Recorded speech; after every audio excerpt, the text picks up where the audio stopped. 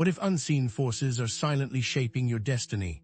Forces so subtle, so pervasive, that they operate just beyond the grasp of your everyday awareness.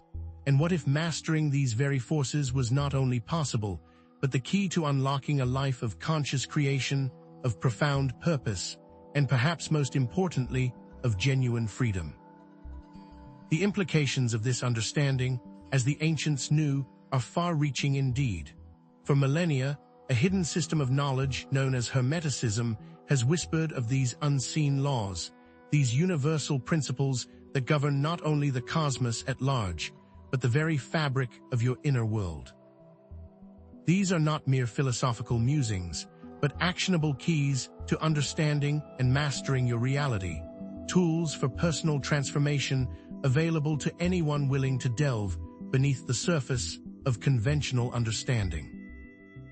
Think of it this way: the reality you experience is like an iceberg, with only a fraction visible above the surface, while the vast majority lies hidden beneath, shaping the currents and dictating its course. Are you content to navigate life based solely on what you see above the water, or are you ready to explore the depths and understand the forces that truly govern your journey? At the heart of this ancient wisdom lies the figure of Hermes Trismegistus, a legendary sage revered as the founder of Hermeticism.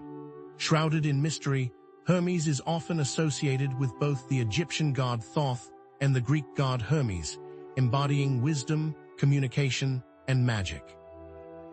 His teachings, purportedly inscribed on the Emerald Tablet, a foundational text of Western esotericism, offer a concise, yet profound summary of these universal laws.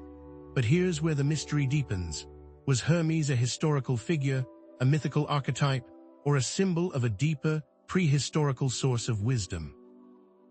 Interpretations vary, with some traditions claiming him as a contemporary of Moses, while others trace his origins to even more ancient civilizations.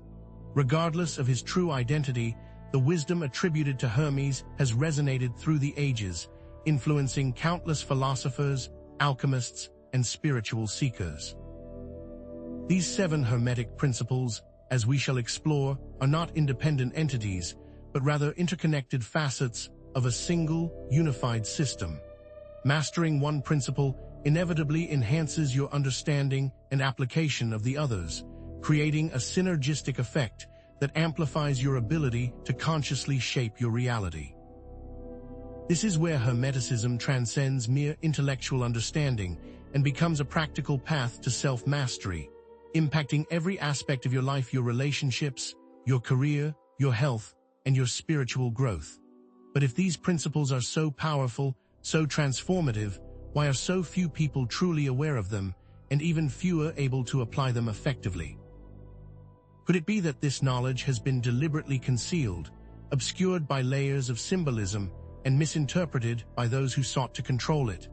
Perhaps the greatest secret of Hermeticism lies not in the principles themselves, but in the understanding of their interconnectedness, in recognizing that the microcosm of your individual experience perfectly mirrors the macrocosm of the universe. This is the essence of the Hermetic axiom, as above, so below, as below, so above. And it all begins with the first principle, the cornerstone of Hermetic philosophy, the principle of mentalism, the understanding that all is mind. The universe, in its entirety, is a mental creation, a vast and intricate thought form held within the mind of the all. This single principle holds the key to understanding everything that follows, and as we'll see, mastering your own mind is the first step towards mastering your reality. But if all is truly mind, why does the world often seem so chaotic, so beyond our control? And how can we, as individual minds, begin to consciously influence the grand mental creation that is the universe? These questions and many more are what we will begin to unravel. You may have heard whispers of these concepts before, perhaps through simplified interpretations like the law of attraction. But Hermeticism offers a far more nuanced and comprehensive understanding of these universal laws, a framework for conscious creation that goes far beyond mere positive thinking. We'll see that true mastery comes not from simply attracting what we desire, but from aligning ourselves with the underlying principles that govern reality itself. And so, we begin our journey into the heart of Hermetic wisdom, a journey that promises not only to expand your understanding of the universe, but to transform your very experience of being. Over the course of this video, we'll delve into each of the 7 Hermetic principles in detail, unpacking their meaning, exploring their historical context, and revealing their practical applications in your daily life. We'll examine the ancient texts, decipher the hidden symbolism, and offer concrete exercises to help you integrate these principles into your own consciousness. By the end of this exploration, you'll possess a clear, actionable framework for understanding and mastering your reality, a framework that empowers you to become a conscious creator, a true architect of your own destiny. So let us begin, where all things truly begin at the beginning. What is the first principle, the principle of mentalism, and how does it shape the very fabric of our existence? 5. Mentalism. All is mind, the universe as we perceive it, with its seemingly endless expanse of stars, galaxies, and cosmic phenomena, and our own inner world, with its thoughts, emotions, and experiences, are at their most fundamental level mental constructs. This is the essence of the principle of mentalism, the cornerstone of Hermetic philosophy, which proclaims the all is mind. The universe is mental. But what exactly does this enigmatic statement mean, and how does it impact our understanding of reality and our place within it? Could it be that everything we experience, from the most profound spiritual insights to the mundane details of our daily lives, is ultimately a product of consciousness? To grasp the depth of this principle, we must first define 2 key terms, the all and mind. The all, in Hermeticism, refers to the ultimate unknowable reality, the source from which everything originates and to which everything eventually returns. It is not a personal God in the traditional sense, but rather an infinite, eternal, and immutable essence that underlies all existence. Now, mind, as used here, is not simply human consciousness, but a universal consciousness, an all-pervading intelligence that permeates every level of reality. It is the medium through which the all manifests itself, the canvas upon which the universe is painted, so to speak. The implications of this understanding are profound. The entire universe, with all its intricate details and apparent complexities, is, in its essence, a mental construct within the mind of the all. This does not mean that the universe is not real, but rather that its reality is of a fundamentally different nature than we typically assume. Think of it like a dream. While you are dreaming, the dream world feels incredibly real, with its own laws, characters, and events. Yet, upon awakening, you realize that it was all a creation of your mind. In a similar way, the Hermetic principle of mentalism suggests that the universe is a vast, complex dream within the mind of the all, and that we, as individual consciousnesses, are both characters within this dream and co-creators of its unfolding narrative. 6. Mind, consciousness, and reality. If the universe is truly mental, then what is the nature of mind, and how does it shape our individual realities? Our minds are not monolithic entities, but rather multifaceted structures with different levels of operation. We have the conscious mind, which is responsible for our immediate awareness, our rational thoughts, and our deliberate actions. Then there's the subconscious mind, which stores our memories, habits, and beliefs, and influences our behavior without our conscious awareness. And finally, there's the unconscious mind, a vast reservoir of instincts, archetypes, and repressed emotions that exerts a powerful influence on our thoughts and actions, often without our even realizing it. Are we truly in control of our minds, or are we merely puppets of these deeper, unconscious forces? The answer, according to Hermeticism, is that we have the potential to gain control over our minds and thereby shape our individual realities. Our thoughts, beliefs, and emotions act as filters, shaping our perceptions and influencing our interactions with the world. The power of suggestion, for example, demonstrates how our beliefs can directly impact our physical experiences. The placebo effect, in which a sugar pill can produce real physiological changes simply because a person believes it will, is a testament to the mind's ability to influence the body. What other miracles are we unknowingly capable of achieving simply through the power of belief? This leads us to the concept of reality as a subjective experience filtered through our individual minds. What we perceive as reality is not a fixed, objective entity, but rather a personal construct shaped by our unique thoughts, beliefs, and emotions. This idea resonates with the Eastern philosophical concept of Maya, which translates to illusion. Maya suggests that the physical world we perceive is not the ultimate reality, but rather a veil that obscures the true nature of existence. To expand on this point, what if our physical experiences are not necessarily derived from exterior causes, but projected from our own consciousness? This notion challenges our conventional understanding of cause and effect, suggesting that our inner world may have a far greater influence on our outer world than we typically assume. Could it be that we are not merely passive observers of reality, but active creators, constantly shaping our experiences through the power of our minds? 7.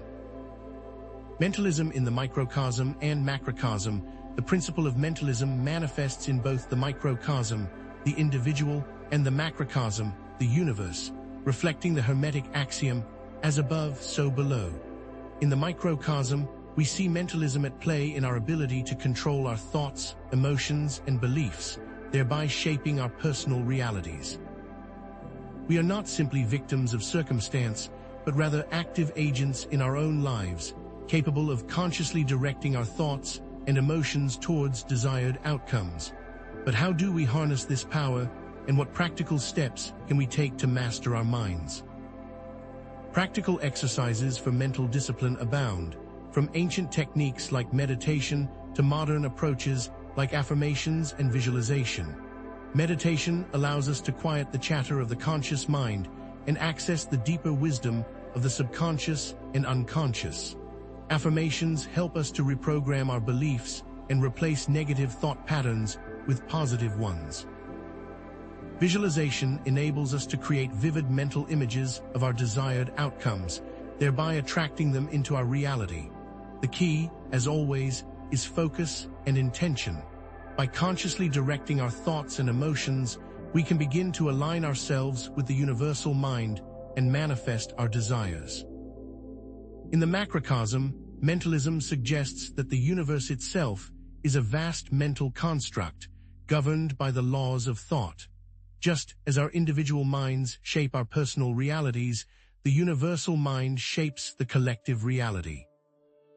This concept resonates with ideas like the collective unconscious, a shared reservoir of archetypes and symbols that influences the thoughts and behaviors of all human beings, and the power of shared beliefs, which can create social movements, shape political outcomes, and even alter the course of history. Is our shared reality simply a reflection of our collective consciousness? 8. Challenges to mastering mentalism. While the principle of mentalism offers immense potential for personal transformation, mastering it is not without its challenges. Limiting beliefs, negative thought patterns, and the influence of external forces can all hinder our progress. We are often conditioned from a young age to believe in our limitations, to accept the status quo, and to conform to societal expectations. These beliefs can become deeply ingrained in our subconscious minds, creating self-fulfilling prophecies that hold us back from achieving our full potential. But how can we break free from these limiting beliefs and unlock our true power? One of the biggest challenges is mental inertia, the tendency for our minds to follow habitual patterns. Our brains are wired to conserve energy, and they often resist change, preferring to stick with familiar thought patterns even if those patterns are negative or self-destructive. Overcoming mental inertia requires conscious effort and consistent practice. Strategies such as mindfulness, which involves paying attention to our thoughts and emotions without judgment, and cognitive restructuring, which involves identifying and challenging negative thought patterns, can be helpful in breaking free from these habitual patterns. Furthermore, societal conditioning and programming can exert a powerful influence on our beliefs and perceptions. From advertising and media to politics and education, we are constantly bombarded with messages that shape our understanding of the world. Critical thinking and questioning assumptions are essential for navigating this complex landscape and resisting manipulation. Are we truly free to think for ourselves, or are our thoughts being subtly influenced by external forces? Outside manipulation can indeed significantly influence one's thoughts. Advertising uses carefully crafted messaging to create desires and influence purchasing decisions, while political campaigns employ rhetoric and propaganda to sway public opinion. To avoid these negative influences, developing media literacy is key. Questioning the motives behind the message, seeking diverse perspectives, and fact-checking information are crucial steps in maintaining mental autonomy. Is true freedom, then, inextricably linked to mental sovereignty? 9. Mentalism and other esoteric traditions. The principle of mentalism resonates with other esoteric traditions, such as Buddhism, which emphasizes the concept of emptiness, the idea that all phenomena are devoid of inherent existence, and Gnosticism, which posits that the material world is a flawed creation of a lesser deity, the demiurge. While the specific terminology and interpretations may differ, these traditions share a common thread: the understanding that reality is not what it seems, and that true liberation lies in transcending the limitations of our ordinary perceptions. Is it possible that these diverse traditions are all pointing to the same underlying truth, using different languages and metaphors? Intriguingly, mentalism also aligns with modern scientific theories. Quantum physics, with its observer effect, suggests that the act of observation can influence the behavior of subatomic particles, blurring the line between observer and observed. String theory, with its concept of reality being made of vibrating strings of energy, lends credence to the idea that the universe is ultimately a field of consciousness. Could modern science be on the verge of confirming what the ancient mystics have known all along? In contrast to mentalism, materialism posits that matter is the fundamental reality, and that consciousness is merely a byproduct of physical processes. Mentalism suggests that mind is primary, and that matter is a manifestation of mind. This is not to say that the material world is not real, but rather that its reality is of a different order than we typically assume. It's mind over matter, not the other way around. While the consensus reality, shaped by the collective beliefs and expectations of society, is extremely powerful, changing one's individual mindset can indeed influence how the universe interacts with them. By consciously shifting our thoughts, emotions, and beliefs, we can begin to attract different experiences into our lives, aligning ourselves with a more positive and fulfilling reality. But if the consensus reality is so strong, how can we, as individuals, hope to make a difference? 10. Transition to correspondence. As we've explored, the principle of mentalism teaches us that all is mind, and that our thoughts shape our reality. This understanding is the foundation upon which all other Hermetic principles are built. By mastering our minds, we can begin to master our lives, consciously creating the experiences we desire and aligning ourselves with the universal mind. But this is only the beginning. Now, let us turn to the next principle, correspondence, which states, "As above, so below, as below, so above." Understanding the relationship between the microcosm and the macrocosm is essential for mastering our reality. The principle of correspondence expands on the understanding of mentalism by suggesting that the same laws and principles that govern the universe also govern our individual lives. What does this mean in practice, and how can we apply this principle to unlock our full potential? Mastery over the self, as we have seen, allows one to grasp a clearer picture of reality itself, allowing one to understand how one's own mental state can influence how the universe interacts with them.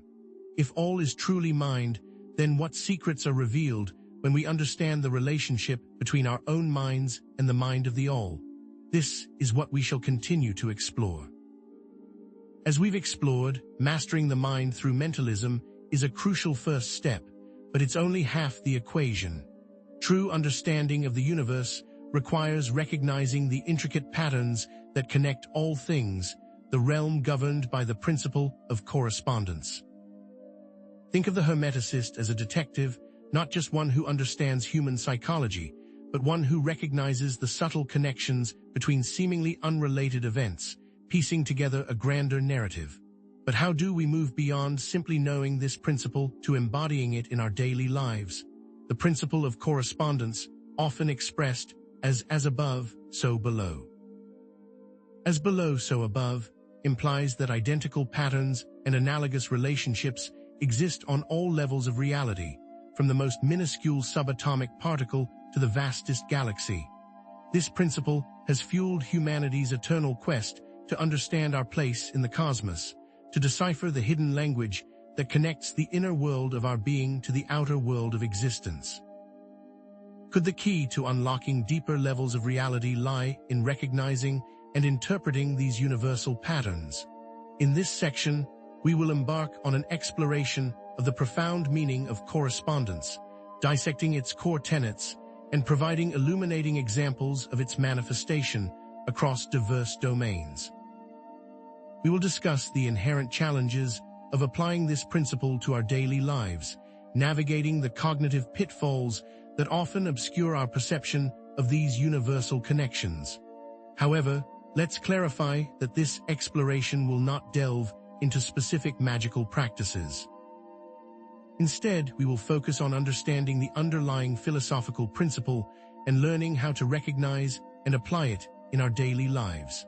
But how can understanding the principle of correspondence help us to unlock deeper levels of reality and master our own lives, especially when most of us only see the surface-level interactions and not the deeper connections? Correspondence, in its essence, is the principle asserting that the structure and activity evident in the macrocosm, the greater universe, are faithfully mirrored in the microcosm, the individual, and vice versa. This mirroring suggests a fundamental unity, an interconnectedness woven into the very fabric of reality. Consider the image of a fractal, where the same intricate pattern repeats itself at different scales, from the branching of a tree to the coastline viewed from space. This is correspondence in action. Isn't it curious that the structures we see in nature on a grand scale are mirrored in our own bodies? To truly grasp correspondence, we must break it down into its key aspects: pattern recognition, scale invariance, and interconnectedness.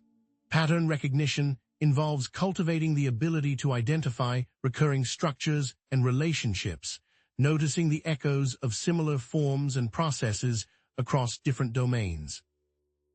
Scale invariance refers to the property that these patterns look remarkably similar regardless of the scale at which they are observed. And interconnectedness reveals that all things are inextricably linked through these shared patterns, participating in a cosmic dance of cause and effect. But are we truly seeing these patterns, or are we projecting our own biases onto the world? Now let us consider how correspondence relates to mentalism. The mind, as we've established, is not merely a passive receiver of information, but an active interpreter of reality. It is the lens through which we perceive these patterns, the instrument that allows us to discern the hidden connections. Just as the mind can shape our perception of reality, it can also be trained to recognize the universal patterns of correspondence. This brings to mind fractal geometry, a branch of mathematics that explores self-similar patterns repeating at different scales, and its relationship to sacred geometry.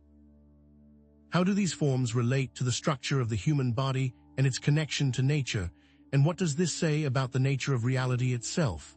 In summary, correspondence at its core is about pattern recognition, scale invariance, and interconnectedness. By understanding these key aspects, we can begin to unlock the deeper levels of reality and master our own lives. In the next section, we will move from these abstract ideas to concrete examples, exploring how correspondence manifests in various domains, from the seemingly disparate fields of science to the ancient narratives of mythology. These patterns aren't simply abstract concepts. They offer practical ways to influence one's reality and understanding them is the first step. Let us begin with the example of human anatomy, specifically the intricate structure of the nervous system. Notice how its branching pattern mirrors the branching of trees and river systems. From the largest rivers to the tiniest streams, from the trunk of a tree to its outermost branches, the same fundamental pattern repeats itself. Is this simply a coincidence, or does it reflect a deeper underlying principle? Consider the hierarchical organization of the nervous system, from the central brain and spinal cord to the peripheral nerves that extend throughout the body. This structure optimizes information flow and energy distribution, ensuring that signals can be transmitted efficiently and effectively.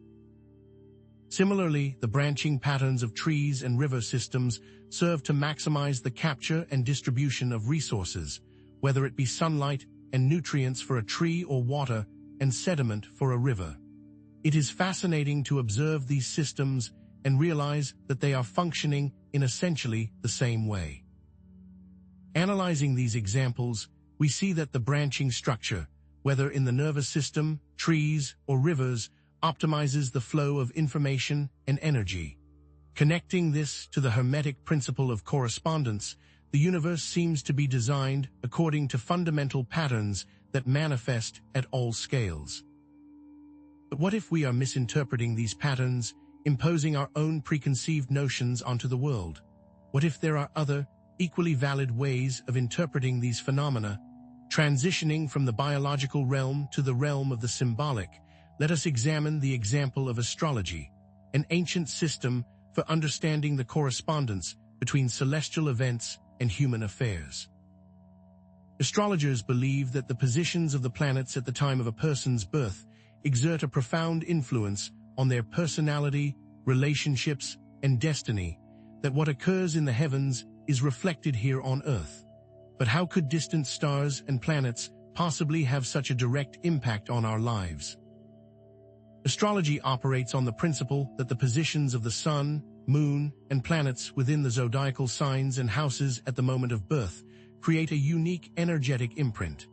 This imprint, known as the birth chart, is then interpreted by astrologers to gain insights into a person's character, strengths, weaknesses, and potential life path. Through careful analysis of the planets and their aspects, astrologers seek to understand the unfolding of an individual's destiny. How can we dismiss something that has been studied for millennia by so many different cultures? Analyzing astrology through the lens of correspondence, we see that it is based on the idea that the macrocosm, the celestial sphere, mirrors the microcosm, the individual. This suggests that the universe is not a random collection of objects, but a vast, interconnected symbolic system that can be interpreted through careful observation and analysis. But what if astrology is simply a form of confirmation bias, a way of seeing what we want to see in the stars? In summary, we've explored two seemingly disparate examples, human anatomy and astrology.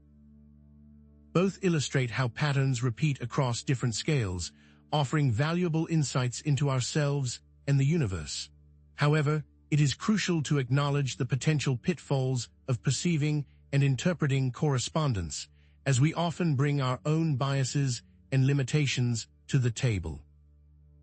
In the next section, we will delve into the challenges of perceiving and understanding correspondence, examining the cognitive biases and perceptual limitations that can distort our view of reality.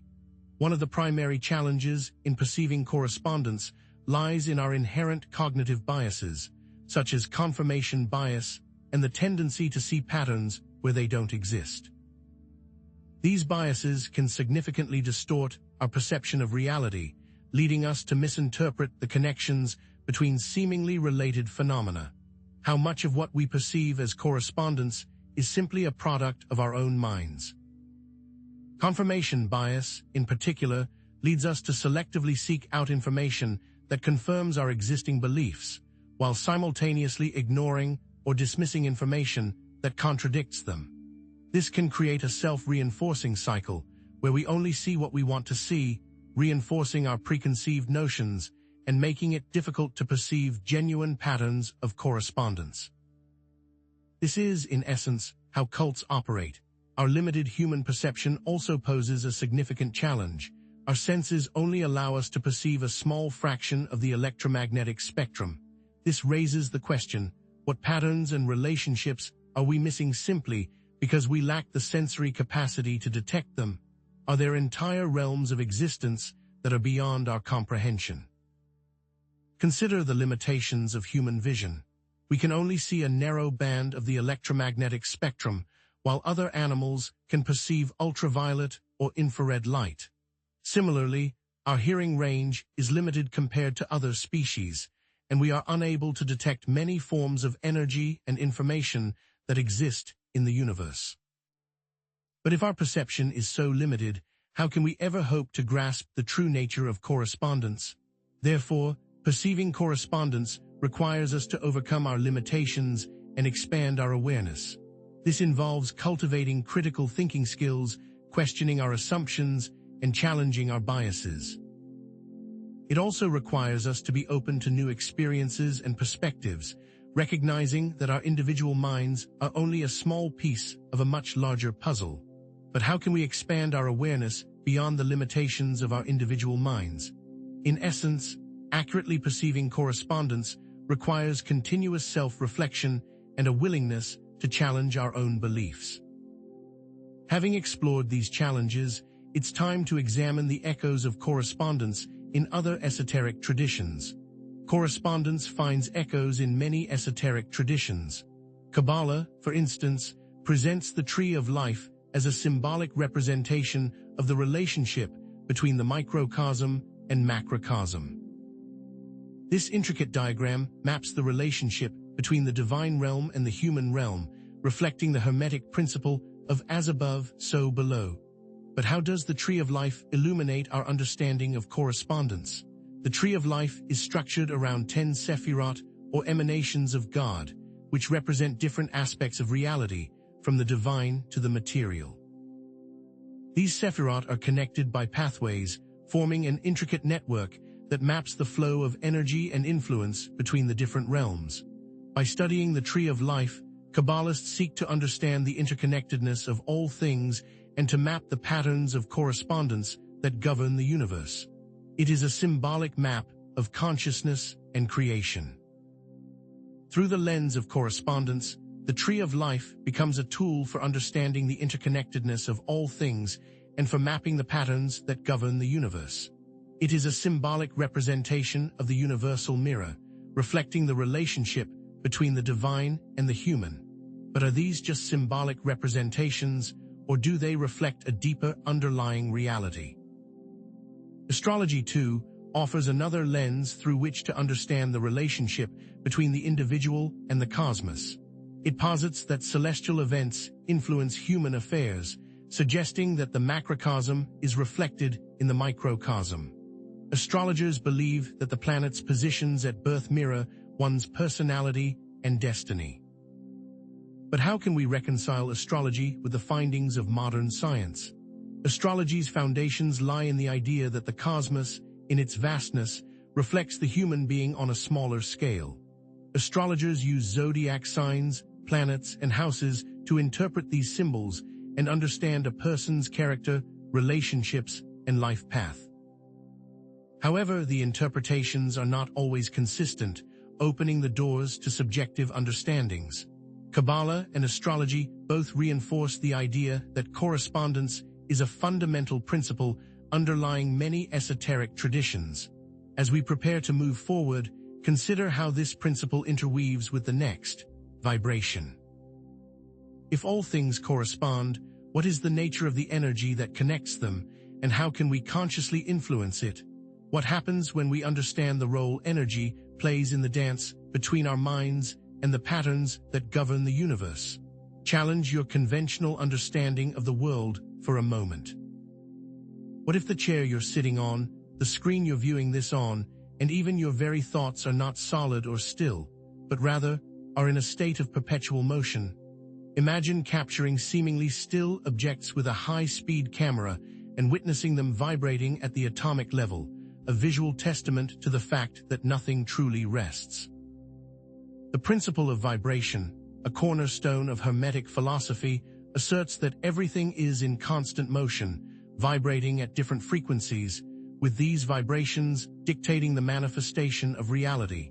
This isn't some New Age concept. It resonates with the scientific understanding of energy as the fundamental building block of the universe. From the smallest subatomic particle to the largest celestial body, everything is energy in motion, vibrating at a specific frequency. But how can we, as conscious beings, grasp and utilize this principle to consciously shape our reality and achieve greater well-being? And is it truly as simple as good vibes only? In this section, we will embark on an exploration of vibration, dissecting its meaning, discussing its manifestations in both the physical and mental realms, and unveiling practical techniques for consciously controlling our own vibrational state. It's important to clarify that we will not be delving into complex physics equations or quantum mechanics, but rather focusing on the underlying principle of vibration and its profound applications to our lives. So, how can we harness the power of vibration to consciously shape our reality and achieve greater states of well-being? And how does this go beyond just simple positive thinking? Vibration, at its core, is the continuous, rhythmic motion of energy particles at varying frequencies, and it is these frequencies that determine the nature and properties of matter and energy. Think of it like a musical instrument. Each note is produced by a different frequency of vibration, creating a unique sound and harmonic resonance. In the same way, everything in the universe, from the densest rock to the most ethereal thought, possesses its own unique vibrational signature. But how can we truly understand and work with something that is so subtle and pervasive? To truly grasp vibration, we must break it down into its key components: energy, frequency, and resonance. Energy is the fundamental substance that underlies all of existence, the raw material from which everything is made.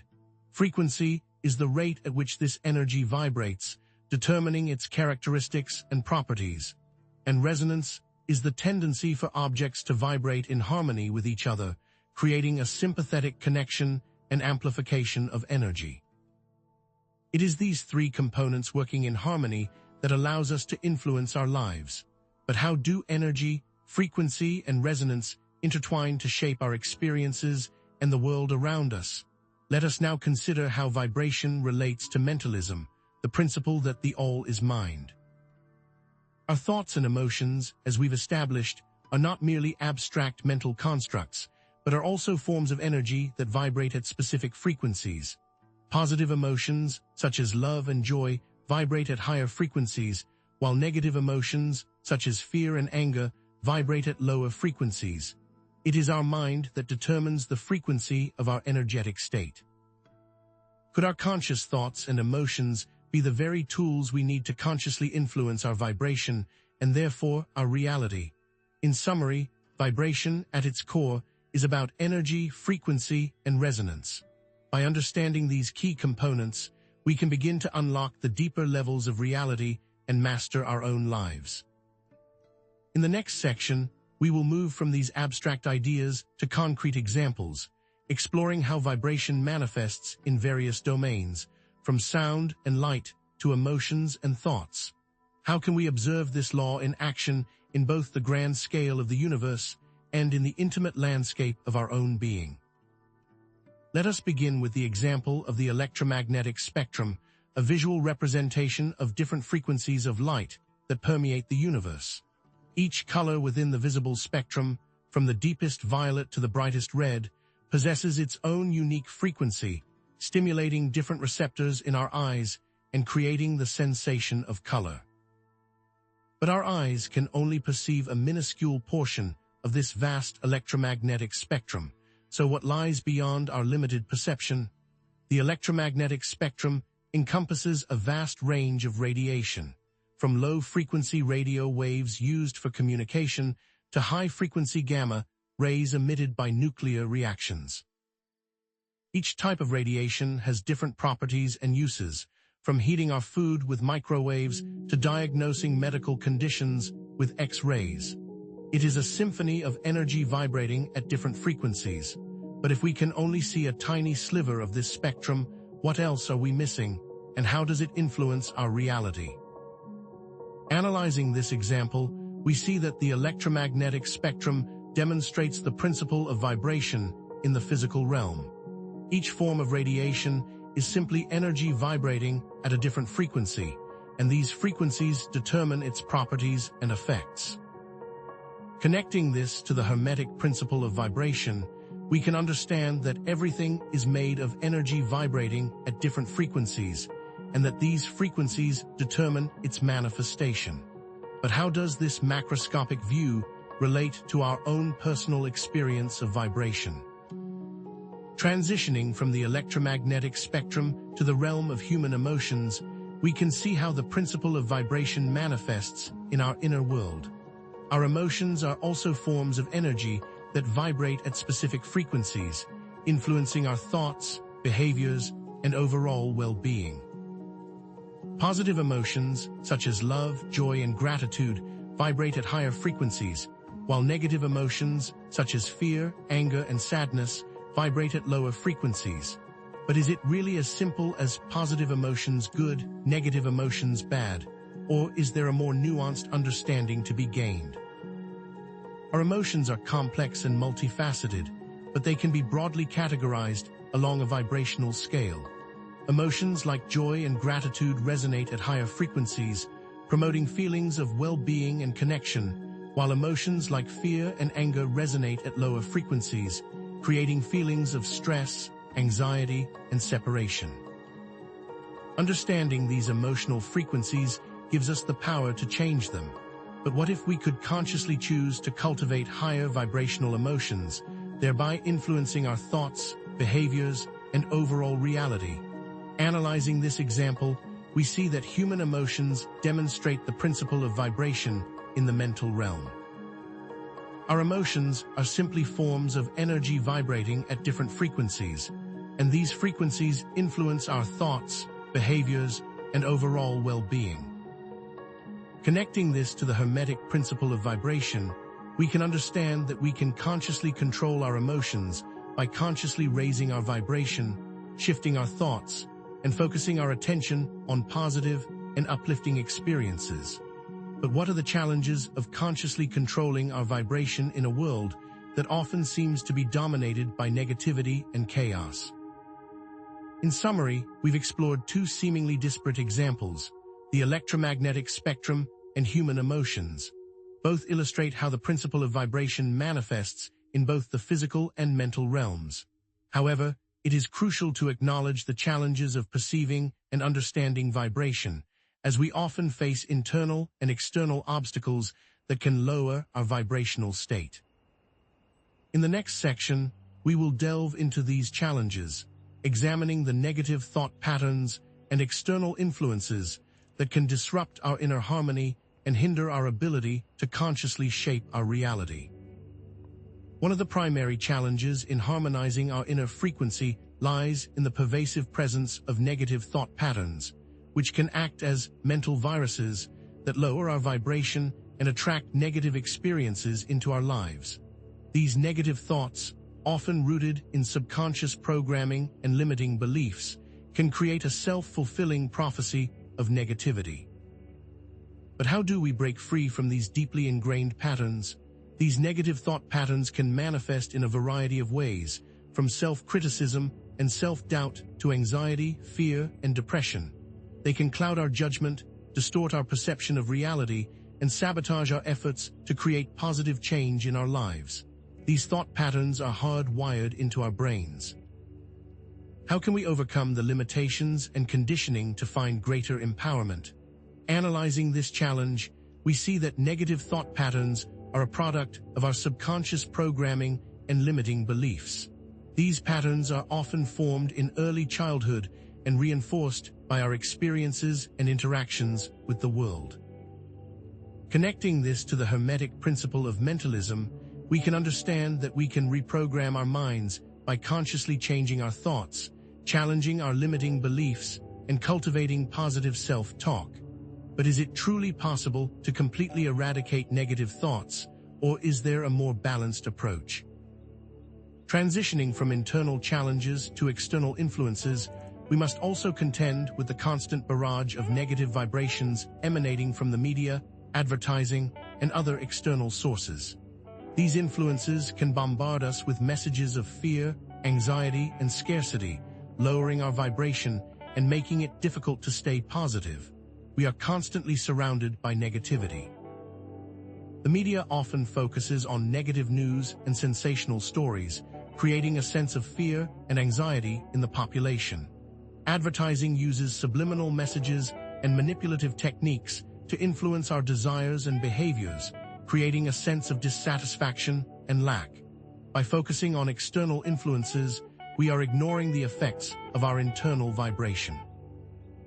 Is it possible that most people only deal with the effects that surround them and are ignorant of the root causes? Analyzing this challenge, we see that external influences are a form of mental pollution that can contaminate our minds and lower our vibration. Connecting this to the Hermetic principle of vibration, we can understand that we need to be mindful of the vibrations we expose ourselves to and consciously choose positive and uplifting influences. But how do we discern between authentic positivity and toxic positivity, which can be just as damaging? In summary, we've explored the challenges of negative thought patterns and external influences, reinforcing the idea that controlling our vibration requires conscious effort and vigilance. As we prepare to move forward, consider how sound healing can assist with unlocking the negative thought patterns and external influences. Echoes of vibration resonate throughout various esoteric traditions and practices, each offering unique pathways for harnessing its transformative power. Consider sound healing, an ancient practice that utilizes specific frequencies of sound to promote healing and well-being. Sound has been used for millennia for healing. Sound healing is based on the principle that everything is vibration and that certain frequencies can restore harmony and balance within the body. From the chanting of mantras in ancient temples to the use of singing bowls in modern wellness centers, sound has long been recognized as a powerful tool for healing and transformation. It is the frequency that matters most. Analyzing this example, we see that sound healing is a practical application of the principle of vibration, which also connects to the chakra system of the body. It has the ability to unlock deeper understandings within us. Connecting this to the Hermetic principle of vibration, we can understand that sound can be used to consciously raise our vibration and promote healing on physical, emotional, and spiritual levels. But can sound healing truly unlock our hidden potential, or is it merely a placebo effect? Transitioning from sound healing to the law of attraction, we encounter another manifestation of the principle of vibration. The law of attraction, popularized in recent years, states that like attracts like, and that our thoughts and emotions create our reality. By changing our vibration, we can change our lives. The law of attraction emphasizes the importance of positive thinking, visualization, and gratitude in attracting our desires into our lives. By focusing our attention on what we want, and by cultivating feelings of joy and gratitude, we can raise our vibration and align ourselves with the energy of abundance and fulfillment. Is the law of attraction truly a key to manifesting our dreams, or is it an oversimplified interpretation of a more complex reality? Analyzing this example, we see that the law of attraction is a simplified version of the Hermetic principle of vibration. It brings to the surface the ways that the law functions in everyday life. Connecting this to the Hermetic principle of vibration, we can understand that we can consciously create our reality by raising our vibration and attracting positive experiences. But what are the ethical implications of consciously creating our reality, and how do we ensure that we are not manifesting harm or negativity? In summary, we've explored the examples of sound healing and the law of attraction, reinforcing the idea that vibration is a fundamental principle underlying many esoteric traditions and practices. As we prepare to move forward, consider how vibration lays the groundwork for understanding the principle of polarity. In the next section, we'll explore this principle and how it relates to mentalism, correspondence, and vibration. Understanding opposites greatly expands on all of the other principles and opens new pathways of understanding. Consider for a moment if the concepts of good and evil, or love and hate, are truly distinct and separate, or merely different points on the same spectrum, and what mastery would arise if you could not only understand, but actively transmute one into the other, like a skilled martial artist redirecting an opponent's force. It's not about ignoring one side, but using it to your advantage. The principle of polarity, a cornerstone of Hermetic thought, posits that everything possesses two poles, seemingly opposite sides that are, in truth, varying degrees of the same fundamental essence. Think of emotional intelligence, that sought-after ability to skillfully navigate and transmute emotions. This transmutation, this conscious shifting of emotional states, can be seen as a form of mental alchemy, a transformation of base metals into gold within the crucible of the mind. But what is the true scope of polarity, and how can we avoid a superficial understanding? In the following exploration, we will delve into the multifaceted meaning of polarity, illuminate its pervasive influence within the emotional and mental landscapes of our being, and provide concrete techniques to achieve profound mental transmutation. Crucially, our focus will remain fixed upon the underlying principle of duality and the transformative potential it holds, not moral judgments of good and evil. This isn't about assigning value, but about understanding energy. So if polarity is the key, how can we use it to consciously transmute negative emotions into positive ones, shift limiting beliefs, and achieve greater emotional balance and self-mastery? And is it even possible to eliminate polarity? Polarity, at its essence, is the principle that all manifested phenomena inherently possess two facets, two perspectives, or two poles, which are not separate entities, but rather varying degrees of the same underlying substance. Picture a thermometer, that ubiquitous instrument for measuring temperature. Hot and cold are not independent forces, but simply differing degrees of the same phenomenon, temperature.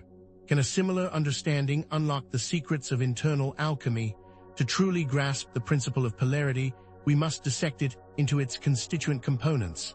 Duality, that inherent existence of two poles within all things. Transmutation, that transformative ability to consciously shift energy along the spectrum connecting these poles. And finally, the spectrum of consciousness, that vast and infinite range of possible states residing between the two extremes. Duality does not denote separation, but rather two ends of a single, unbroken line.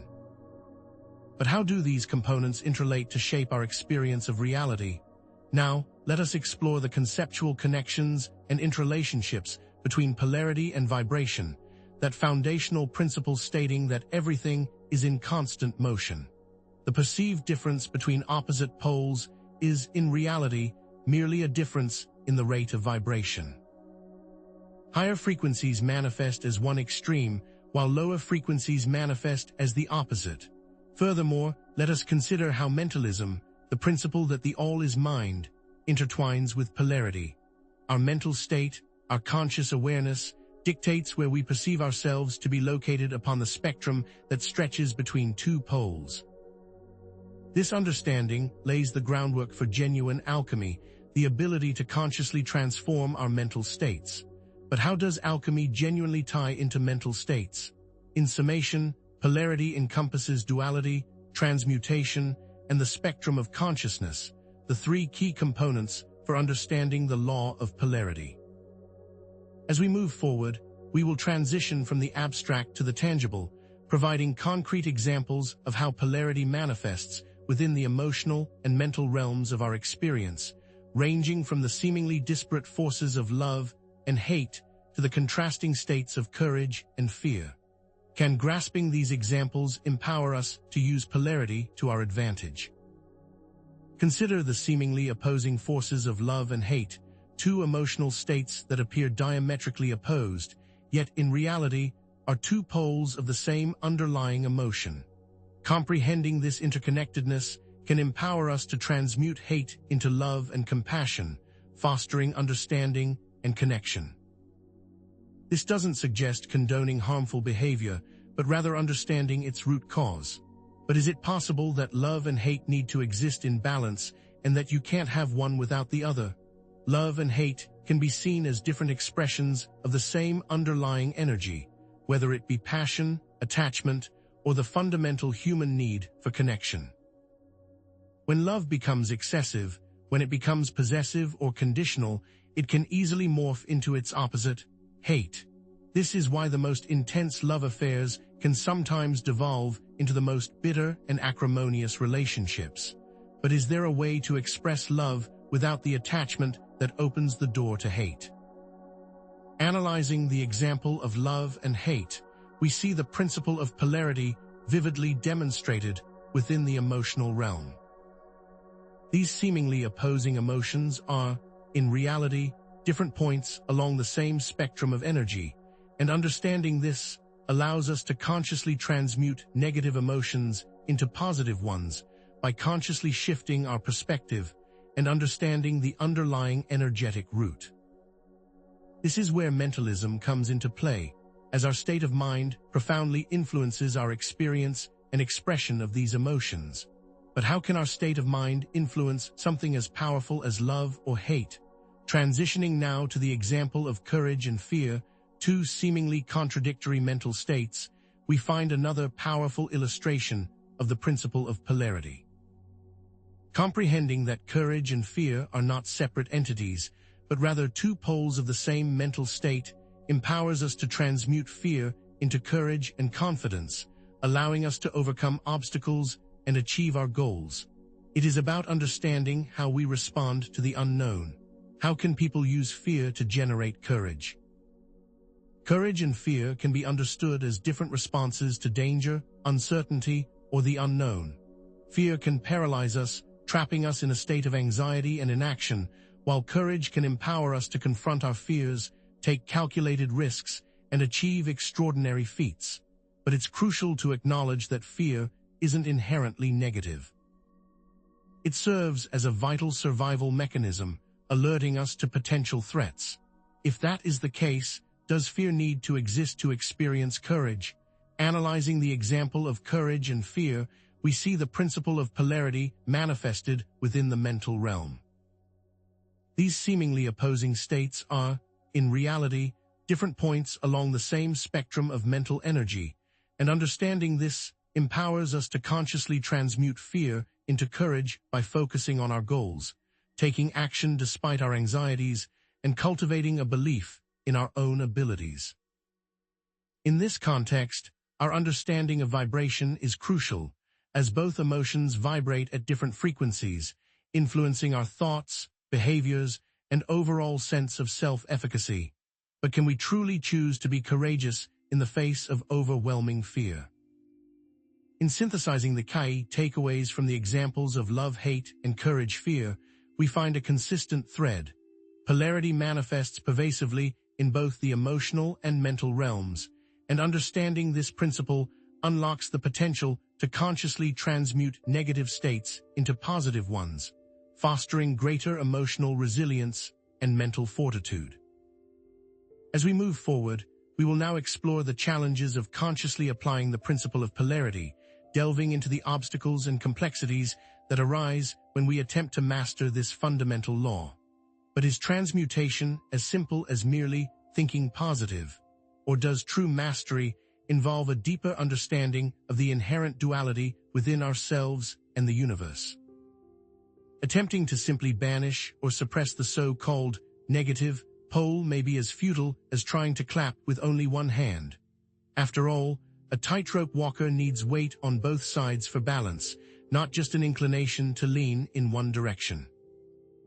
While transmutation indeed aims to shift energy towards a more desirable pole, attempting to eliminate the opposite pole entirely is not only impossible, but also potentially counterproductive. Suppressing negative emotions, for example, can lead to shadow work, where repressed aspects of the self fester and manifest in destructive ways. Trying to maintain a constant state of artificial positivity might ironically lead to a brittle and unsustainable emotional state. But if constant positivity is not the end goal, what is? In this section, we will explore the limitations of transmutation, discuss the potential pitfalls of suppressing negative emotions, and offer a more nuanced approach to achieving genuine emotional balance. We are not advocating for wallowing in negativity, but rather for acknowledging and integrating all aspects of the self, recognizing that even seemingly negative emotions can serve a valuable purpose. But what if some negative actions and thoughts can also be beneficial in certain situations? How then can we achieve genuine emotional balance and self-mastery by embracing the full spectrum of our being, rather than attempting to eradicate negative emotions? Is it possible that true strength lies not in denying our darker aspects, but in understanding and integrating them into a cohesive whole? Perhaps we will see it is our ability to work with both dark and light that truly matters. Consider the Hermetic axiom, extremes meet, a profound principle suggesting that when anything reaches its maximum degree, it invariably flips over to its opposite. Think of water being heated. As the temperature rises, the water transforms into steam at 212 degrees Fahrenheit, completely changing its state. This extreme heat becomes the catalyst for a radical alteration of reality. But how can we recognize and anticipate these moments of transformation in our own lives? To truly grasp the extremes meet concept, we must break it down into its key elements: saturation, the point of reaching a maximum degree of intensity; inversion, the sudden and often unexpected shift to the opposite pole; and cyclicality, the inherent tendency for energy to oscillate between these opposing poles. Each element is intricately interwoven with the universal laws. But how do these elements interrelate, and what overarching pattern do they reveal? The extremes meet axiom is intrinsically linked to the principle of vibration, as increasing vibration will eventually reach a point where it inverts and becomes its opposite. Imagine a pendulum swinging back and forth. The higher it swings to one side, the higher it is destined to swing to the opposite. This ties into the principle of polarity, illustrating that extremes are not separate entities, but merely points on the same spectrum of vibration and frequency. The combination of these laws allows one to be more attuned to when an extreme is about to meet its opposite. Is there a method to use these extremes to one's advantage? In summary, the key elements of extremes meet, saturation, inversion, and cyclicality, are deeply connected to the principles of vibration and polarity, working in harmony to govern the ebb and flow of energy in the universe. As we move forward, we will explore concrete examples of how this principle manifests in personal relationships, financial cycles, and political movements, revealing how understanding these patterns can empower us to navigate life's inevitable shifts. But where can we specifically take advantage of this principle? Consider market cycles, where periods of extreme boom inevitably lead to periods of bust, and vice versa. Understanding this cyclical pattern can allow savvy investors to anticipate market shifts and profit from them, buying low during periods of pessimism and selling high during periods of exuberance. But what are the specific indicators that signal an impending shift in the market? The typical stages of a market cycle: expansion, peak, contraction, and trough, demonstrate the extremes meet principle in action. Excessive optimism during a boom can lead to irrational exuberance and a subsequent crash, as investors become blinded by greed and ignore fundamental risks. Conversely, extreme pessimism during a bust can create undervalued investment opportunities, as fear drives prices down to unsustainable levels. But isn't it hard to take the opposite position when the majority is pushing in another direction? Analyzing market cycles reveals the extremes meet principle operating within the economic realm. Connecting this to the Hermetic principle of polarity reveals that understanding the cyclical nature of markets can allow for strategic exploitation. By recognizing the extremes of optimism and pessimism as points on a spectrum, investors can position themselves to profit from the inevitable shifts in sentiment. The principle of vibration also plays a role, as market sentiment oscillates between periods of high and low frequency, influencing prices and investor behavior. And tying this to mentalism, a focused intention can empower those who seek to capitalize on these cycles. But does the extreme happen across all markets, or is it specific to the participants? Transitioning now to interpersonal dynamics, we see how extreme forms of behavior can elicit extreme forms of response. Trying to exert excessive control in a relationship can eventually lead to rebellion, as the controlled partner seeks to reclaim their autonomy. Conversely, granting complete and utter freedom can sometimes paradoxically create more structure within the relationship, as individuals seek to define boundaries and establish expectations. But which extreme is more detrimental to the relationship? In relationships, attempting to exert excessive control can result in the other partner wanting out, as their need for autonomy and self-expression is stifled. On the other hand, giving people too much choice and power can sometimes lead to stagnation, as the lack of clear direction and expectations breeds confusion and uncertainty. By recognizing these patterns, you can adjust your behavior accordingly, fostering healthier and more balanced relationship dynamics. But isn't some level of control needed to maintain stability? Analyzing interpersonal relationships, we observe the extremes meet principle manifested within the emotional realm. Connecting this to the Hermetic principle of polarity, we realize that understanding the cyclical nature of relationships can allow for proactive responses.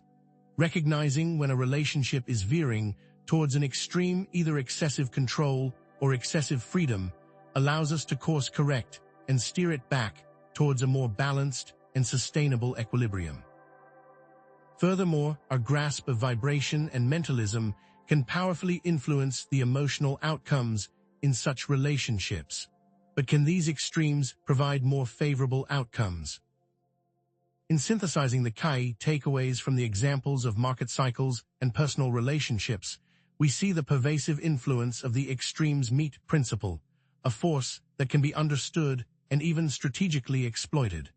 Understanding and using this principle allows you to foresee outcomes, plan accordingly, and even encourage or discourage the extremes.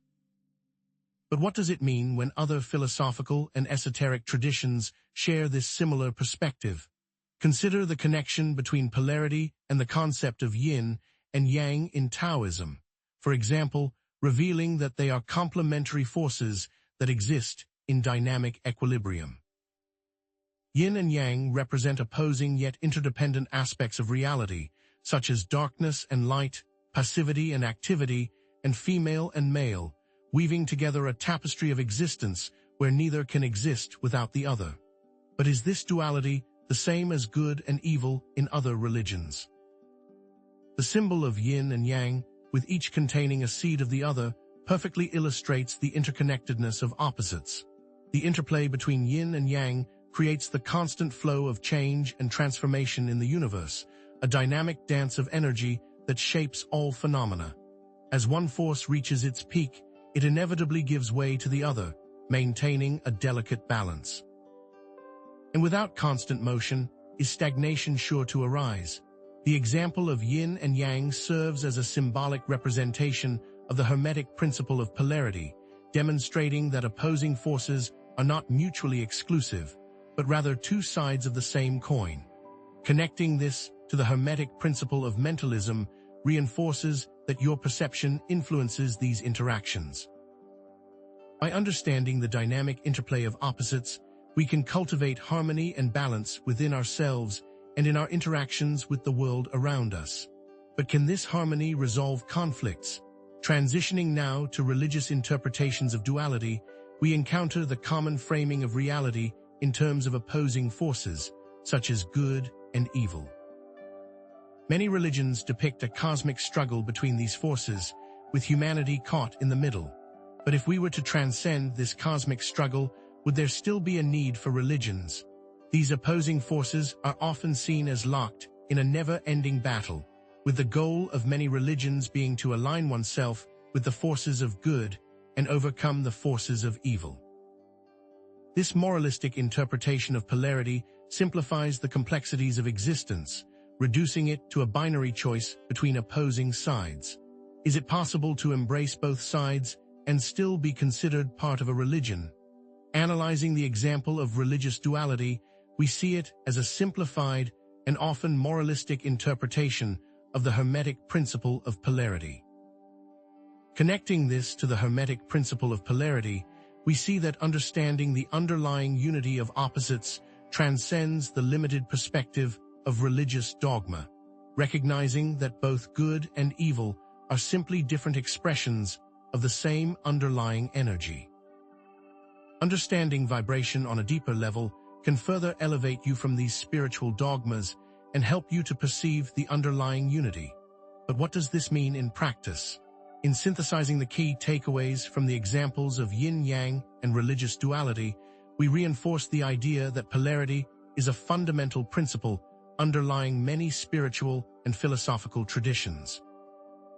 Moving forward, we will transition to the next principle, rhythm, and how understanding the cyclical nature of events can provide even greater insight into navigating reality. By recognizing and anticipating these cyclical patterns, we can gain a deeper understanding of the forces that shape our lives. But what if we can speed up the rhythms and cycles in our life?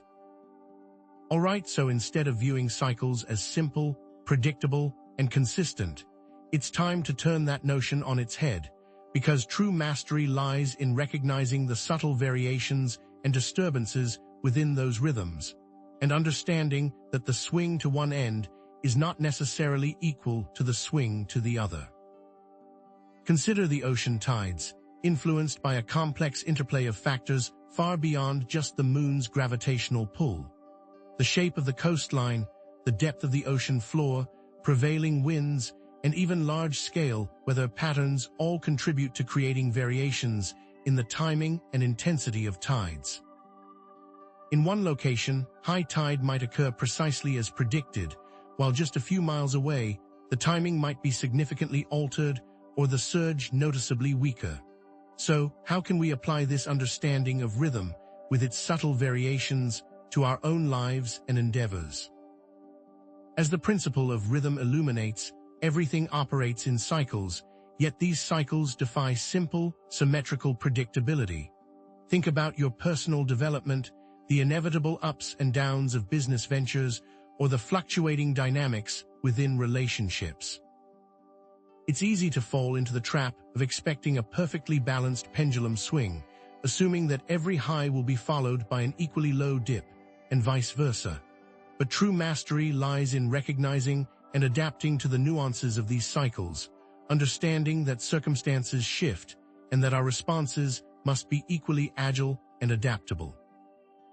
The goal isn't just to passively observe the pendulum's swing, but to learn how to influence it, to nudge it in the desired direction, to dampen its more extreme oscillations, and to anticipate its next move. But where does one begin to influence this pendulum, and what are the techniques to do so? In this exploration of the principle of rhythm, we'll uncover its profound implications, not just in external events, but also within the very landscape of our internal experiences. We will discuss its manifestations in both internal and external events, and provide practical techniques for recognizing and navigating these cycles.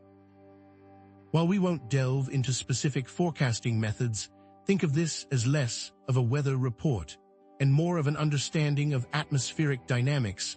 We will focus on the underlying principle of cyclicality and its application to mastering our environment. So let's now consider the fundamental question: how can we become more attuned to the rhythms of life, anticipate their fluctuations, and strategically navigate them to achieve our goals? Success, as we shall see, lies not in futilely resisting the cyclical nature of existence, but in understanding and working in harmony with it. Imagine the principle of rhythm as a universal pendulum, constantly swinging back and forth, governing everything from the grandest cosmic events to the most minute details of our daily lives. These aren't just random fluctuations. They are recurring patterns that manifest in nature, human behavior, and the events of the world around us. Consider the simple act of breathing, inhalation and exhalation. This constant ebb and flow is a microcosm of the universal rhythm, a continuous exchange of energy that sustains life itself. Now think about how consciously altering the rate and depth of your breath can profoundly influence your state of consciousness, calming your nerves, sharpening your focus, or even inducing altered states of awareness. Could mastering our breath be a key to mastering the principle of rhythm? To truly understand this principle, we must break rhythm down into its core elements: cycles, amplitude, frequency, and momentum. Cycles, those recurring patterns, are always present, whether we perceive them or not. Amplitude determines the intensity of the swing, dictating the energy exerted and received during each phase. Frequency reveals the speed of the cycle, offering vital clues about timing and duration. Finally, momentum embodies the tendency for a cycle to continue its trajectory, providing insight into where it's likely to go. Now, consider how these elements interact and influence one another. Are they independent forces, or do they operate in concert, creating a symphony of cyclical patterns? Rhythm is intimately intertwined with the other Hermetic principles. Consider its relationship to polarity. The swing of the pendulum beautifully illustrates the movement between opposite poles, the constant dance between yin and yang. Think about its connection to vibration. Different frequencies create different cycles, shaping the very fabric of reality. And let's not forget correspondence. Cycles within us mirror cycles in the external world, as above, so below. Cycles exist within cycles, creating a complex web of interconnected rhythms. But how can we decipher these connections and use them to our advantage? In summary, the key elements of rhythm cycles, amplitude, frequency, and momentum work in harmony to govern the ebb and flow of energy in the universe, as connected to polarity, vibration, and correspondence. This is the universal dance. As we move forward, we will explore concrete examples of how this principle manifests in personal finances, relationships, and energy levels, revealing how understanding these patterns can empower us to navigate life's inevitable shifts. Now let's consider how rhythm manifests in the microcosm, in the everyday events of our lives, and how we can learn to not only observe these cycles, but to skillfully manipulate them. Consider your personal energy levels. Most people experience daily cycles of high and low energy. By understanding these rhythms, you can optimize your productivity, avoid burnout, and make the most of your natural peaks and valleys. Are you a morning person, bursting with energy early in the day, or a night owl, hitting your stride as the sun goes down? Understanding your natural chronotype can unlock hidden potential. But how can we take this understanding of personal energy cycles and apply it to other areas of our lives? The typical daily energy cycle often includes peaks in the morning and afternoon, followed by dips in the late afternoon and evening. But these cycles are not set in stone. Factors like sleep quality, dietary choices, stress levels, and even the time of year can influence these patterns. And you may have ways to consciously influence this rhythm, such as with caffeine, sunlight, exercise, and managing your stress. However, is it possible that blindly relying on external stimulants could disrupt the natural rhythm and lead to long-term energy imbalances? Analyzing personal energy levels reveals the principle of rhythm in the personal realm. By understanding and aligning with our natural cycles, we can consciously manage our energy levels, optimizing our productivity and well-being. Remember the Hermetic principle of vibration. By consciously raising our vibration through practices like meditation, exercise, or spending time in nature, we can positively influence our energy cycles, smoothing out the dips and amplifying the peaks. But how does a focused intention through mentalism come into play? Consider also your personal finances. People experience seasons of high and low income and savings. Understanding these cycles can allow you to manage your money better and invest. Is there any approach to investment that can take advantage of market upswings and downswings? Personal spending habits lead to either more money or less, and both states have cyclical rhythms that can be influenced. Strategic budgeting, disciplined saving, and wise investments can amplify positive cycles, while impulsive spending and poor financial decisions can trigger negative spirals. For instance, consistently reinvesting a portion of your income into assets that generate passive income can create a virtuous cycle of wealth accumulation, while ignoring debt and accumulating liabilities can lead to a downward spiral of financial stress. But how do you ensure the cycles you create are beneficial? Analyzing personal finance through the lens of rhythm reveals how generating higher revenue streams improves the length and depth of positive money cycles. Connecting this to polarity, debt and savings represent two polar ends of the same spectrum, constantly influencing each other. Think about how a poverty mindset influences spending habits versus an abundance mindset. As for vibration, maintaining a positive mindset, focusing on gratitude, and visualizing financial success can attract opportunities and abundance. But isn't mindset alone enough to overcome systemic financial challenges? Synthesizing the examples of personal energy levels and finance cycles, we reinforce the idea that rhythm manifests in various aspects of our lives, and understanding these rhythms allows us to make better choices. However, accurately perceiving and responding to these rhythms isn't always easy. Challenges can arise, obscuring our vision and leading us down the wrong path. What illusions can rhythms cast that we should be aware of? Consider the challenge of mistaking correlation for causation in cyclical patterns. Just because two events occur together doesn't mean one causes the other. Be wary of assuming simple cause and effect relationships in complex systems, as this can lead to flawed conclusions and ineffective strategies. Could our inherent desire for patterns lead us to see connections where none truly exist? People often misattribute the causes behind financial gain and loss, mistaking luck or chance for skill or strategy. They often misinterpret positive changes and then are shocked when the cycle reverses. Driven by hubris, they assume their success is solely due to their talent, failing to recognize the role of external factors or cyclical market forces. Conversely, when faced with losses, they may blame themselves excessively, overlooking external circumstances or the inevitable downturns that occur in any market. People can easily get into these cycles by wanting to repeat certain events. What is the remedy for this illusion?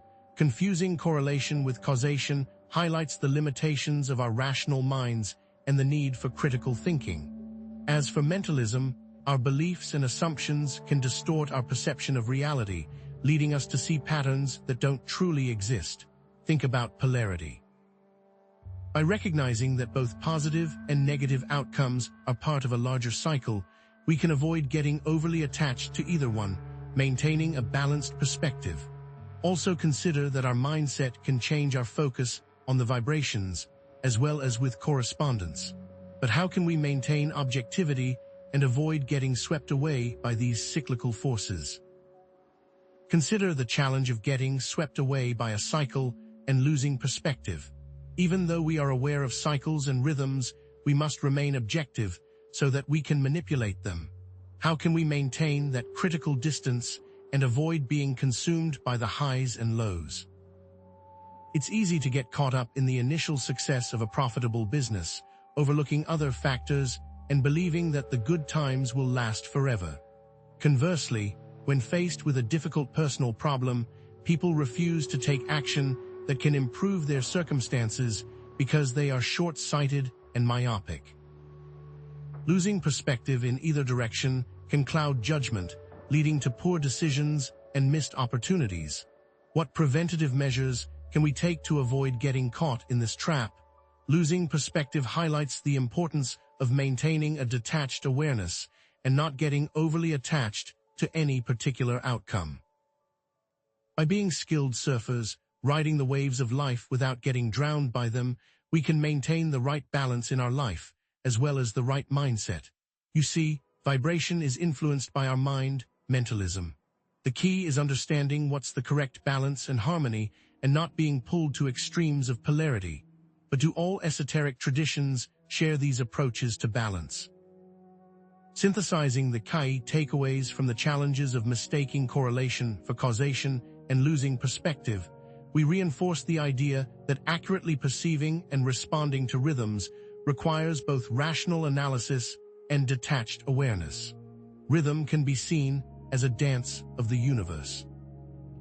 Let's now consider the connections between rhythm and the concept of reincarnation in Eastern religions, revealing that life and death are part of a larger cyclical process. How does our understanding of Hermeticism affect reincarnation? Reincarnation in Eastern religions speaks of life and death as part of a larger cyclical process. The soul undergoes a series of births and deaths, learning and evolving with each lifetime. How can our understanding of rhythm shift the soul? The process of reincarnation includes the concepts of karma, dharma, and moksha, liberation. It involves our actions in one lifetime influencing our future lives, shaping our experiences and opportunities. So would our vibrations shift in future life states based on the karma we experience? Reincarnation serves as a symbolic representation of the Hermetic principle of rhythm, and by understanding the cyclical nature of life and death can help us to overcome our fear of death and live more fully in the present moment, also shifting our vibrations. What about astrology? How does that reflect rhythm? Astrology serves as another example of rhythm. It involves the movements and cycles of the planets influencing events on Earth. What about a larger connection? Astrologers use the positions of the planets at the time of a person's birth to understand their personality and life path. Additionally, the transiting planets can trigger certain events or experiences in a person's life.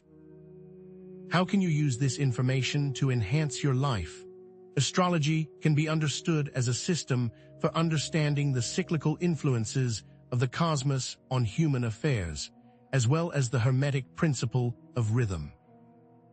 Thus, understanding these cosmic cycles can help us to anticipate and navigate the rhythms of our own lives, connecting back to correspondence and mentalism to show how all of this creates a picture.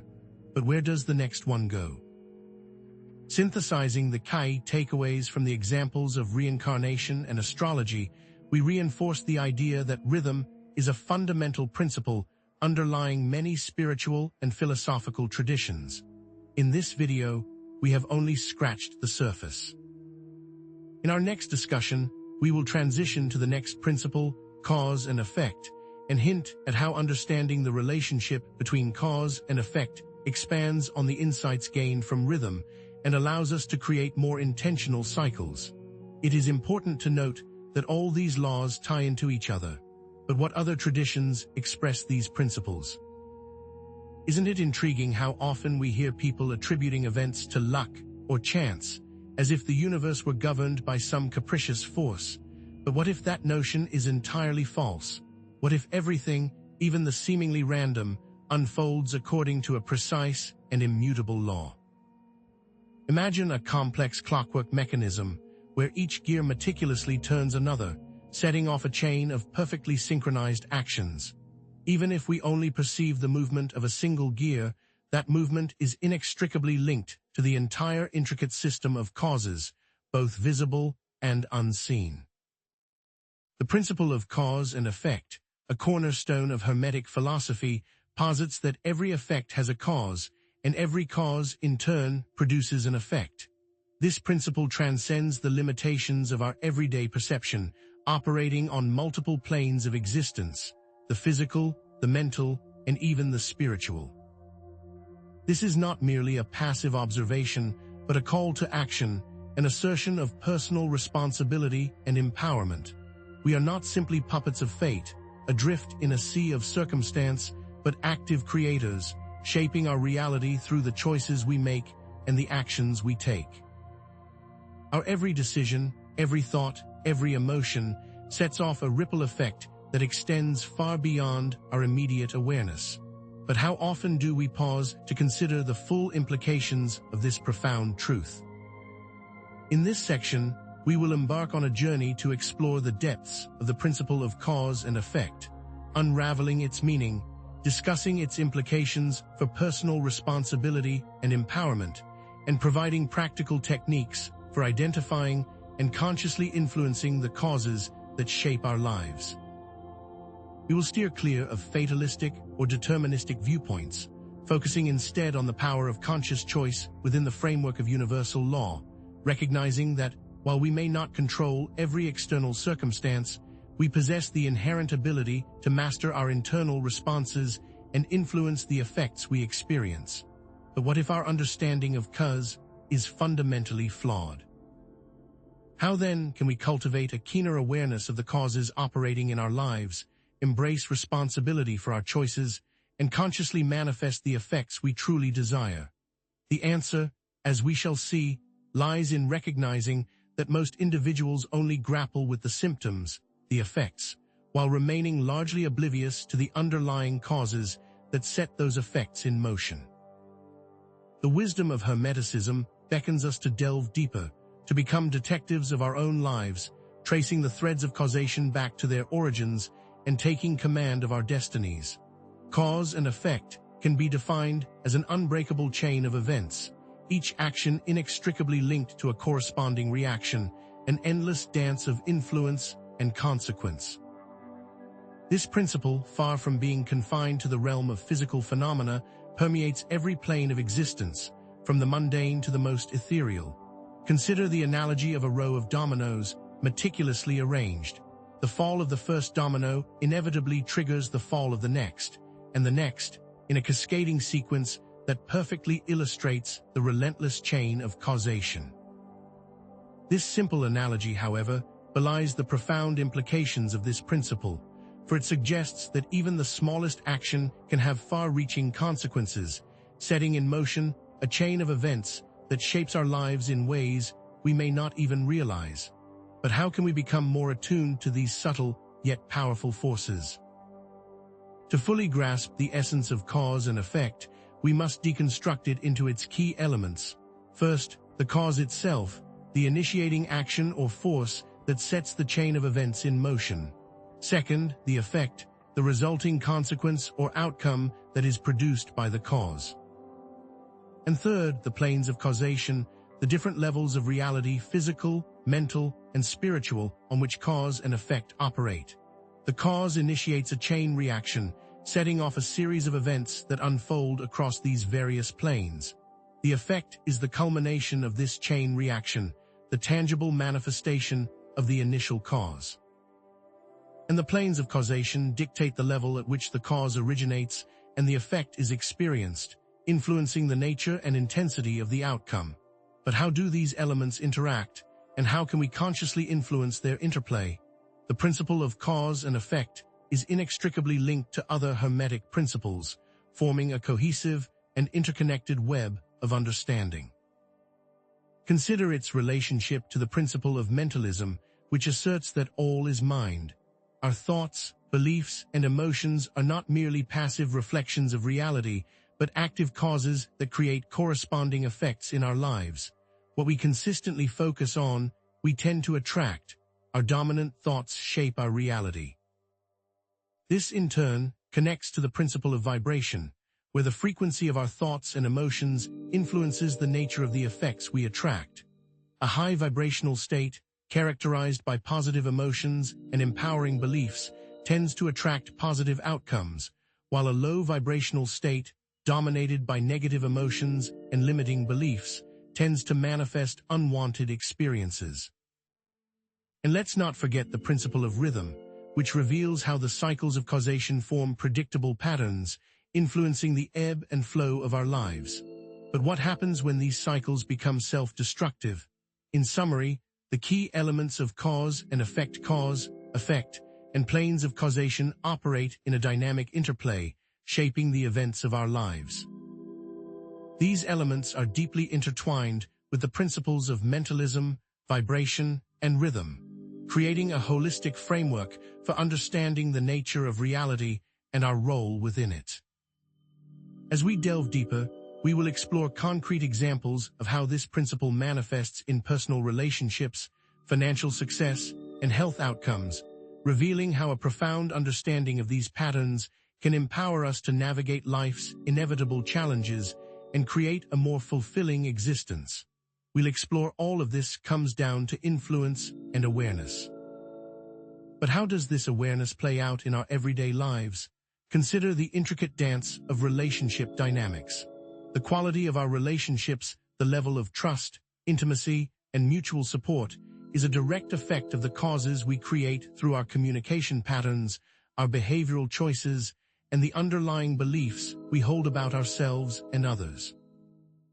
To truly foster positive change, we must embrace responsibility for our part in the relationship problems. So how can one do so effectively? Negative communication patterns, such as persistent criticism, defensiveness, stonewalling, and contempt, can erode trust, fuel conflict, and ultimately lead to the breakdown of relationships. These patterns act as destructive causes, creating a downward spiral of negativity and resentment. On the other hand, positive communication patterns, characterized by empathy, active listening, genuine appreciation, and open expression of feelings, can build stronger connections, foster intimacy, and create a foundation of mutual respect. By consciously choosing to communicate with kindness, understanding, and vulnerability, we can create a virtuous cycle of positive interactions, strengthening the bonds of our relationships and fostering a sense of connection and belonging. Now, what specific strategies can we use to take the best course of action? Analyzing the example of relationship dynamics reveals a clear demonstration of the principle of cause and effect in the realm of interpersonal connections. We can improve our relationships by consciously choosing to create positive causes, cultivating empathy, practicing active listening, expressing gratitude, and communicating with honesty and respect. We must also recognize that our state of mind, as emphasized by the principle of mentalism, plays a crucial role in shaping our interactions. By consciously cultivating a positive and compassionate mindset, we can approach our relationships with greater understanding and create a more harmonious environment. But how does this principle influence other areas of our lives? Now let's shift our focus to the realm of financial success, another area where the principle of cause and effect exerts a powerful influence. Our financial outcomes, the level of wealth, security, and abundance we experience, are a direct effect of the causes we create through our work ethic, our financial literacy, our investment choices, and our overall mindset towards money. By taking responsibility for our financial situation, we empower ourselves to create a more prosperous future. For is it less about luck and more about the causes that lead to wealth? Habits such as consistent saving, strategic investing, continuous learning about financial markets, and a proactive approach to managing debt can create a powerful upward spiral, leading to financial security and long-term wealth accumulation. Conversely, habits such as impulsive spending, a scarcity mindset, a lack of financial literacy, and avoidance of financial planning can diminish financial health. But what actions can be taken at each stage to turn one's finances around? Analyzing the example of financial success reveals a clear demonstration of the principle of cause and effect in the realm of material wealth. We can improve our financial situation by consciously choosing to create causes that lead to prosperity. Understanding the interplay of vibration, mentalism, polarity, and rhythm is also crucial. By cultivating a positive mindset, visualizing financial success, embracing a growth-oriented approach to learning, and maintaining a balanced perspective on risk and reward, we can align ourselves with the energetic currents of abundance. But is it possible that some have all of this and are still not successful? Synthesizing the key takeaways from the examples of relationship dynamics and financial success, we reinforce the idea that cause and effect operates in all areas of our lives, shaping our experiences and influencing our outcomes. By understanding this principle and consciously choosing to create positive causes, we empower ourselves to take control of our destinies and manifest the reality we desire. However, accurately identifying the causes operating in our lives is not always a straightforward process, and we often encounter challenges that can obscure our vision and lead us astray. One of the most significant challenges is our limited awareness, the fact that we are often unaware of the many causes operating in our lives, particularly those that are deeply subconscious or have become ingrained habits. This lack of awareness can lead us to believe in chance or bad luck, attributing events to forces beyond our control, when in reality, they are the direct result of hidden causes that we have yet to uncover. For it all goes back to mentalism and its importance. Subconscious beliefs, past traumas, societal conditioning, and repressed emotions can all influence our choices and behaviors without our conscious awareness, shaping our lives in ways that we may not even realize. These hidden causes can create unwanted effects in our lives, leading us to feel like victims of circumstance, powerless to change our situation. It is essential to bring these hidden influences into the light of conscious awareness, examining them, challenging them, and ultimately transforming them into empowering beliefs and constructive behaviors. To do so, what is required? Analyzing the challenge of limited awareness highlights the importance of self-reflection, introspection, and shadow work, practices that allow us to delve into the depths of our subconscious mind and uncover the hidden causes operating in our lives. This connects directly to the Hermetic principle of mentalism, which emphasizes the power of our thoughts and beliefs to shape our reality. By becoming more aware of our thoughts, beliefs, and emotions, we can begin to understand the underlying causes that are driving our actions and creating our experiences. But without these tools, how can we be sure that we are not too positive or negative?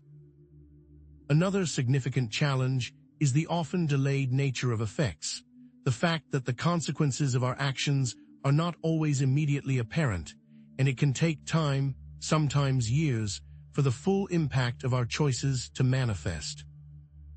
This delay can make it difficult to connect cause and effect, leading us to underestimate the power of our choices and to discount the importance of long-term thinking. This is where rhythm comes into play. Unhealthy habits, such as smoking, excessive alcohol consumption, or a consistently poor diet, may not have immediate negative consequences, but over time, they can lead to serious health problems, such as cancer, heart disease, and diabetes. Similarly, positive habits, such as regular exercise, a balanced diet, meditation, and mindfulness practices, may not produce immediate results, but over time, they can lead to significant improvements in our physical, mental, and emotional well-being. But how can we improve ourselves using this knowledge? Analyzing the challenge of delayed effects highlights the importance of patience, long-term thinking, and delayed gratification. As for the Hermetic principle of rhythm, we need to be aware of the cyclical nature of cause and effect, understanding that our actions will eventually bear fruit, whether good or bad, and that the seeds we sow today will determine the harvest we reap tomorrow. This reinforces the importance of making conscious choices that align with our long-term goals and values, even when the immediate rewards are not readily apparent. But how is this portrayed in other traditions? Synthesizing the key takeaways from the challenges of limited awareness and delayed effects, we reinforce the idea that understanding cause and effect requires both self-awareness and a long-term perspective. It is a journey of continuous learning, introspection, and conscious choice-making, a commitment to aligning our actions with our desired outcomes and to taking responsibility for the effects we create in our lives and in the world around us. Let's now consider the connections between cause and effect and the concept of karma in Hinduism and Buddhism, revealing that every action creates a corresponding reaction, shaping our future experiences. What is your experience with karma? The concept of karma in Hinduism and Buddhism states that every action, thought, and intention creates a corresponding reaction, shaping our future experiences and influencing the trajectory of our lives. This is not simply a system of reward and punishment, but a fundamental law of cause and effect operating on the spiritual plane, a cosmic principle that governs the unfolding of our destinies. How can you shift your life through the law of karma? Positive actions, known as dharma, create positive karma, leading to happiness, good fortune, and favorable circumstances, while negative actions create negative karma, leading to suffering, misfortune, and challenging experiences. The ultimate goal is to accumulate positive karma and ultimately achieve liberation from the cycle of rebirth, breaking free from the limitations of the ego and realizing our true potential. But can this process have any negative influences on us? Analyzing the example of karma, we can see that it is a symbolic representation of the Hermetic principle of cause and effect, expressed in a spiritual and ethical framework. By understanding the law of karma, we can be inspired to make ethical choices, cultivate compassion, and take responsibility for our actions, recognizing that our thoughts, words, and deeds have far-reaching consequences. By changing your mental vibrations, can you truly impact your karma? Let's transition now to the connection between cause and effect and the concept of you reap what you sow in Christianity and other Western traditions, a timeless adage that emphasizes the profound consequences of our actions, both in this life and in the life to come. This concept underscores the importance of ethical behavior, personal responsibility, and the understanding that our choices have a lasting impact on ourselves and on those around us. But how does this translate to other faiths? The Bible teaches that those who sow seeds of righteousness will reap a harvest of blessings, while those who sow seeds of wickedness will reap a harvest of judgment, emphasizing the importance of living a moral life, treating others with kindness and compassion, and striving to align our actions with divine principles. This concept has been used for centuries to encourage people to live ethical lives, to serve others, and to strive for spiritual growth, shaping moral codes and influencing social norms across cultures and religions. But does this idea also relate to esoteric views? Analyzing the example of you reap what you sow, we can see that it is a simplified and often moralistic interpretation of the Hermetic principle of cause and effect.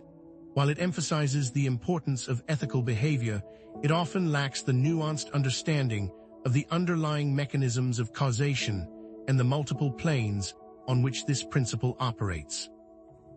We must seek to transcend the limited perspective of religious dogma and embrace a deeper understanding of the universal laws that govern our reality. As we prepare to understand the law of gender in the next part, this perspective helps us understand the full creative and destructive potential we all harbor. Synthesizing the key takeaways from the examples of karma and you reap what you sow, we reinforce the idea that cause and effect is a fundamental principle underlying many spiritual and philosophical traditions, expressed in diverse ways across cultures and throughout history. Understanding the interplay of masculine and feminine energies expands on the insights gained from cause and effect and allows us to create more balanced and harmonious lives. What must be understood in that process is how all of this plays into creation itself, the very essence of existence. The next principle, gender, will lead us there. Isn't it curious how the concept of gender has become such a contentious battleground in modern society? Yet, what if the very terms of this debate are fundamentally misaligned with a deeper, more universal truth? What if gender, in its Hermetic sense, points towards something far more profound than mere social constructs or biological sex, representing fundamental principles of active and passive forces that permeate all of creation? Consider, for a moment, the Taijutsu symbol, the classic yin-yang. We are not speaking of simplistic ideas of good and evil, but of an interplay of receptive and generative energies. But what does this have to do with self-mastery? The principle of gender, as understood within Hermeticism, transcends the limitations of our contemporary discourse, inviting us to explore the inherent masculine, active, projective, and feminine, receptive, magnetic principles present in all things. This is not about physical attributes or societal roles. It is about recognizing the dynamic interplay of these forces in every aspect of existence. Think of the creative process itself. An initial idea, a spark of inspiration, the masculine, requires nurturing, development, and refinement, the feminine, to manifest into tangible form. The problem is most of us are never properly taught how to nurture our creative energies. This subtle dance of energies is core to our understanding of creation. But how can we harness this power? In this section, we will embark on a journey to explore the hermetic meaning of gender, delving into its manifestations on the physical, mental, and spiritual planes. We will also provide practical techniques for balancing these energies within oneself, fostering greater creativity, harmony, and manifestation power. Let us be unequivocally clear. This exploration will explicitly avoid modern social or political debates about gender identity, focusing solely on the timeless philosophical principle that governs the very fabric of reality. But what if our misunderstanding of this principle is limiting our creative potential? How then can we understand and consciously balance the masculine and feminine principles within ourselves and in our lives to achieve greater creativity, harmony, and manifestation power? The answer, as we shall see, lies in recognizing that true creation requires the harmonious interplay of both forces, a dance of initiation and reception that echoes throughout the cosmos. The wisdom of Hermeticism beckons us to cultivate this inner balance, to become conscious creators of our own realities, aligning ourselves with the universal laws that govern the very essence of existence.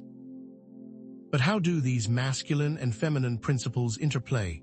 Gender, in the Hermetic sense, can be defined as the expression of masculine and feminine principles in all things, representing the fundamental duality of active and receptive forces that drive creation.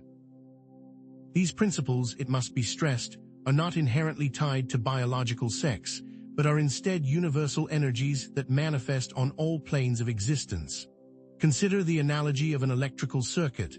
A positive charge, masculine, and a negative charge, feminine, are both essential for the flow of current, for the very spark of energy that illuminates a light bulb.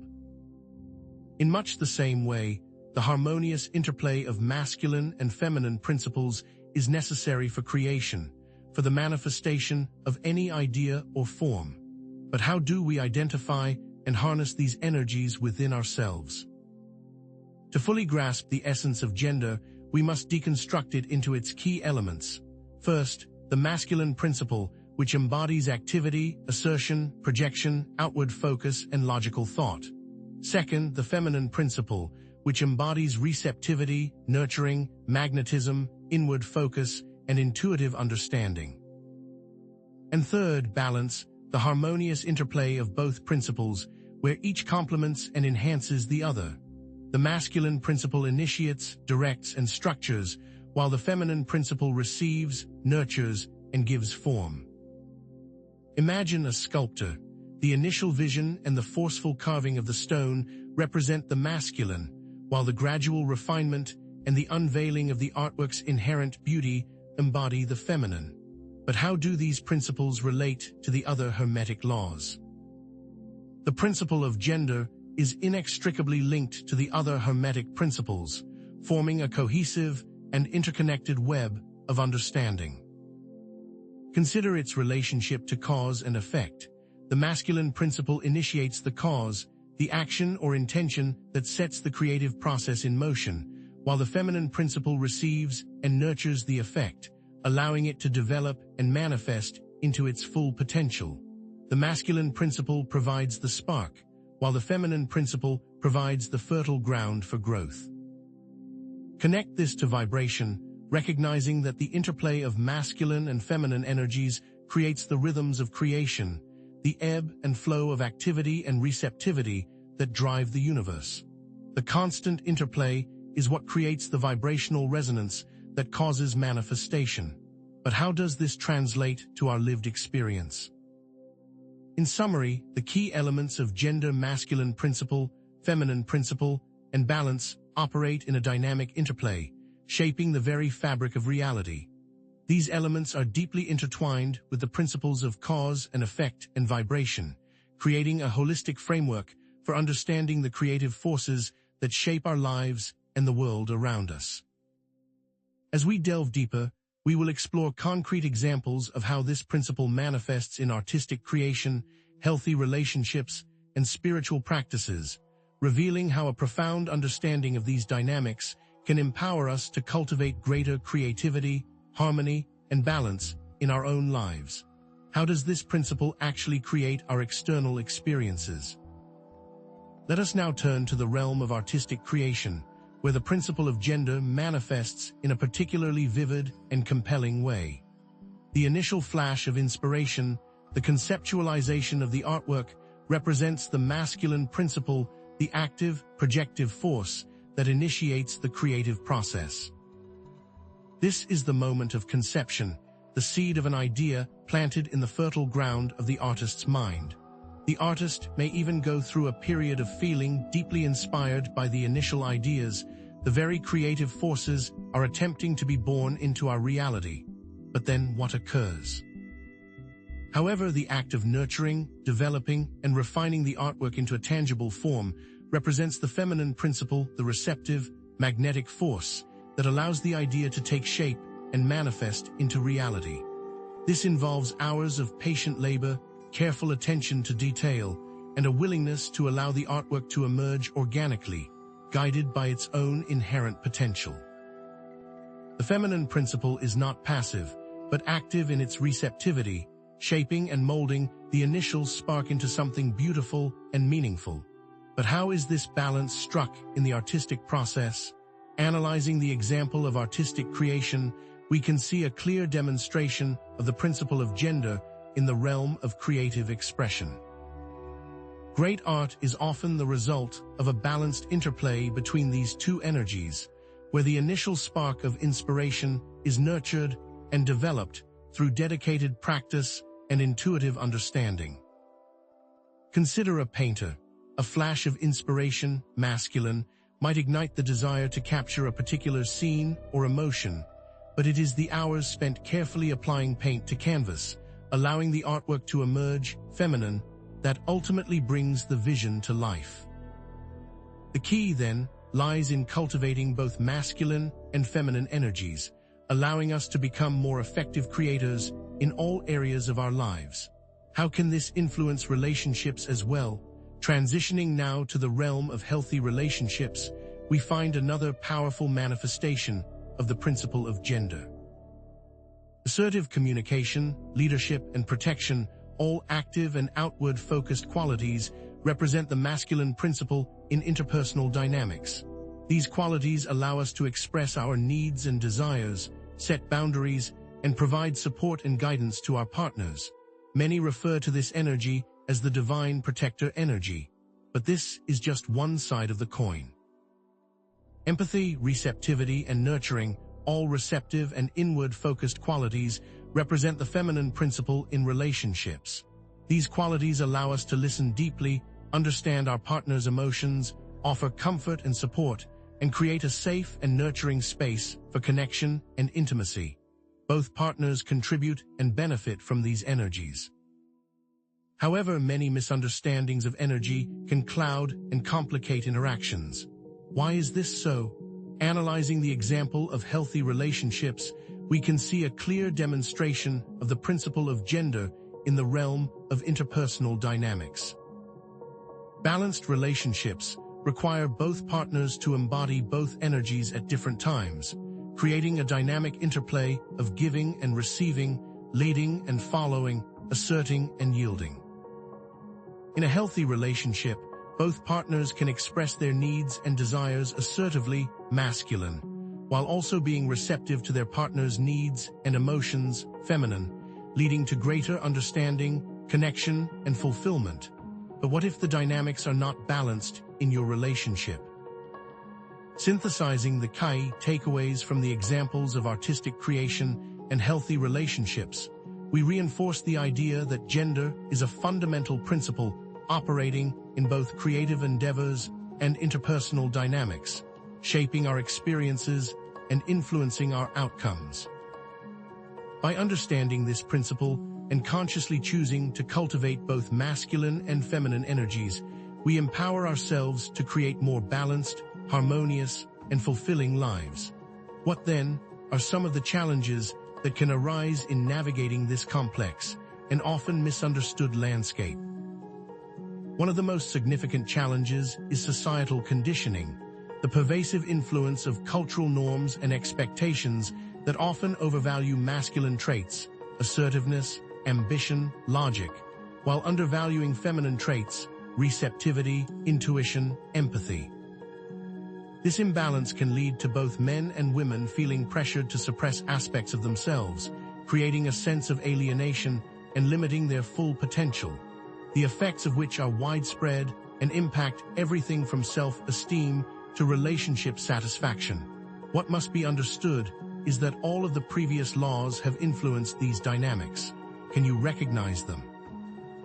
Men may feel pressured to suppress their emotions and vulnerability, fearing that they will be perceived as weak or unmanly, while women may feel pressured to be overly assertive and competitive, sacrificing their natural inclinations towards nurturing and collaboration. This can lead to feelings of alienation, burnout, and dissatisfaction, as individuals struggle to conform to societal expectations that are at odds with their authentic selves. However, we can use the tools of the prior laws to assist. How can this be accomplished?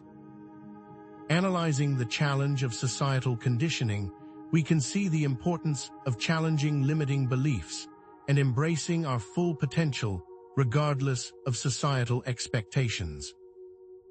Connecting this to the Hermetic principle of mentalism, we can reprogram our minds and create a more balanced and fulfilling life by consciously choosing to embrace both masculine and feminine energies, recognizing that these qualities are not mutually exclusive, but rather complementary aspects of human nature. Your perception, then, influences the entire dynamic. But what about the internal struggles we may face? Another significant challenge is internal imbalances, the tendency for many individuals to have an overdeveloped masculine or feminine side, leading to internal conflict and disharmony. Recognizing and balancing these internal energies is essential for achieving wholeness and inner peace. It's a journey of self-discovery where we learn to integrate the various facets of our being. But what does this imbalance look like in practice? Someone with an overdeveloped masculine side might be overly critical, controlling, and emotionally detached, struggling to connect with their own emotions and the emotions of others. They may be overly focused on logic and reason, neglecting the importance of intuition and empathy. On the other hand, someone with an overdeveloped feminine side might be overly passive, dependent, and easily overwhelmed, struggling to assert their needs and boundaries and becoming easily swayed by the opinions of others. These imbalances can manifest in various aspects of life, from relationships to career, creating a sense of dissatisfaction and preventing individuals from reaching their full potential. But what strategies can one use to resolve the imbalance? Analyzing the challenge of internal imbalances, we highlight the importance of self-awareness and self-regulation, practices that allow us to identify and consciously cultivate both masculine and feminine energies within ourselves. By using vibration, polarity, and rhythm to our advantage, we can restore balance and achieve inner harmony.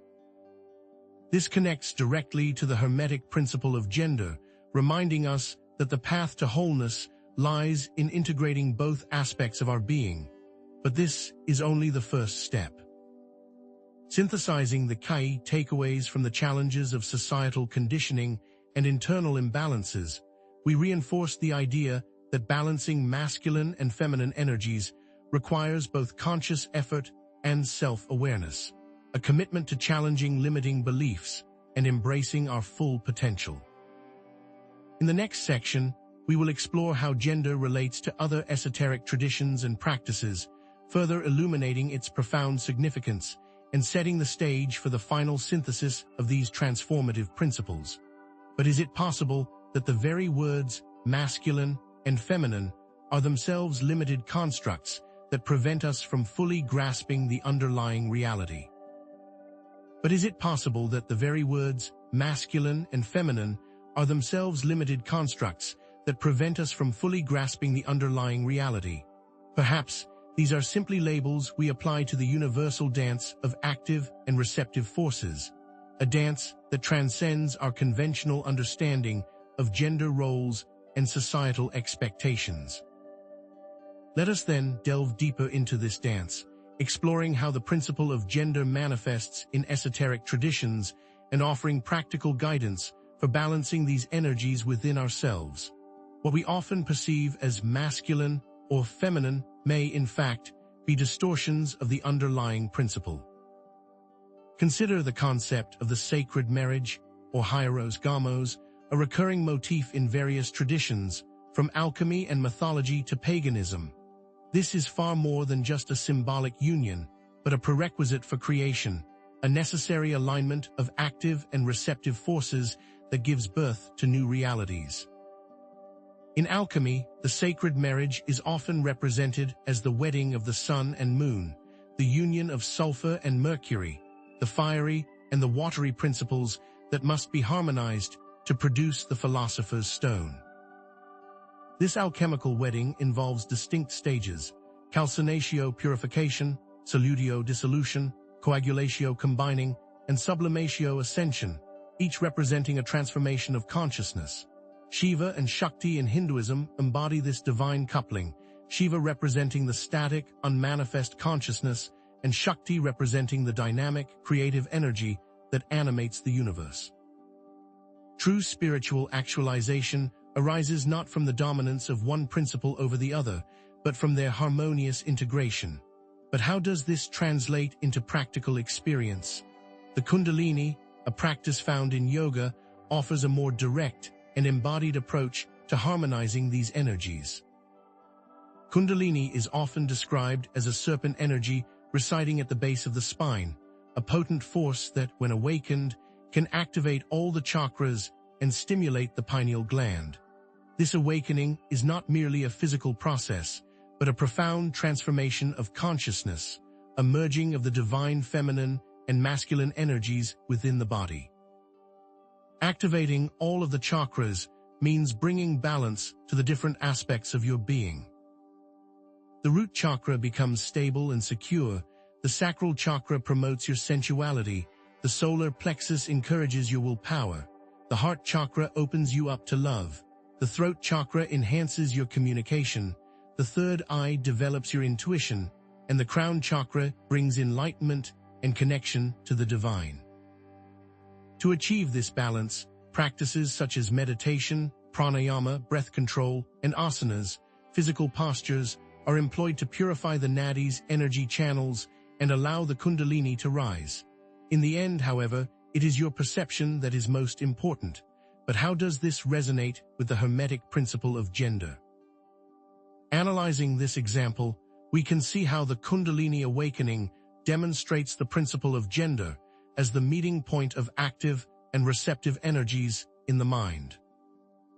The upward movement of kundalini represents the active force, breaking through blockages and stimulating higher centers of consciousness, while the receptive force is the opening of the chakras, the willingness to receive the transformative energy and integrate its wisdom. The ultimate goal is to unite these energies in the Sahasrara chakra, the crown chakra, located at the top of the head, symbolizing the union of the individual self with the divine. The act of combining all of the active chakras allows the pineal gland to open, and this allows access to influence circumstances in your reality. Isn't it intriguing how ancient traditions converge on similar practices for achieving spiritual actualization? Synthesizing these examples, we reinforce the Hermetic principle that the law of gender is essential for creating reality and influencing our circumstances. The sacred marriage and the Kundalini awakening, though different in their expression, both point towards the necessity of balancing masculine and feminine energies to achieve spiritual growth and manifest our intentions. By understanding this principle, we can consciously cultivate these energies within ourselves, becoming more effective creators of our own realities. However, what challenges might we encounter along the way? One significant challenge lies in recognizing distorted expressions of masculine and feminine energies, both within ourselves and in the world around us. These imbalances can manifest in subtle yet destructive ways, hindering our personal growth and creating conflict in our relationships. The truth is that these imbalances are all around us. But how can we spot these distortions? An overemphasis on the masculine principle can lead to aggression, dominance, and a disregard for emotions. Think of the stereotypical alpha male, who prioritizes power and control over empathy and compassion, who seeks to conquer and dominate rather than collaborate and nurture. This can manifest in individuals who are overly competitive, controlling, and emotionally detached, struggling to connect with their own emotions and the emotions of others.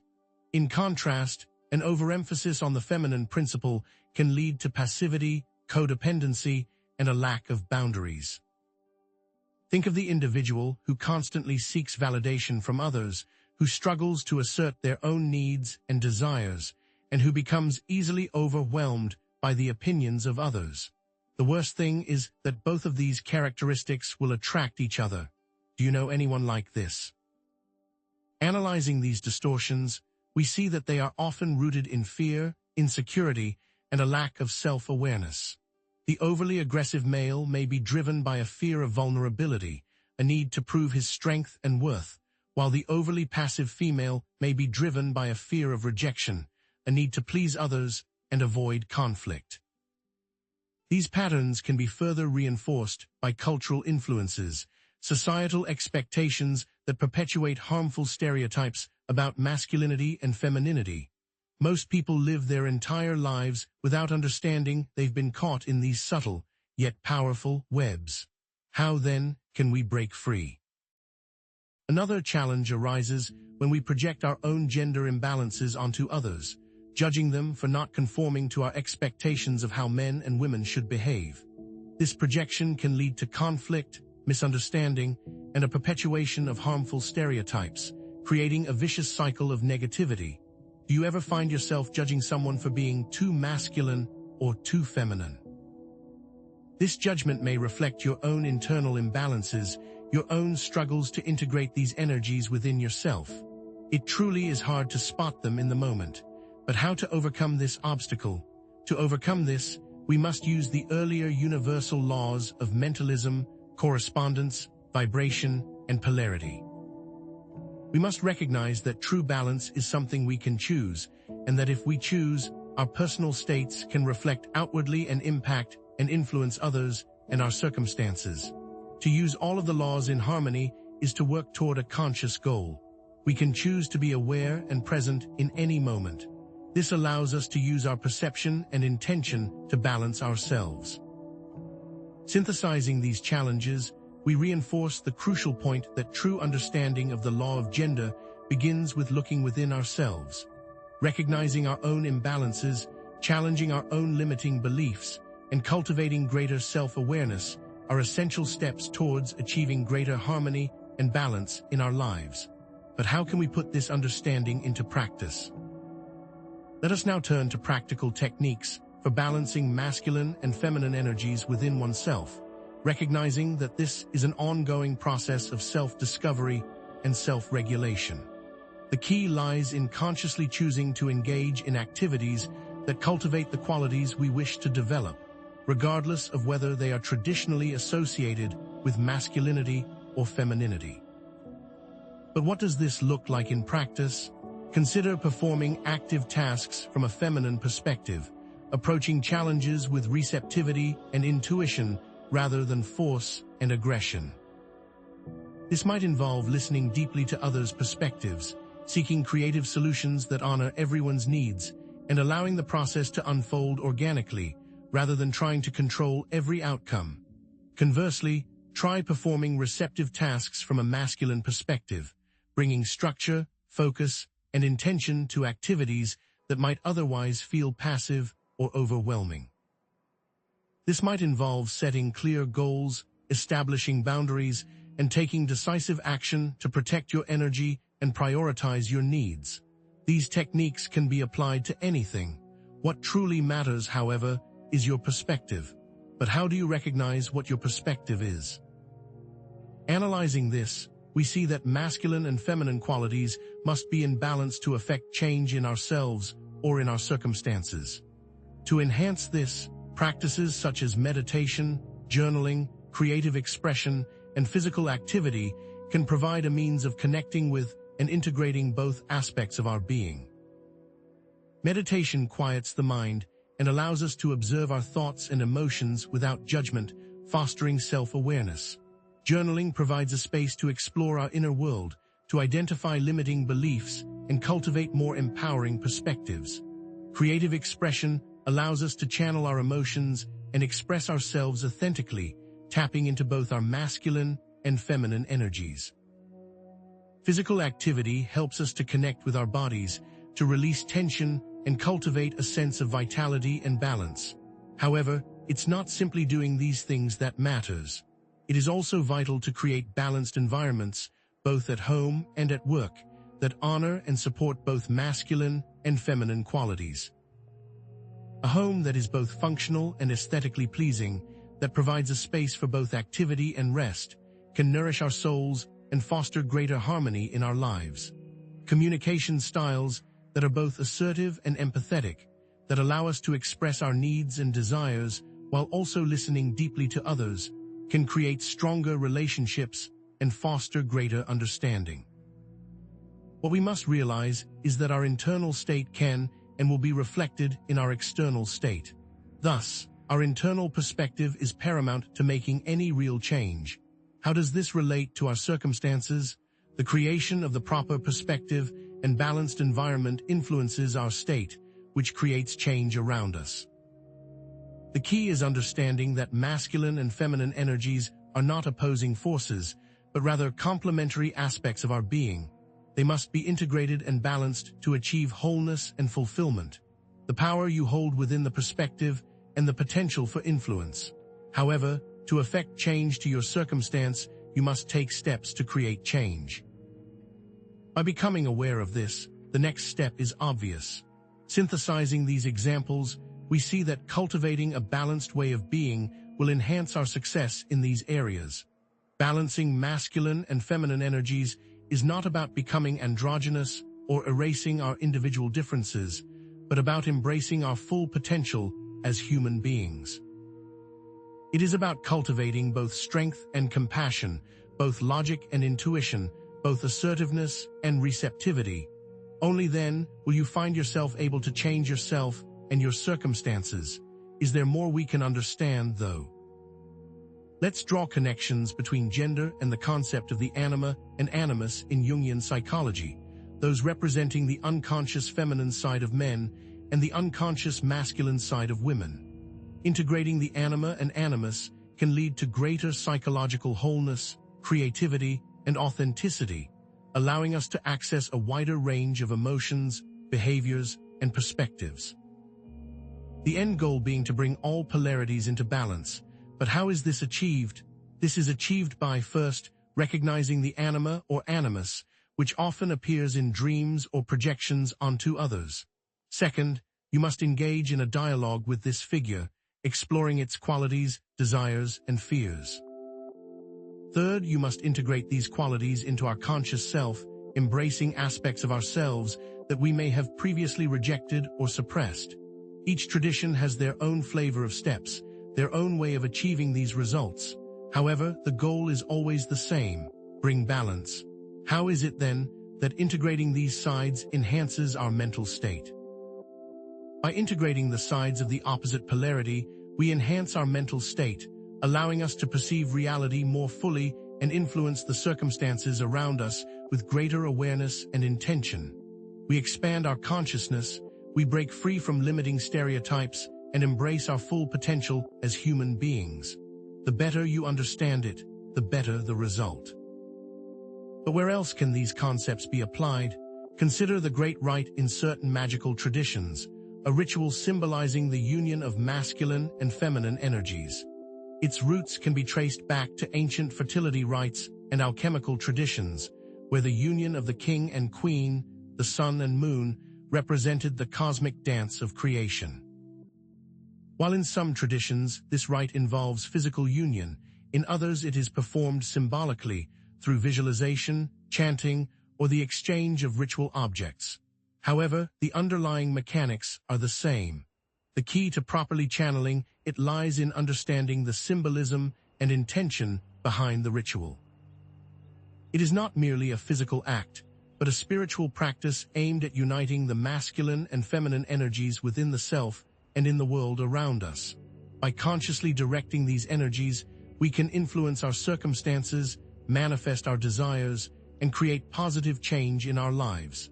It's vital to recognize the potential this brings, but how do you use the energy properly? The proper channeling methods vary throughout traditions. However, the underlying mechanics can be summarized as such. Recognize polarity exists, harmonize within your mind, and project outwards to circumstances. Like with the prior practices, consistency is key to achieving the required influence. This then becomes the great work, the ability to consciously manifest circumstances. Synthesizing these examples, we have reinforced the importance of integrating the masculine and feminine principles in all aspects of our lives, from our personal relationships to our spiritual practices. We are just scratching the surface, and what we'll discover next is even more shocking. These principles are interconnected and interdependent, forming a holistic system that can transform our understanding of reality. With the previous laws, that's all you can do. By mastering the law of gender, we open the doors to the next universal law. So, what then could this next law be? What if understanding the previous 5 laws were a prerequisite to unlocking your full potential? What if all of the previous 5 laws were required to unlock this new law? But is understanding each of the 7 Hermetic principles in isolation truly enough to unlock their transformative power? Isn't it possible that a deeper, more profound understanding awaits those who can synthesize these laws into a unified framework? The truth is that while grasping each principle individually offers valuable insights, true mastery arises from recognizing their interconnectedness and weaving them together into a holistic tapestry of understanding. Think of it like a musical ensemble, where each instrument, representing a single Hermetic law, contributes its unique sound. However, the true beauty and power of the music emerge not from the individual instruments playing alone, but from their harmonious interplay, their synchronized expression creating a symphony of profound resonance. Indeed, while each Hermetic principle offers valuable insights on its own, their interconnectedness is where true power lies, making each more powerful than the last. Relate this to real-world problem-solving, where a multifaceted approach is often more effective than a single-minded focus. This is because reality isn't so simple, nor should our approach be. Think of it as a toolbox. Each tool has a specific use case. However, when combined together, they offer a more versatile solution. Now we introduce the concept of Hermetic alchemy, where the laws are like ingredients carefully combined for a specific purpose, transforming base metals into gold, or perhaps more accurately, transforming limiting beliefs into empowering truths. In this section, we will demonstrate how to synthesize the 7 principles, providing examples of their combined application in various situations and highlighting the potential for transformative results. We will see how the earlier principles influence later ones, setting the stage for each to come together. It's important to note, though, that we will not offer a one-size-fits-all solution, but rather a flexible framework for personal experimentation and discovery, encouraging you, the seeker, to find your own unique path to mastery. Therefore, we ask ourselves, how can we integrate the 7 Hermetic principles into a unified system of understanding, allowing us to consciously shape our lives and manifest our desired reality with greater precision and power. This requires a shift in perception and a willingness to challenge conventional thinking, to see the interconnectedness of all things, and to recognize the power of our own minds to influence reality. Let us now define hermetic synthesis as the process of consciously integrating the 7 principles into a coherent worldview and applying them in a coordinated manner. This involves recognizing the interconnectedness of the laws and using them to create a synergistic effect, where the combined power is greater than the sum of their individual parts. We can think of this synthesis as akin to cooking, where combining different ingredients, laws, in the right proportions, creates a delicious and nourishing meal, desired outcome. Each ingredient plays a role, but it's the chef's knowledge of how they interact that determines the final result. To understand this better, let's break down hermetic synthesis into its key steps. 1. Understanding each principle individually, gaining a solid grasp of its meaning and implications. 2. Recognizing their interrelationships, seeing how they connect and influence one another. 3. Identifying relevant principles for a given situation, discerning which laws are most applicable to the challenge at hand. 4. Applying them in a coordinated manner, using the principles in concert to achieve a desired outcome. And 5. Evaluating the results and adjusting the approach, learning from experience and refining our understanding of the laws. For example, imagine you're trying to improve your mental well-being. First, you understand the principle of mentalism, all is mind. Then, you recognize how your thoughts, mentalism, influence your emotions, vibration, and how polarity can help you shift from negative to positive thoughts. Next, you see that your rhythmic habits, rhythm, either support or hinder your mental health. Finally, you take action, gender, by meditating daily, understanding that you must balance both the desire for well-being with the dedication to make it happen. Let us further illustrate how mentalism forms the foundation, influencing vibration, which shapes polarity. Consider how your belief systems, mentalism, determine the frequency of your thoughts and feelings, vibration. These vibrations, in turn, create the spectrum of your experiences, from joy to sorrow, polarity. Polarity then affects rhythm and causes a cause, leading to an effect. For example, if you believe you're unworthy, you vibrate at a low frequency, experience negative emotions, and then cause and affect these to ripple through your life and influence the circumstances around you. All of that comes together with gender as an active masculine approach to setting intentions and a passive feminine execution of allowing the universe to support those intentions, which is a dance. Reiterate the synthesis of all the laws and how they influence each other, understanding that each principle is both a cause and an effect, a force that shapes reality and a consequence of that reality. This is the very essence of hermetic synthesis. In summary, we have explored the key steps of hermetic synthesis, emphasizing the interconnectedness of the 7 principles and reinforcing the idea that the whole is greater than the sum of its parts. We must now turn to concrete examples of how this synthesis can be applied in different domains, showing that the next step will give practical uses that can affect change. To what extent can we influence our circumstances through conscious application of these principles? Consider the example of overcoming a limiting belief. This requires understanding the interplay of mentalism, vibration, and polarity. We often find that limiting beliefs are constructs in our minds, so mentalism helps us recognize that we're not truly trapped within the confines of our thoughts. The goal is to shift from a negative belief, e.g., I'm not good enough, to a positive, e.g., I am capable and worthy. However, what is the key to doing this? Using a detailed description, mentalism helps recognize the belief is a mental construct, and vibration highlights the negative frequency associated with the belief, and polarity shows the opposite pole, positive self-regard.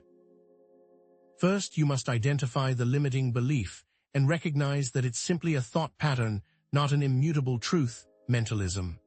Then, you must feel the vibration of that belief, the negative emotion it evokes, and consciously choose to shift your frequency towards a more positive and empowering emotion, vibration. To truly create influence, you must find the opposite pole of that belief, the positive affirmation that counteracts the negative thought, and actively focus on that pole, reinforcing it through repetition and visualization, polarity. In effect, you use your conscious choice to rewrite the script of your mind. Analyzing this example of overcoming a limiting belief, it demonstrates how synthesizing the laws allows for targeted mental alchemy. This can result in an altered perspective to create changes.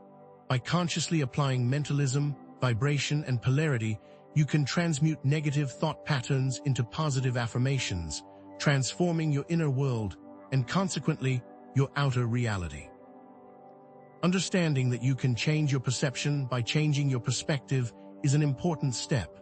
This then connects back to the big picture, the Hermetic principle that we are co-creators of our reality. Transitioning to the example of creating a successful business venture, this requires integrating cause and effect, rhythm, and gender. This involves creating a clear vision, cause, understanding market cycles, rhythm, and balancing assertive action, masculine, with responsive adaptation, feminine, the ultimate goal of all business owners. But how can these laws be applied? Let us see. A business owner could use the law of cause and effect to create a successful business by visualizing and planning a specific action.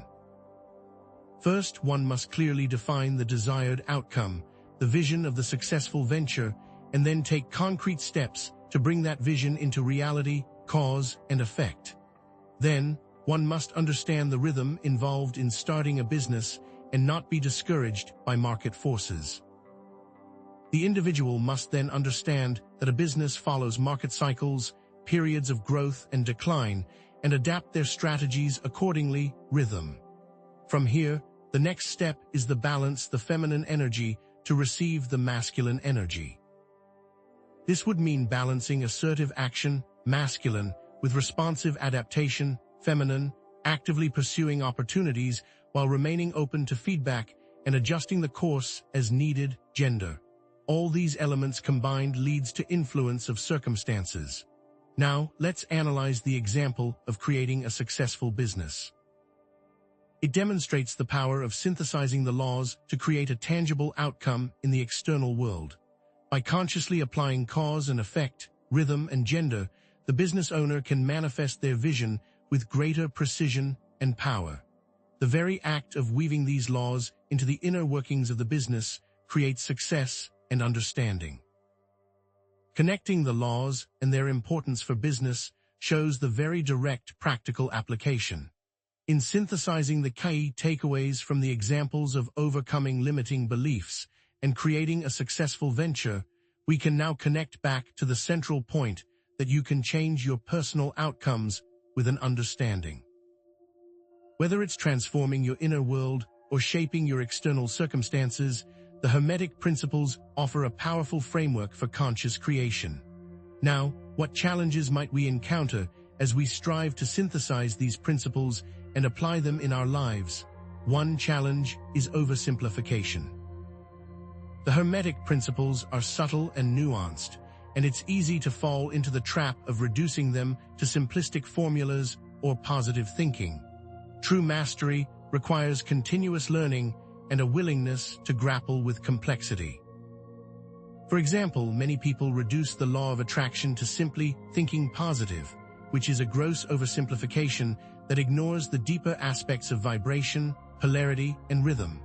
Another problem is that people often distort the laws by removing context, and that requires careful thought. Therefore, let us look to an example to reveal this issue. People distort the laws by viewing the law of attraction and mentalism from a very surface perspective. This then requires careful thought. People often distort the law of attraction by assuming that simply visualizing their desires will magically bring them into reality, ignoring the need for aligned action and emotional congruence. The challenge is often rooted in a lack of depth and detail. Most of the time, it is the lack of true understanding. However, this is easily overcome with a good mindset. Therefore, this limitation can be overcome with a good mindset. We do this through curiosity and a willingness to delve deeper into the subtleties of each principle. Another great way to overcome this limitation is to seek guidance from experienced teachers and practitioners, those who can offer valuable insights and perspectives. By integrating this with continued thought, our next best course of action reveals itself to us. Transitioning to the challenge of intellectualization, we see that a lot of people love to theorize these concepts. However, this is useless if you aren't applying the principles to your life. These connect to the principles of mentalism, gender, polarity, rhythm, vibration, and cause and effect. But how so? You must act to make any real progress in changing your circumstances. You cannot theorize the ideas and principles. You must act to make changes in your life. Many people spend countless hours studying the Hermetic principles, engaging in intellectual debates, and analyzing their meanings, yet fail to apply them in their daily lives. This is why you must take action. Analyzing this, the universal laws by themselves can only get you so far. You must practice to make real change. Knowing the principles is not enough. You must actively use them to transform your thoughts, emotions, and actions. Without consistent effort and practical application, these laws remain mere intellectual concepts, devoid of any real power. After all, that is how our circumstances are created. However, we must move past these issues and find the next step. Synthesizing the key limitations, we reinforce that the laws are powerful but must be used properly. Oversimplification and intellectualization are common pitfalls that can hinder our progress on the path to mastery. We must always move forward, for true spiritual enlightenment requires mastery over all the laws, which requires time. This sets up the next part to complete the cycle, but what exactly can we see as the goal?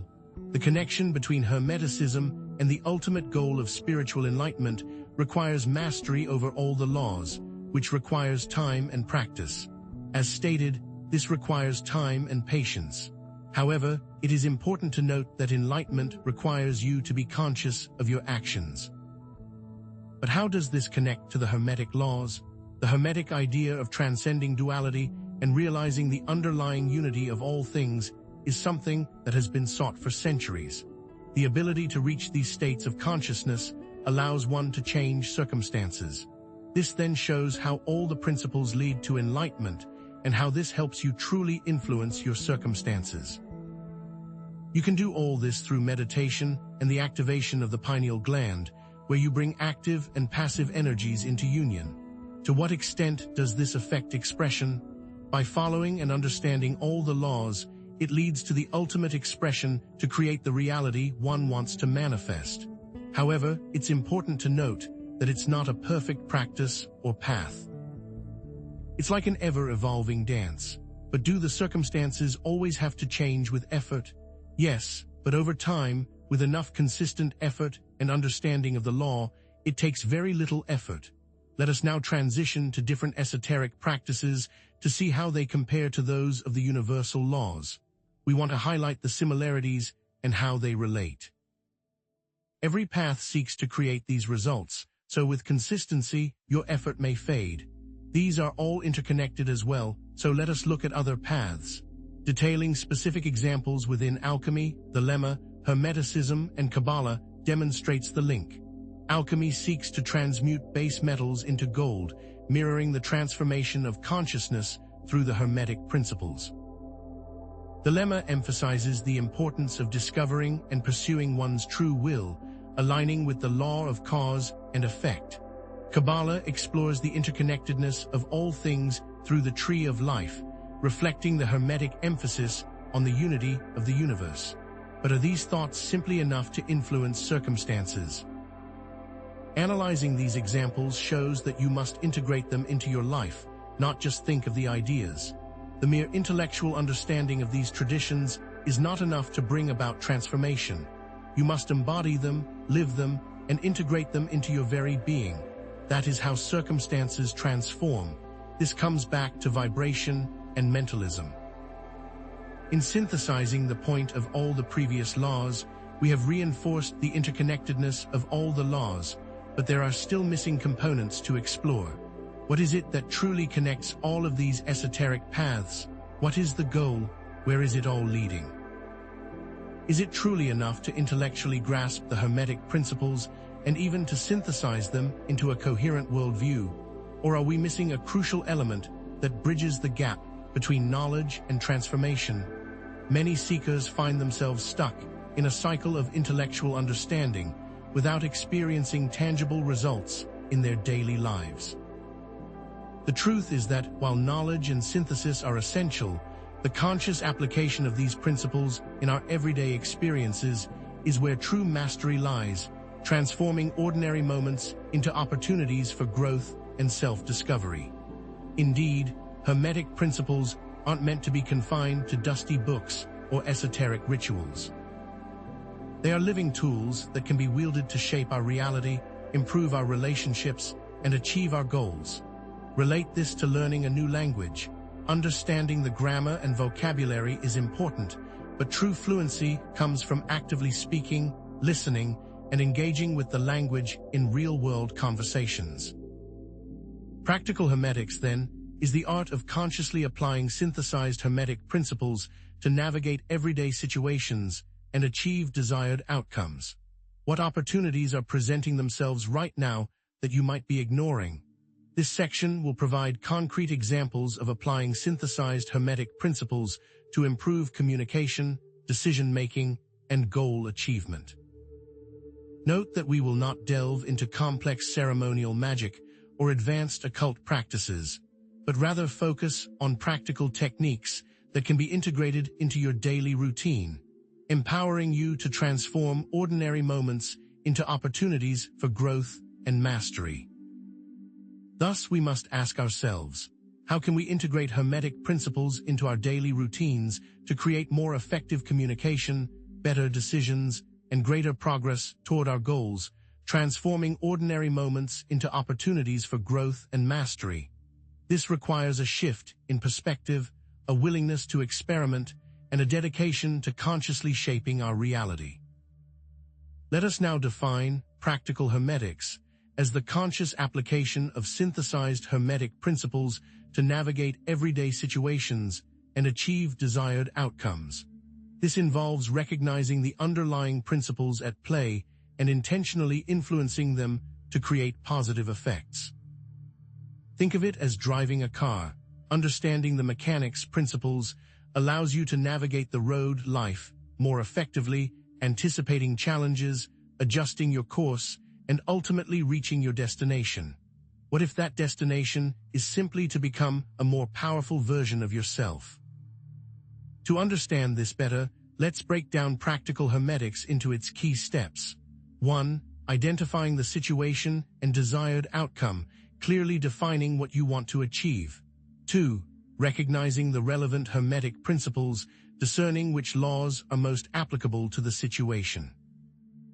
3. Intentionally applying those principles through thought, action, and emotion, consciously shaping your response. And 4. Observing and adjusting the approach based on the results, learning from experience and refining your understanding. For example, imagine you're facing a difficult conversation with a colleague. First, you identify the situation, challenging conversation, and desired outcome, harmonious resolution. Then, you recognize that mentalism, controlling your thoughts and emotions, vibration, projecting calmness and understanding, and polarity, finding common ground, are relevant principles. Next, you intentionally apply these principles by maintaining a calm demeanor, seeking common ground, and controlling your thoughts. Finally, you observe the results of your approach and adjust it based on the other person's response. Let's further illustrate how mentalism shapes the initial intention. Vibration influences the energy we project. Polarity helps us balance opposing forces. Rhythm guides our timing. Cause and effect reminds us of our responsibility. And gender informs our approach, active-receptive. Consider how your mental state, mentalism, influences the energy you project, vibration, which in turn shapes your ability to find common ground, polarity. This also impacts the timing of your actions, rhythm, reminding you that your choices create consequences, cause and effect, and influencing whether you take a more assertive or receptive approach, gender. For example, if you approach a difficult conversation with a clear and focused mind, mentalism, you'll project a more calming and understanding energy vibration, making it easier to find common ground polarity and choose the right moment to speak rhythm. Remember that you reap what you sow, and that everything you do, combined with your thoughts, will have an effect. Therefore, it is the synthesis of all the laws that helps you shape your own results. In summary, we have explored the key steps of practical hermetics, emphasizing the importance of conscious awareness and intentional action. We must now turn to concrete examples of how these steps can be applied to improve communication, decision-making, and goal achievement. To what extent can we transform mundane moments into opportunities for growth and self-mastery through conscious application of these principles? Consider the example of improving communication with a difficult person. This requires understanding the interplay of mentalism, vibration, polarity, and gender. The desired outcome is to create a more harmonious and productive interaction. The challenge is to shift the dynamic from conflict to collaboration. So how do the laws assist? Using a detailed description, mentalism helps control your thoughts and emotions, preventing you from reacting defensively or aggressively. Vibration helps you project calmness and understanding, creating a more conducive atmosphere for dialogue. Polarity helps you find common ground, identifying shared goals or values that can bridge the gap between opposing viewpoints. Gender informs your approach, guiding you to balance assertive expression, masculine, with receptive listening, feminine. In practice, this might involve taking a deep breath before responding, actively listening to the other person's perspective, seeking common ground, and choosing your words carefully to express your needs and concerns in a clear and respectful manner. The ultimate goal here is not domination, but resolution. It should also be stated here that it's fine to be assertive, so long as it's not aggressive. Analyzing this example of improving communication, it demonstrates how synthesizing the principles can transform a challenging interaction into a positive one. By consciously applying mentalism, vibration, polarity, and gender, you can create a more harmonious and productive dialogue, fostering mutual understanding and collaboration. This creates an altered perspective in both parties. This then connects back to the big picture, the Hermetic principle that our thoughts, emotions, and actions shape our reality. Transitioning to the example of making a difficult decision, this requires integrating cause and effect, rhythm, and mentalism. This involves considering the potential consequences of each choice, cause and effect, timing the decision appropriately, rhythm, and maintaining a clear and focused mind, mentalism. The ultimate goal is to make a choice that aligns with your values and contributes to your overall well-being. It is a very powerful skill to know when and where to make a decision. But what would be the perfect recipe? Consider the example of choosing to invest in a new business venture. First, you must consider the potential consequences of your decision, weighing the risks and rewards of investing in the venture. Will you make money or lose it all? How might that affect you? Consider that. Then, you must time your decision appropriately, taking into account market conditions, personal circumstances, and the overall rhythm of your life. Don't let the momentum of others carry you away with it. Finally, you must maintain a clear and focused mind, avoiding impulsive reactions and basing your decision on careful analysis and intuition. Do not let others' opinions carry your mind and your decision. Analyzing the example of making a difficult decision, it demonstrates the power of synthesizing the laws to create a more informed and strategic choice. By consciously applying cause and effect, rhythm and mentalism, you can minimize risks, maximize opportunities, and align your actions with your long-term goals. It should be reiterated that all these laws must be present. Understanding that you can choose what happens in your life if you use these tools is a powerful concept. In synthesizing the key takeaways from the examples of improving communication and making a difficult decision, we can now connect back to the central point that Hermetic principles can be applied to various situations, transforming mundane moments into opportunities for growth and self-mastery.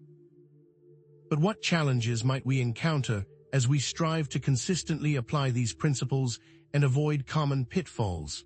For instance, are there times when the active and receptive energies of the principle of gender can become imbalanced, leading to unintended consequences? One common trap is spiritual bypassing, where people use hermetic principles to avoid dealing with difficult emotions or real-world problems. This leads to inauthenticity and ultimately hinders personal growth. For example, imagine someone using positive affirmations to mask deep-seated insecurities, rather than addressing the underlying issues through therapy or self-reflection. Is that a good idea?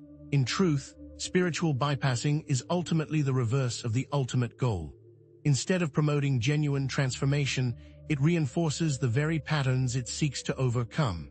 This runs contrary to several hermetic principles, particularly gender, which emphasizes the importance of balancing active and receptive energies.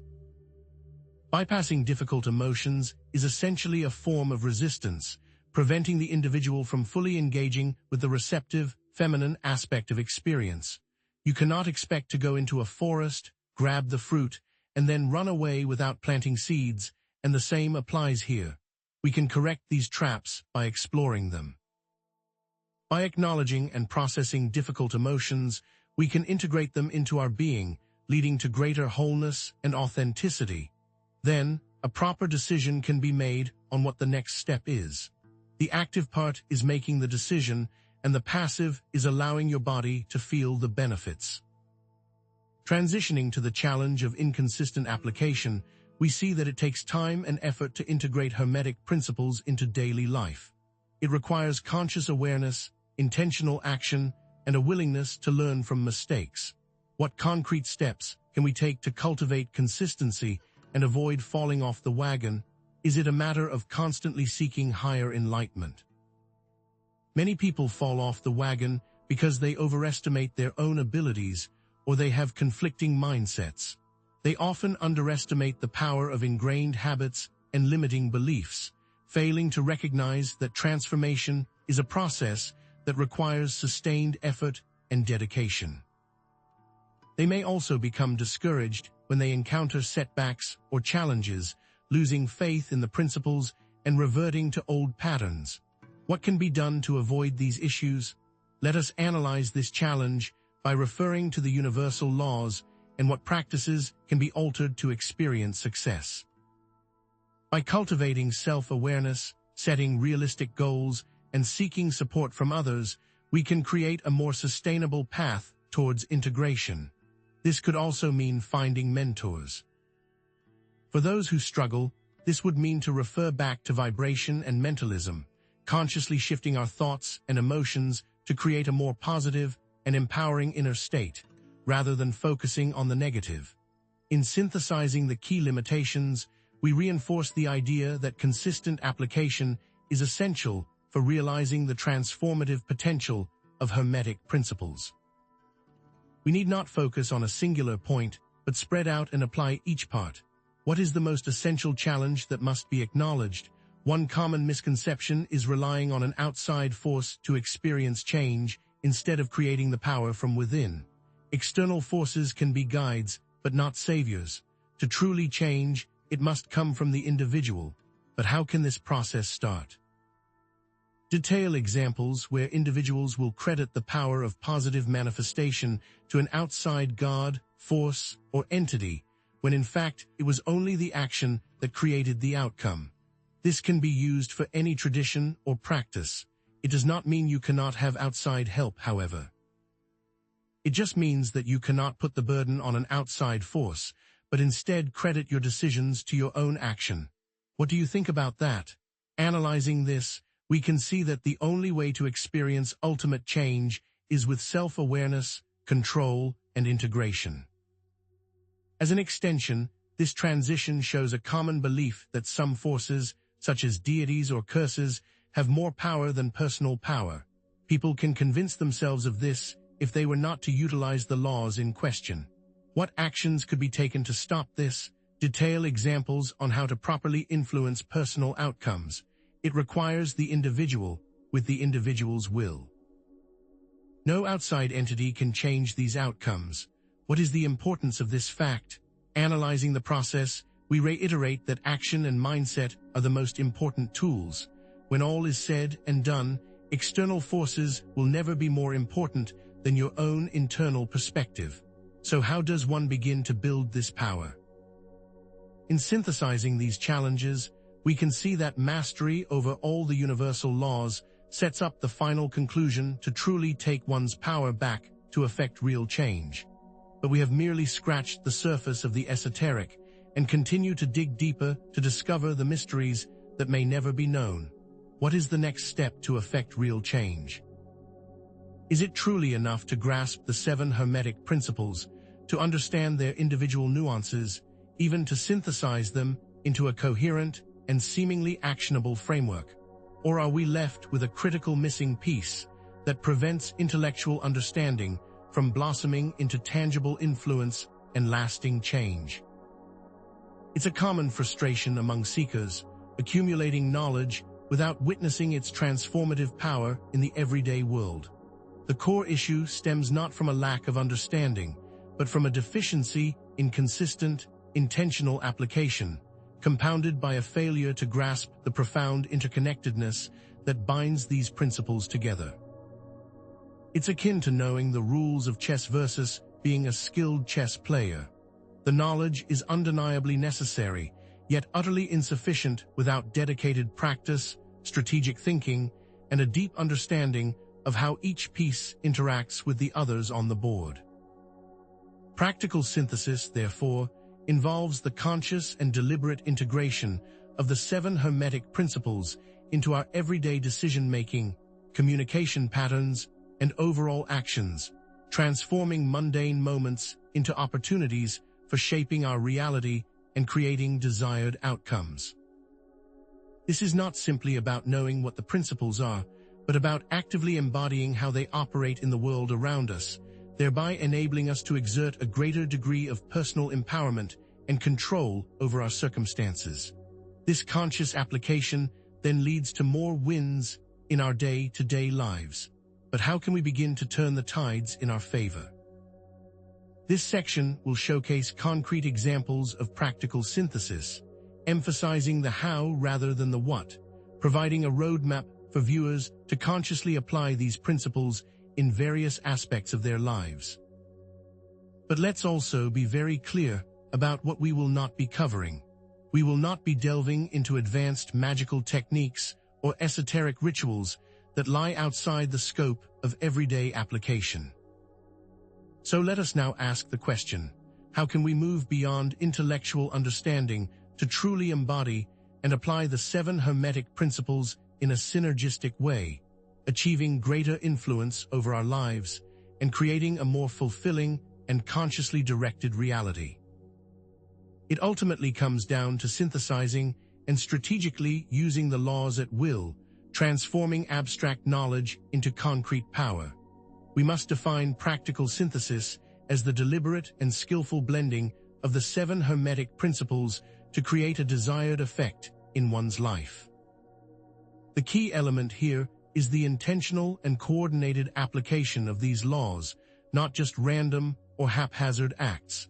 It's analogous to an artist skillfully blending colors to create a masterpiece.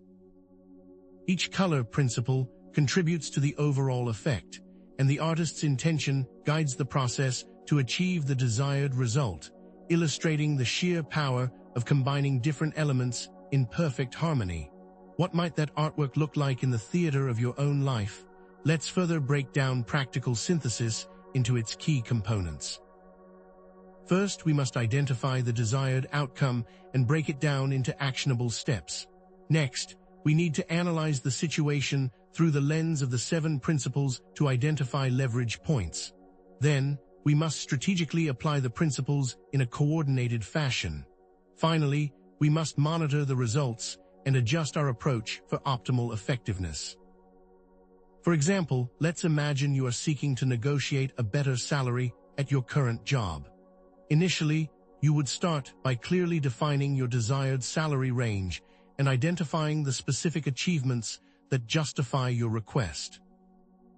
You would then analyze the company's financial situation, rhythm, your boss's personality, polarity, and your own value proposition, cause and effect, identifying leverage points for negotiation.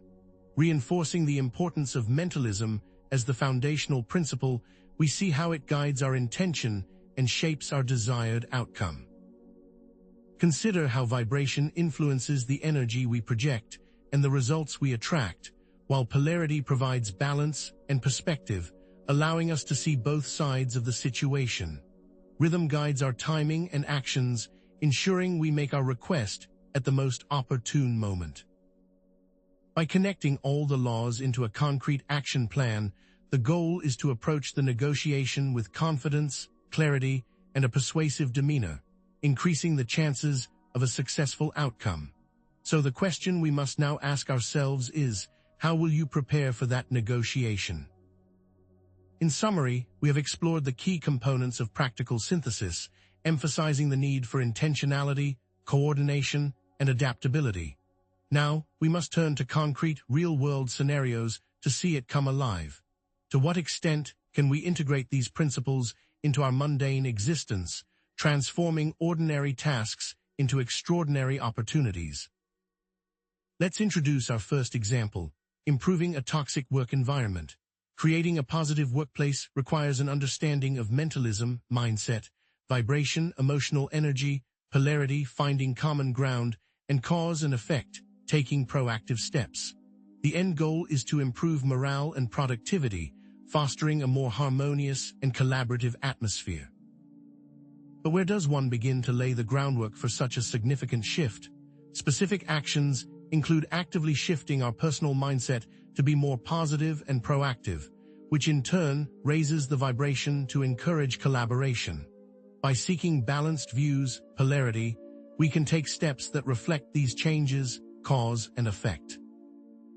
For example, you can start by consciously choosing to focus on the positive aspects of your job and colleagues, rather than dwelling on the negative. You can also make an effort to engage in more positive interactions, offering support and encouragement to others. Specific steps could include initiating team-building activities, promoting open communication channels, and addressing conflicts constructively. What would the specific steps look like for you, given your circumstances? How will these results ultimately benefit you, even in the short term? Connecting back to why each universal law is critical to achieving real change, we see that mentalism allows us to control our own reactions and project a more positive influence. Vibration helps to uplift the overall energy of the workplace. Polarity enables us to find common ground and bridge divides, while cause and effect reminds us that our actions have consequences and that we can create positive change through intentional effort. What impact will you have if you begin to take these principles into account? Transitioning to our second example, let's explore achieving financial abundance. This requires an understanding of rhythm, market cycles, gender, balancing action with receptivity, and cause and effect, making wise choices. It's a common misconception that financial abundance is solely about hard work and determination. It's also about understanding the subtle forces at play. So, why are all three laws required here? Consider someone who diligently saves and plans for long-term financial freedom, yet fails to invest in revenue-generating actions. They may be stuck in a cycle of saving without ever taking the necessary risks to grow their wealth.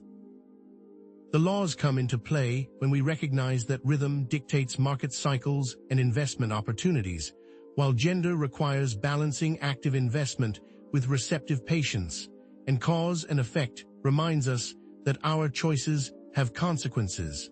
What specific actions must be taken to achieve true financial freedom? Connecting this example back to the primary principle, we realize that it's not enough to simply save money. We must also take calculated risks, invest wisely, and adapt to changing market conditions. This requires a balance of active investment, masculine, and receptive patience, feminine, as well as an understanding of market rhythms and the consequences of our choices. What concrete steps can you take to bring this balance into your financial life? Synthesizing the key takeaways from both examples, we emphasize the power of conscious awareness and intentional action.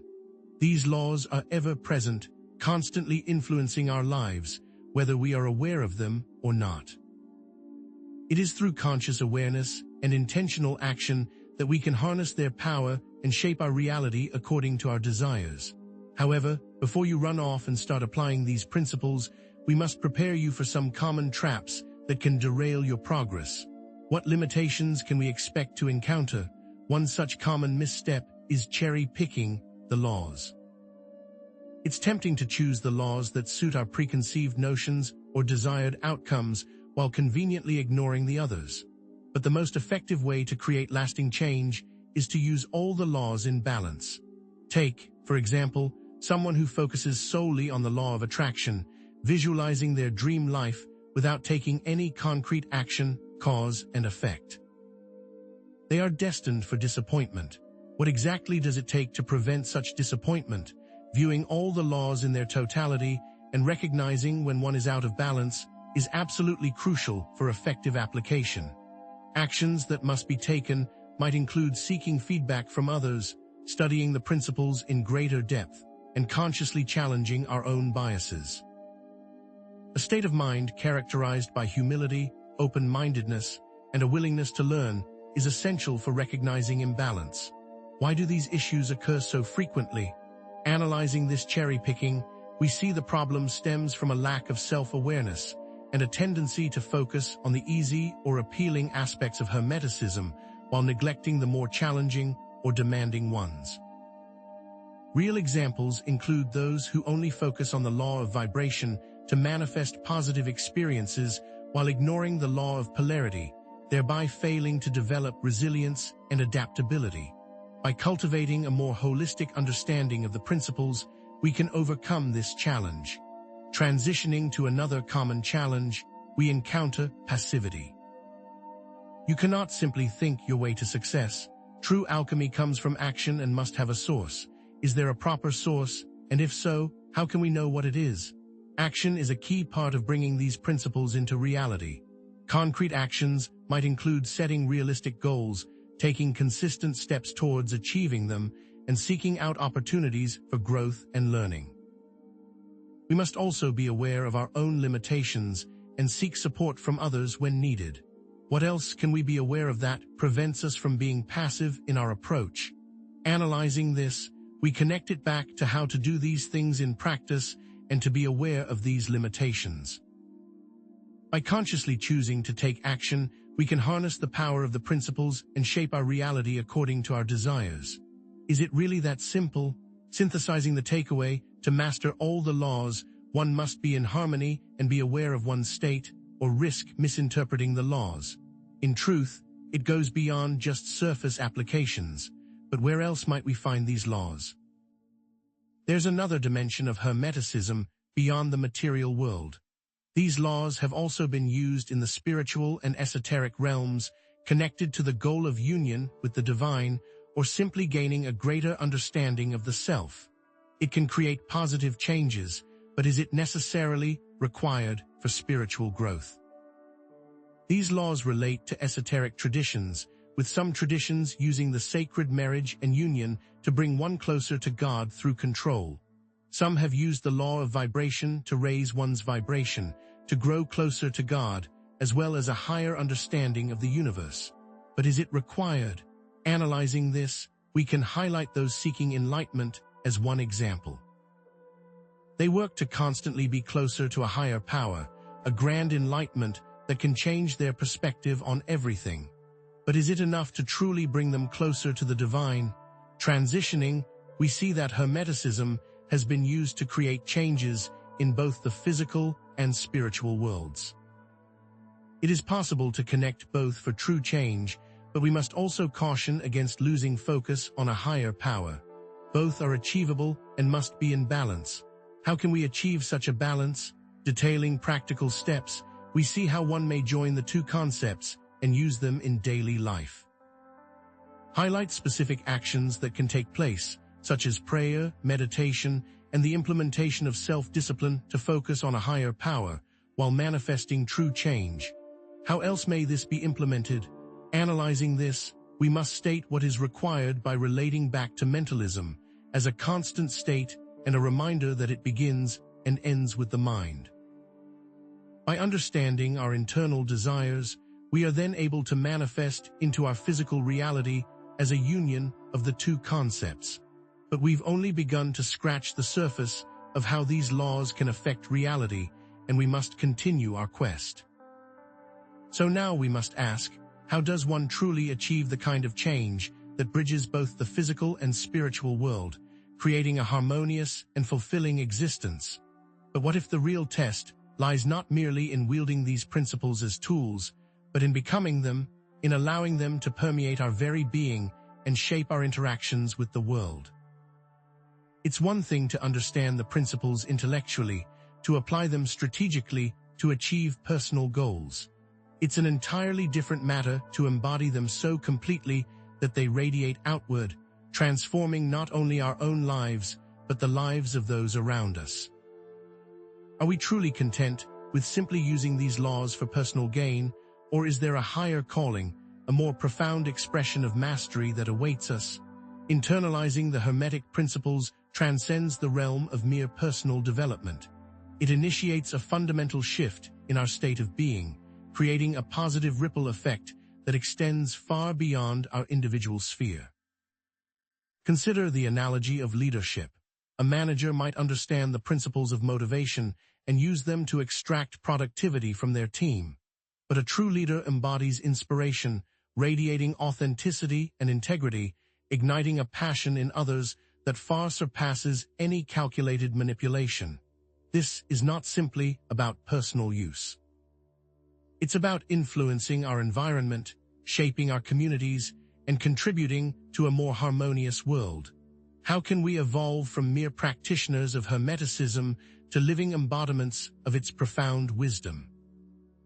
In this section, we will delve into the characteristics of individuals who embody Hermetic principles, exploring how this embodiment impacts their relationships, their communities, and their overall influence on the world. We will provide guidance on cultivating this state of being, moving beyond intellectual understanding to a lived experience of Hermetic wisdom.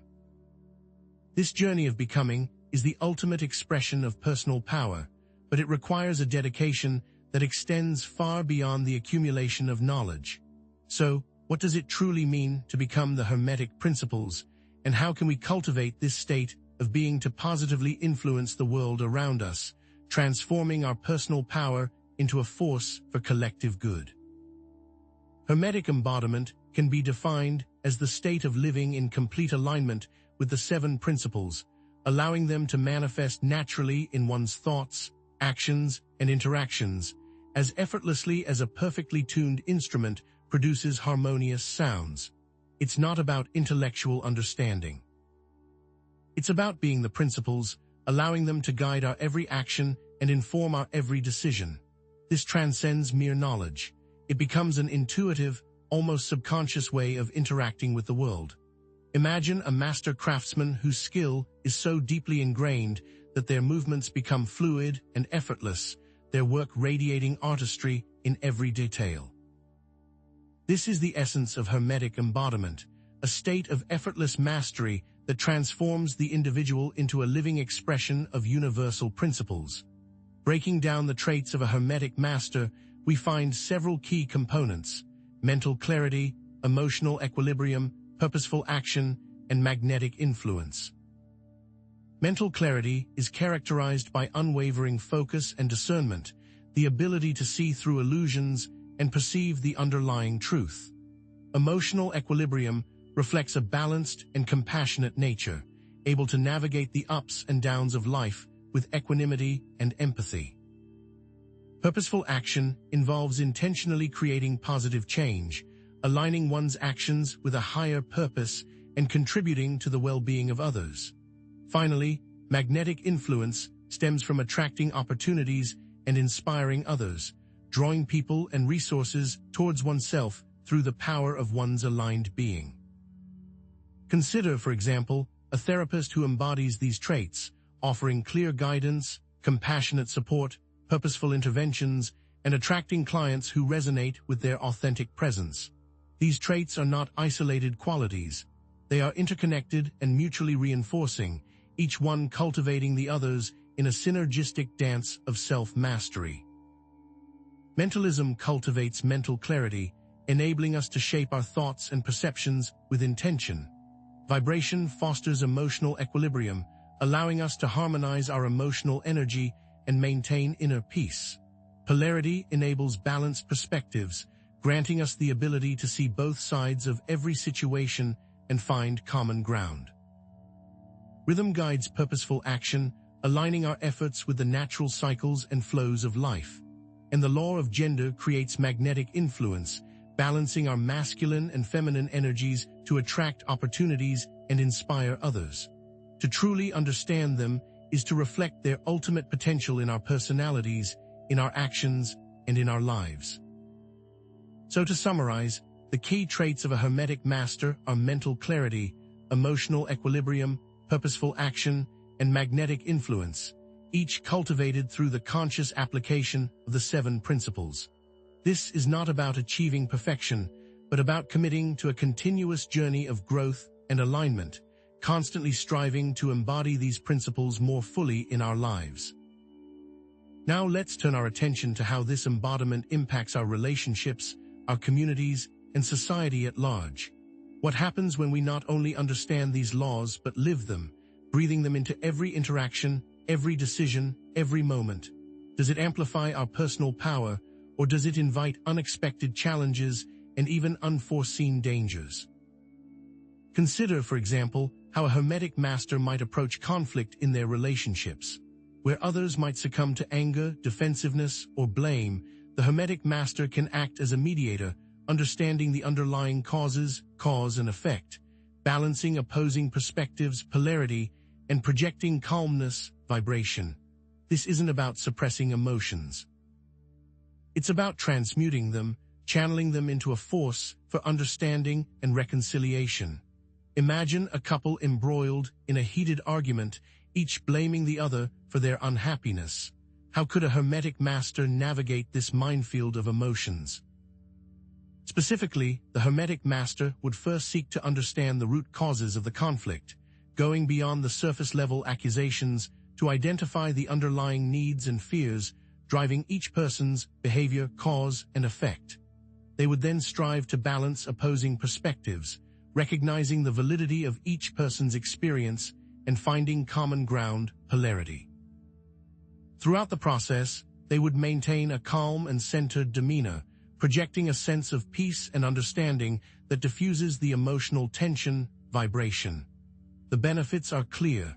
Instead of escalating the conflict, they guide it towards resolution, fostering deeper understanding and strengthening the relationship.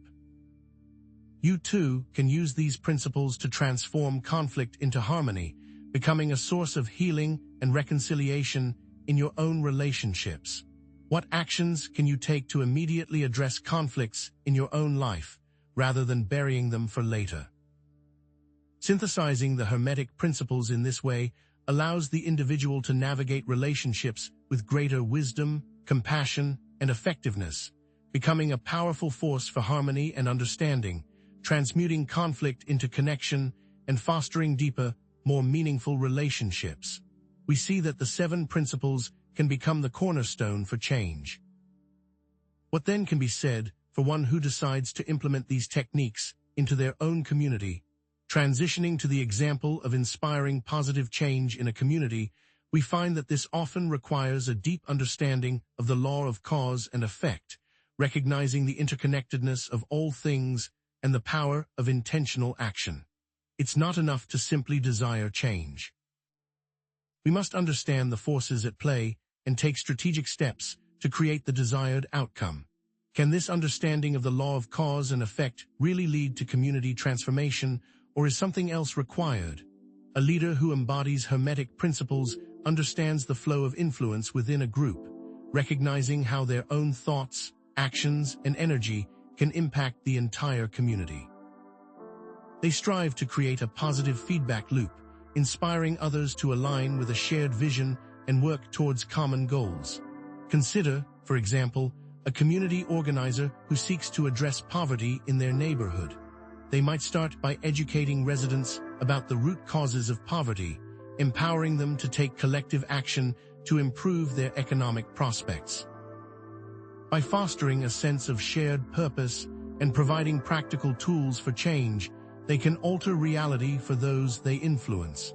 What steps can be taken to generate this collective action? Connecting this community example back to the core principles of Hermeticism, we see how embodying these laws allows us to become more in tune with the needs of others, more effective in our actions, and more influential in shaping the world around us. Understanding and implementing the laws helps everyone to become more aligned with one another, while stepping closer to effecting real and material change. It's not just about individual transformation. It's about collective evolution, creating a more harmonious and just society for all. But before we get too carried away with the possibilities, we must acknowledge the challenges and pitfalls that can arise on this path. What exactly are these challenges, and how can we best navigate them? One of the most common distortions is the hermetic ego trap, where the practitioner becomes arrogant or self-righteous, believing themselves superior due to their knowledge. They might use their understanding of the principles to manipulate others for personal gain, rather than to serve the greater good. Remember that humility and compassion are essential aspects of true mastery. A true master knows that knowledge is a gift, not a weapon, and uses it to uplift others, not to dominate them. How can we recognize and avoid this trap, keeping our ego in check as we progress on our hermetic journey? What specific actions can we take? The problem is that we are human and must come to terms with this issue. To correct, constant self-reflection is required, regularly examining our motives and actions to ensure we are aligned with the principles of humility, compassion, and service. Seeking feedback from trusted friends or mentors can provide valuable insights into our blind spots and help us to identify any tendencies towards arrogance or self-righteousness. Furthermore, a conscious effort to cultivate empathy and understanding for others can help us to remain grounded in our shared humanity, preventing us from falling into the trap of intellectual superiority. For what reasons will this occur? Maintaining balance requires a constant awareness of our own limitations and a willingness to learn from others. It means using our knowledge for the benefit of all, not just for our own personal gain. It demands a deep commitment to ethical behavior, always striving to act with integrity and compassion. In short, it requires a constant effort to tame the ego, recognizing it as a powerful tool that must be wielded with wisdom and responsibility. So, how can we tame this ego, and what steps can we take to transform this potential pitfall into a stepping stone on our hermetic journey? What else must we be aware of? Transitioning now, we see that one of the most significant challenges on the hermetic path is the potential for losing touch with everyday reality, becoming too focused on abstract principles and neglecting the practical aspects of life. It's easy to get lost in the world of ideas, neglecting the physical, emotional, and social needs that ground us in the here and now. How can we ensure that one foot remains firmly planted in the real world, even as we reach for the stars? What real-life examples exist? The problem comes with isolating yourself and getting too focused on the journey to the point where true potential is lost. Those who get completely absorbed in the study of esoteric texts, neglecting their relationships, their work, or their health, often find themselves increasingly disconnected from the world around them. They may develop elaborate theories and abstract concepts, but they fail to translate their knowledge into meaningful action. How can you avoid becoming one of these lost souls, adrift in a sea of abstract ideas? Ultimately, action is a key part of bringing these principles into reality. Concrete actions might include setting realistic goals, taking consistent steps towards achieving them, and seeking out opportunities for growth and learning. We must also be aware of our own limitations and seek support from others when needed. By consciously choosing to engage with the world, we can harness the power of the principles and shape our reality according to our desires, not losing sight of what can be achieved. How can we keep ourselves in check and avoid losing touch with the world around us? Synthesizing, we understand that to truly change and embody these laws, it isn't enough to merely understand and implement the principles. The ego must be tamed, the practical world must be engaged, and a balance must be maintained. This brings us to the ultimate question of how long this journey takes. Is there ever an end? Unfortunately, there is no final destination on this enlightenment journey. The 7 universal laws can assist everyone with understanding how one may change circumstances and come to terms with existence, but only if the journey is continual. The only way to stay aligned is to remain dedicated to this purpose, continuing with personal growth. Are we ready to commit to the never-ending changes of self-discovery? To travel on the path to self-understanding and effecting true change, you must continue. As described at the beginning of this script, true mastery requires awareness, continuous commitment, and a never-ending journey of self-discovery. Hermeticism is not a destination to be reached, but a path to be walked, a process of continuous refinement and growth. This was never about learning it and moving on, but this is a lifestyle. Can understanding this lifestyle change the way one lives? The journey and how we understand the world around us and within is what we are here to master. Each day brings new challenges and opportunities, new lessons to be learned and new heights to be scaled. The path of Hermeticism is a lifelong commitment, a constant striving for self-improvement, and a never-ending quest for wisdom. But now, we must ask, how can we ensure that we stay on this path, continuing to grow and evolve as we navigate the complexities of life? How do we turn understanding into wisdom? Yet, possessing intellectual understanding alone does not guarantee mastery. Rather, it is the consistent and intentional application of each principle that unlocks its transformative potential, creating a synergy that elevates us beyond mere knowledge. It's one thing to intellectually grasp the principle of vibration, understanding that everything is in motion, but it's another to consciously control your own vibration, transmuting negative emotions into positive ones through mental discipline. Consider the difference between a sports player who understands the theory of their position and one who has truly mastered it through years of dedicated practice. While both possess knowledge, only the latter consistently excels, embodying the principles of their sport in every movement. Are we content with simply understanding the Hermetic principles, or do we aspire to embody them, transforming our understanding into a lived reality? True synthesized success requires a harmonious blend of all 7 laws, each contributing its unique essence in perfect balance, enabling us to master our circumstances and facilitate profound personal change. Think of it as a conductor leading an orchestra, skillfully weaving together the individual instruments to create a beautiful symphony. Each instrument, like each Hermetic principle, plays a vital role, but it is the conductor's mastery of orchestration that brings them into harmonious alignment. Knowing the notes is not the same as creating the music. Internalizing the principles allows you to not only know, but to be the change you seek. How can we practically synthesize these laws to create the changes we desire? Practical synthesis demands conscious creation, skillful application, and a delicate balance, much like the art of a master chef. Consider the difference between a master chef preparing a gourmet meal and a child learning to cook for the first time. Both may use the same ingredients and follow the same recipe, but the master chef's skill, experience, and intuitive understanding of flavor create a dish that far surpasses the child's attempt.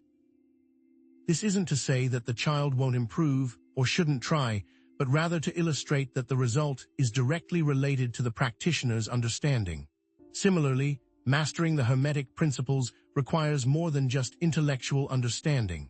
It demands conscious creation, skillful application, and a delicate balance. To achieve this, several key components must be considered. How do we move from simply knowing the ingredients to creating a masterpiece? Firstly, one must define the desired outcome and commit to taking purposeful action towards it.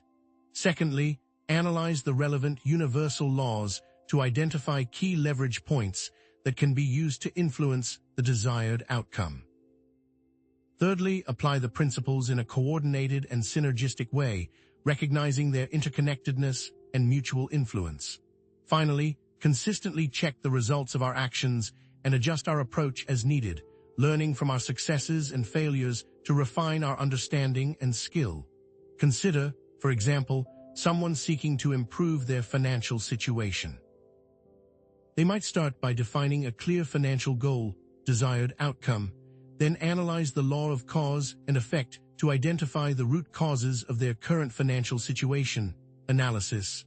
Next, implement strategies for increasing their income and managing their expenses, consciously applying the law of attraction to attract abundance, application. And finally, track their progress and adjust their strategies as needed to achieve their financial goals, results. How can this practical synthesis affect positive change in our lives, with every attempt bringing us closer to our desired outcome? Transitioning now to the law of gender and its application to creating a business, we find a fascinating interplay of forces that can either propel us towards success or lead us down a path of frustration.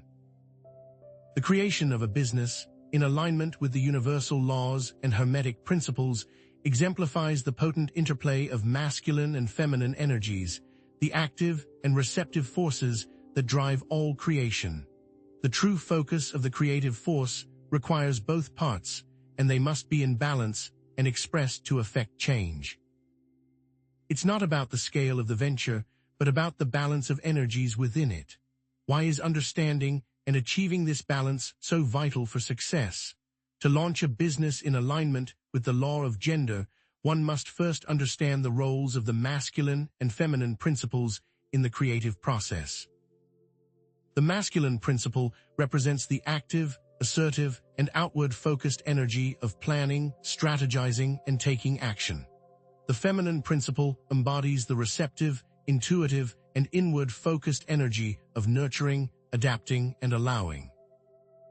Steps one could follow to create their business, while acknowledging and appreciating both forces. First, embrace vision, masculine, using it to define the purpose and mission of the business. Second, research the market, feminine, to understand what the customer needs. Third, strategize, masculine, forming a detailed business plan. And lastly, adapt, feminine, be willing to evolve the business as needed. What must one truly understand and accept to generate a higher potential for success? Analyzing this process through the lens of the universal laws reveals the value and importance of understanding the subtle interplay of forces at work. The principle of mentalism reminds us that our thoughts create our reality, so we must cultivate a positive and empowering mindset. The law of vibration highlights the importance of aligning our energy with the frequency of abundance and success. The principle of cause and effect emphasizes the need to take responsibility for our actions and create positive momentum. The law of gender reminds us to embrace both the masculine and feminine aspects of our being, balancing action with intuition, logic with creativity, and assertiveness with receptivity. What must one be aware of, and why do so many fail at the outset? Transitioning now to interpersonal relationships, we can see that the law of gender plays an equally vital role in creating and building strong, lasting foundations. In this context, the creative force is about connection and relationship, about the dance between two individuals who come together to create something greater than themselves. What steps must be taken to cultivate a healthy and balanced relationship, one that fosters growth, intimacy, and mutual support? To create and sustain a thriving interpersonal relationship, one must consciously consider the universal laws and strive to establish a proper balance between the masculine and feminine principles. The masculine aspect of the relationship embodies strength, protection, and leadership, providing a sense of security and stability. The feminine aspect represents nurturing, receptivity, and intuition, fostering emotional connection and intimacy. For example, plan dates with each other, masculine, and be open to trying new activities together, feminine. Communicate needs, masculine, and empathize with each other, feminine. To best create an equal plane of existence, both must be considered and accounted for. How can we ensure that we are honoring both the masculine and feminine energies in our relationships, creating a space for growth, connection, and mutual support? Synthesizing, to truly create and ensure a healthy and balanced relationship, we can look to the universal laws for assistance. The law of attraction is a strong way to draw in an ideal partner, and the law of correspondence will relate to the harmony that can be created. By embracing these universal laws, understanding the meaning, and combining them, it creates a better understanding. But what are the negative forces that can arise when these laws are misinterpreted or misapplied? One of the most common pitfalls on the Hermetic path is mistaking correlation with causation, leading to misguided efforts and disappointing results. For example, many claim that simply raising their vibration is all that is needed to manifest their desires, failing to consider the external causes and internal behaviors that are actually shaping their reality. The causation is actually something else. Can simply thinking positive thoughts magically transform our lives, or is there something more required? Consider the example of someone who focuses solely on thinking positive thoughts, but refuses to change their unhealthy eating habits or take action towards their goals. They may believe they are raising their vibration, but their continued inaction and poor health will likely lead to negative outcomes. The true outcome will be misalignment. What are they failing to see, and why does their approach fall short of the mark? What is missed here is the lack of integration.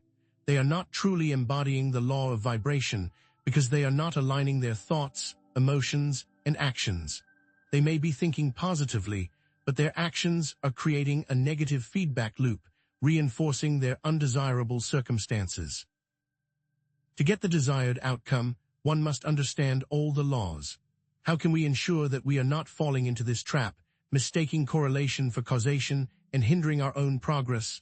Transitioning now, we see that our internal beliefs can significantly influence how we perceive and interpret the world around us, shaping our thoughts, emotions, and actions. We have to consider what we are doing to improve our circumstances. What steps can we take to cultivate a more balanced perspective, one that acknowledges both the positive and negative aspects of our reality, allowing us to make more informed choices and create more lasting change? To understand the balance, one must also see the opposite to ensure everything is aligned. For example, one must understand sadness to truly feel happiness, and one must understand failure to truly taste success. This understanding can bring balance to the force.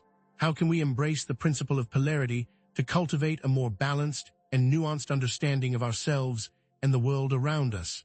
This is about fully aware of everything that needs to be in order. By acknowledging both the light and the dark, the positive and the negative, we can gain a more complete and accurate picture of reality, enabling us to make more informed decisions and create more lasting change. How can we synthesize these points to unlock the full potential of the universal laws, using them to create a life of purpose, meaning, and fulfillment? Synthesizing what has been explained, each of the universal laws, applied appropriately, can influence greatness. However, when misapplied or misconstrued, it can throw things off balance. How can we take all this and create something more, such as a higher purpose? To truly transcend the limitations of personal desires and create a higher purpose aligned with the universal laws, one must cultivate the proper mindset, one that is rooted in love, compassion, and service. It can go beyond personal greed and desires. What is the proper mindset to effect real and lasting change in the world? This begins with cultivating a deep sense of interconnectedness, recognizing that we are all part of a larger whole and that our actions have a ripple effect on the world around us. It also requires cultivating a willingness to let go of our ego and surrender to a higher power, trusting that we are being guided towards our highest potential. To reach this higher level, you must understand and be willing to seek greater heights. It is not material, but also requires a purpose. Why is surrendering to something greater than ourselves essential for transcending the limitations of personal desires and creating a higher purpose? Transitioning now, consider the task of influencing your spiritual level while connecting it to a material goal. The key lies in recognizing that the material and spiritual realms are not separate but interconnected aspects of the same reality. By aligning our material goals with our spiritual values, we can create a life that is both prosperous and purposeful. How can we balance both, and what can we influence? To truly align with this higher purpose and affect real and lasting change, several steps must be taken. First, identify a spiritual value that resonates deeply with you, such as compassion, justice, or creativity. Second, set a material goal that aligns with this value, such as starting a business that provides sustainable employment opportunities or creating art that inspires social change. Detail the step in law that applies by applying the law of gender. Third, consciously apply the universal laws to manifest your material goal, using your thoughts, emotions, and actions to create a positive feedback loop. Why does this matter? By balancing both, you express creation. When one understands and acknowledges both planes, the doors to opportunity open. Synthesizing what has been explained, we reiterate each key point. One must understand the universal laws, identify their misinterpretations, and apply them to the real world. By doing this, one can truly say they understand how to create and maintain balance, unlocking a higher purpose. But is this all there is? 65. The power within, the ultimate expression. We often seek external validation, believing that grand actions and impressive manifestations are the keys to influence. However, the ultimate source of power resides within, and true mastery blossoms from the cultivation of self, making all else a natural consequence. You can learn how to build a house with books and classes, mastering the technical blueprints and construction methods. But if the internal foundation, your self-discipline, resilience, and vision, are weak, the house, your creation, will eventually crumble under the storms of adversity. The influence we seek to exert on the world must first be rooted in the mastery of our own inner landscape, as the external world is merely a reflection of our internal state. Have we truly grasped that the most profound changes begin not with external actions, but with the internal transformation that fuels them? To truly change our external circumstances, we must first recognize and embody the universal laws that dictate our being and the world around us. It is not enough to intellectually grasp the principles. We must integrate them into the very fabric of our being, allowing them to shape our thoughts, emotions, and actions, thus relating back to the karma that was spoken of previously and how living a good life is the goal. Now, the goal must become personal, and everything we've discussed so far leads to this point. It is the seed, and we will now reap the fruits. Personal mastery is within your reach. No external forces can truly alter this outside of your personal consent. Are we willing to take ownership of our inner world and embrace the transformative power that lies within? The goal of this exploration is to reiterate what is needed to truly manifest one's reality and improve circumstances through personal mastery. We must remember that this journey is not about seeking external validation or controlling others. It is about harnessing our inner potential to create a life of purpose, meaning, and fulfillment. This is within your control and power, and you must remember to honor that. By taking responsibility for our thoughts, emotions, and actions, we can become the architects of our own destiny, shaping our reality from the inside out. This journey begins with embracing self-awareness, cultivating self-discipline, and aligning our actions with our values. Are we truly ready to embrace the power within and take control of our lives? In all the talk of mastering the universal laws, is internal peace and contentment truly the path to transcendence? Is the pursuit of enlightenment and self-realization, ultimately about finding inner harmony and equanimity, regardless of external circumstances. Everything starts within, and we must always refer back to that fact to create and sustain a life of purpose, meaning, and fulfillment. It is about cultivating a state of inner resilience that allows us to navigate the ups and downs of life with grace and equanimity. To achieve the transcendence that so many seek, we must first cultivate a sense of inner peace and contentment, recognizing that true fulfillment comes not from external achievements, but from the alignment of our inner and outer worlds. Do we remember that true peace and contentment is not the destination, but the path? 66. Synthesis REITRATD, a deeper connection. As we've said, all the universal laws are important and must be applied to function as a master of transcendence. Mentalism and vibration set your intention, shaping the very fabric of your reality with the power of your mind and the energy of your being. Polarity and rhythm help guide your being, allowing you to navigate the ebb and flow of life with grace and resilience. The laws of gender and cause and effect to express action and reaction, understanding the interplay of masculine and feminine energies, and taking responsibility for your choices. The most important part is that these actions must be in alignment and harmony to have the maximum influence and change. Can we truly master the application of the Hermetic laws, or is there something more needed? Consider this scenario. You desire to create a successful business.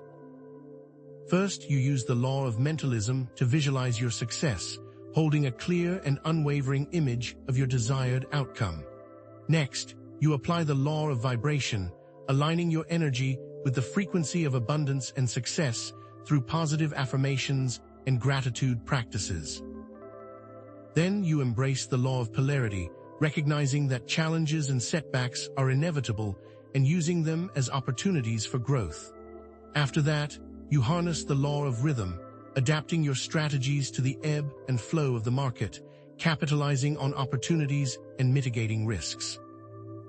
Then you integrate the law of gender, balancing the masculine energy of action and assertiveness with the feminine energy of intuition and receptivity. Finally, you apply the law of cause and effect, taking deliberate actions that align with your goals and accepting responsibility for the consequences of your choices. By consciously applying all 7 laws, you create a powerful synergy that propels you towards success. To create this, you must understand the steps and how everything interacts. Do you truly understand the path? The proper steps and thought at each phase are critical to achieving a true shift in circumstances. Without a clear vision, mentalism, aligned energy, vibration, resilience in the face of challenges, polarity, adaptability, rhythm, balanced action, gender, and responsible choices, cause and effect, success is not guaranteed. We must consciously consider each law and integrate it into our approach, recognizing their interconnectedness and mutual influence. To get results, this is the path. Can you visualize yourself truly mastering these steps and having true success? If all of these components are out of balance, then we are not truly reaching our full potential. That balance helps build a new person and better circumstances. Think back to the beginning and what the viewer truly wants, because that is the seed. The seed requires the right steps and proper expression to come to fruition. Without balance, the energy will be off and things will not align. Without intention, things will not manifest. Can you create what it is that you truly desire? Synthesizing the Hermetic principles requires practice, attention, and effort for true personal growth and transcendence. It is not a one-time event, but an ongoing process of self-discovery and refinement. By consciously integrating these laws into our daily lives, we can unlock our full potential and create a life of purpose, meaning, and fulfillment. Now that we've unlocked everything, let us look inward and see how we are influenced. What does this power truly hold? 67. The journey inward. Influencing from within. Many believe that outside influences, such as deities and curses, hold sway or power over the individual. However, the true nature of influence lies within, and personal change must stem from our own internal transformation, dispelling the misunderstanding that external forces can truly dictate our destiny. While external factors can certainly impact our lives, they only have as much power as we give them. It is our beliefs, thoughts, and emotions that ultimately shape our reality, and by mastering our inner world, we can transcend the limitations imposed by external forces. Are we truly susceptible to external manipulation, or do we possess the power to create our own reality? Throughout history, cultures have used external forces, such as deities and curses, as tools to help with change. However, it took a conscious decision to truly embrace them and influence one's own life. Consider the ancient practice of invoking deities for guidance and protection. While the deity may provide inspiration or support, it is ultimately the individual who must take action to achieve their goals. Similarly, curses can only manifest if we allow them to penetrate our psyche and influence our beliefs. Without the drive and internal alignment, the change never happens. Are we truly at the mercy of external forces, or do we have the power to shape our own lives? Ultimately, it is the individual and what resides within that will affect the transformation. The outside power is just a guiding point and must be recognized as such.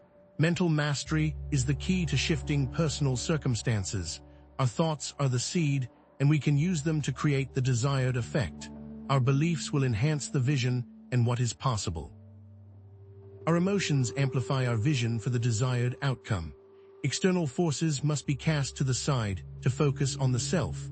To truly influence change, we must cultivate a positive and empowering mindset, aligning our thoughts, emotions, and actions with our desired outcome. How can we cultivate this mental mastery and create lasting change in our lives? There is a balance to this power, as too much of one thing can create distortion, and too little will affect very little. Like a recipe, we must come to understand how much is needed for a truly successful outcome. To create, we must express the right amount of energy and truly feel that transformation. Just as a chef carefully balances the ingredients in a dish, we must carefully balance our thoughts, emotions, and actions to create the desired outcome. Too much focus on the self can lead to egoism, while too little can lead to powerlessness. It is through finding this balance that we can truly harness our inner potential and create a life of purpose and meaning. What is this balance? By analyzing the balance required and connecting back to the self, we can enhance how we express and take the needed steps and actions. As we develop a deeper understanding of ourselves, our values, and our beliefs, we become better equipped to navigate the complexities of life and make choices that align with our highest potential. By taking the time to reflect on our experiences, we can learn from our mistakes and refine our approach, constantly striving to become the best version of ourselves. Is there a darker side to this quest, a path to be avoided at all costs? 68. Common traps. Avoiding the hermetic darkness. One major trap to watch out for is only thinking, but not acting, and thinking this is enough. We must never allow that to take the forefront. Action is critical. Just as a car cannot move forward without pressing the gas pedal, we cannot manifest our desires without taking action. Thinking alone is not enough. We must translate our thoughts into concrete steps that move us closer to our goals. If you don't take any steps, you will find that the results are not sustainable and it's all for naught. What steps can someone take to be wary and in guard against this force? To be wary of this trap, one can set goals and celebrate small achievements. We must remember that the journey is a marathon, not a sprint, and every step we take, no matter how small, brings us closer to our destination. Break down big goals into small goals and celebrate each small achievement. These traits are not uncommon, and understanding this self-awareness can help us to truly achieve the best possible way. Is there a bigger goal or objective we should be striving for? Another trap is misinterpreting the laws in an effort to control others, or to look for personal gain only and exploit. This stems from hubris and ego. This often manifests as a desire to manipulate others for personal gain, using the Hermetic principles as a tool for domination and control. However, this approach is ultimately self-defeating, as it violates the fundamental principle of interconnectedness and creates a negative feedback loop that will eventually lead to downfall. Are we to seek to control others and express our desires in a world that expresses free will? This can be prevented by having a goal to enrich and improve those around us, which is truly critical. It must not come from a point to control, as that is a slippery slope. Consider the example of someone who uses the law of attraction to manifest wealth, but neglects to contribute to the well-being of others. While they may achieve temporary financial success, their lack of compassion and generosity will ultimately lead to feelings of emptiness and dissatisfaction. True fulfillment comes not from accumulating wealth, but from using our resources to make a positive impact on the world. Is there an understanding that needs to be embraced to avoid such pitfalls? They must ensure that it is what can I do to help, not what can others do for me, and the understanding needs to be from this perspective. This shift in perspective is essential for avoiding the trap of self-centeredness and cultivating a spirit of service. As we focus on contributing to the well-being of others, we not only create a positive impact on the world, but also attract abundance and fulfillment into our own lives. Can this path bring us closer to our desired outcomes? 69. Conclusion, power and practice. All of this now culminates in the true power to improve and change not only ourselves, but the circumstances that affect each day. By understanding and applying the Hermetic principles, we can unlock our full potential and create a life of purpose, meaning, and fulfillment. True power is not about controlling others, but about mastering ourselves. By taking responsibility for our thoughts, emotions, and actions, we can become the architects of our own destiny, shaping our reality from the inside out. Now, let's talk about the topics in detail and what needs to be known, with clear and practical examples to create true inspiration. What aspects link to the self, and will the self bring the highest good? These aspects all link to the self, and the self will bring the highest good. It is about cultivating self-awareness, self-discipline, and aligning our actions with our values.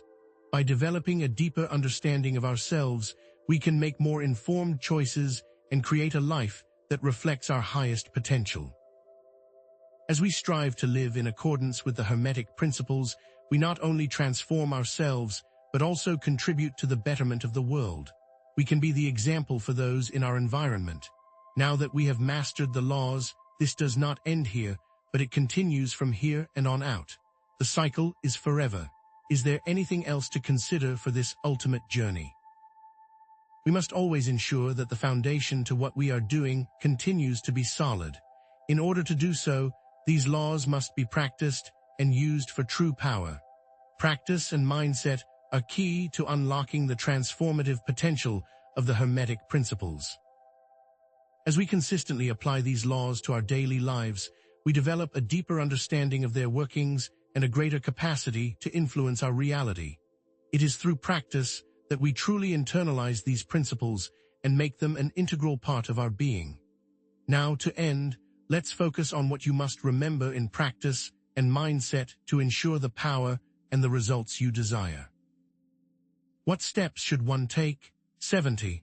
The eternal dance, influencing reality. After all that has been discussed and all that has been learned, do you believe you are now in complete control of these universal laws? Understand this, the power is now truly in your hands, and you hold the pen to write the story of your life, but something critical must be understood if you wish to truly dance and affect real change. Think of yourself as a writer. You may control the narrative, guide the characters, and shape the world, but the story itself must adhere to certain forms and structures to resonate with its audience and express genuine value. Are you ready to truly write the story you want? Hermeticism, with its profound universal laws, becomes a tool to express your unique purpose, a guide for not only yourself, but also a means to craft a beautiful story for your life. What critical steps must you remember as you wield this power? How can this knowledge truly make a difference in your daily existence? We now come full circle, as everything we have explored matters, and understanding that truth is paramount. What got you here to begin with? mastery of the universal laws empowers you to express the inherent value within you, to shape your reality, and to set practical goals. This is where the understanding begins to make a true and profound impact. The next step is that of understanding what all your actions now influence, your entire reality, the blank canvas before you, waiting for the art you will create. Now that you understand the ability to express, how will you take that ability to express to create the life you want? But to truly affect real change and influence your entire reality, what must be present to truly shift circumstances and those around you? Remember, you are the artist, and the blank canvas of your life has no bounds. It is now up to you to wield your newfound knowledge and manifest your vision. Will you wield the power for good, to create a masterpiece of purpose and meaning? 71. Awareness of power. Manifesting in action. Remember that these practices and the application of these laws demand constant, conscious effort. They are not automated processes, but rather a continuous journey of growth and refinement. There is no autopilot, no effortless path to enlightenment, but a commitment to understanding and applying these principles in every moment. Will you be present with every step? Mentalism is and always will be the key foundation, the bedrock upon which all other laws operate. Vibration sets the tone, the energetic frequency that colors your reality. Polarity creates balance, the harmonious dance of opposing forces. Rhythm guides the path, the ebb and flow of life's currents. Cause and effect triggers action, but requires mindful consideration of the law of gender. Picture this scenario. You are faced with a difficult decision at work. How will you respond? With mindful consideration for all, or with an aggressive push to only consider the self? Let's consider an example. You're offered a new job with a higher salary, but requires longer hours and less time with your family. Mentalism helps you visualize the potential outcomes of each choice, weighing the pros and cons with clarity. Vibration allows you to attune to the emotional resonance of each path, sensing which aligns with your overall well-being. Polarity reminds you that every opportunity has its drawbacks, and every challenge holds hidden blessings. Rhythm helps you discern the opportune moment to make your decision, aligning with the natural flow of your career. Cause and effect prompts you to consider the long-term consequences of your actions, both for yourself and your loved ones. The law of gender helps balance the masculine need to conquer with the feminine intuition. Are you remembering the understanding of all? Each law must be connected to ensure true and lasting change. Highlight the steps required and what is needed. Step 1. Clarify your intentions with mentalism. Step 2. Align your energy with vibration. Step 3. Find balance with polarity. Step 4. Adapt to the rhythm of life. Step 5. Understand cause and effect. Step 6. Balance gender energies. As you master the dance, do you feel the balance begin to shift? Everything comes back to the self, and that connection is critical to express influence. If that connection is not there, then that balance is lost. True balance is essential. Describe this as true balance and must not be without, and what will transpire. Think of a tightrope walker. Without a firm connection to their center of gravity, they will inevitably fall. Without a clear understanding of oneself, one's values, and one's purpose, the application of the Hermetic laws becomes a hollow exercise, devoid of genuine power. Do you have a solid core? If this balance is not at play, then there can be and most certainly will be some negative impacts. This is, always and forever, a never-ending goal. As you move forward, always remember to go back to the original goal and enhance from there. True and sustained power comes from internal alignment and a deep connection to your authentic self. Can you feel that true power now? 72. The path to all mastery, real-life integration, to be connected, in tune, and in sync with your purpose is the ultimate goal. You have now taken control. Now what can you do with it? What will be the end result? What is your plan? Are you ready to step into your power? From the mundane to the most important, how can you express, and what is your action? Your job, your relationships, your life, all are canvases upon which you can paint with the brush of Hermetic principles. You now control the power, and it is time to shine. How will you let that light illuminate the world? It may be something that no one understands, but to make it work, it must start with you. Nothing is easy, so it must be done and understood to then make it worth it. This is for you and must express that to help guide the way. Will you do it your way and let that light shine? Internalize all the knowledge, thoughts for your expression, belief for your creation, emotions to enhance your path, external forces as guidance, not dictators. How do you know if you are following your guidance? Too much of one thing will always and forever be your biggest issue and your biggest holdback. You must remember and always be mindful. Like a garden, a life in balance will produce all sorts of new and intriguing things and produce more than anyone could have ever anticipated. How will you achieve that balance? The road is not easy and you will fall, but you are never alone to ask for advice. The journey may be yours, but must never be done solo. Express and ask. Like a ship setting sail on uncharted waters, the journey of self-mastery can be daunting, but with the support of fellow travelers, you can navigate the storms and reach your desired destination. Are you ready to embrace the challenges and seek guidance when needed? 73. Beyond the horizon, the light and the dark, beyond being mindful and the ultimate expression, there are still things to be wary of. Power and knowledge alone are nothing without a clear message. Show that is possible to want it all, but must be understood to act. Power is a tool, but it is about who is wielding it. Do you know how to wield the power? Power and knowledge are not the journey, but to bring to light what is to come. As we've discussed, you will go through many changes and new things, and those will shift based on what you believe. What do you believe? Wield that ultimate sword to help make the best reality. You must see beyond yourself to see it all. Just as a skilled swordsman must be aware of their opponent's movements and intentions, you must cultivate a broader perspective to effectively wield your power and create the best possible reality. Do you know what you will see? Mental, but to ground the journey and focus. The power of love and never control with fear. Mind always present. Do not shut it off. To do the best you can, the mind must never cease, as that is the expression you use and create. What is your expression? Now is the time to help express that to those around you. With all you have, it cannot be expressed alone. Remember, the ultimate goal is the best vision, and you must understand that with the new path. As you ascend, it is a path that is not yours alone, but a transformation you can assist with others around you. How do you shift it to not only affect the self? You must not look down upon and lead, that you must ask what must be done. Just as a conductor listens to the orchestra before leading them, you must understand that asking what must be done is critical before starting the journey. Do you know how to lead? 74. A new beginning. Always remember, this mastery will be earned. This will not come easy and may never be the ultimate perfect path and must always be worked upon. Express always and remember you are never alone. Just as a garden requires constant tending, the path of self-mastery demands continuous effort and refinement. Are you ready to commit to the journey? The best life is what you want and what others desire. You have now taken your life for all to master in the expression and a vision to hold.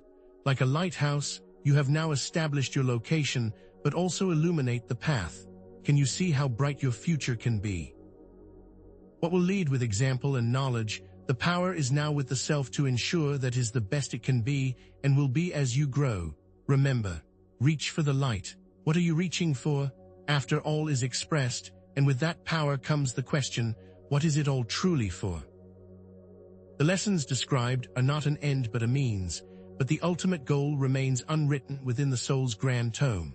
So far, all power has been offered to you, and what remains is a critical question.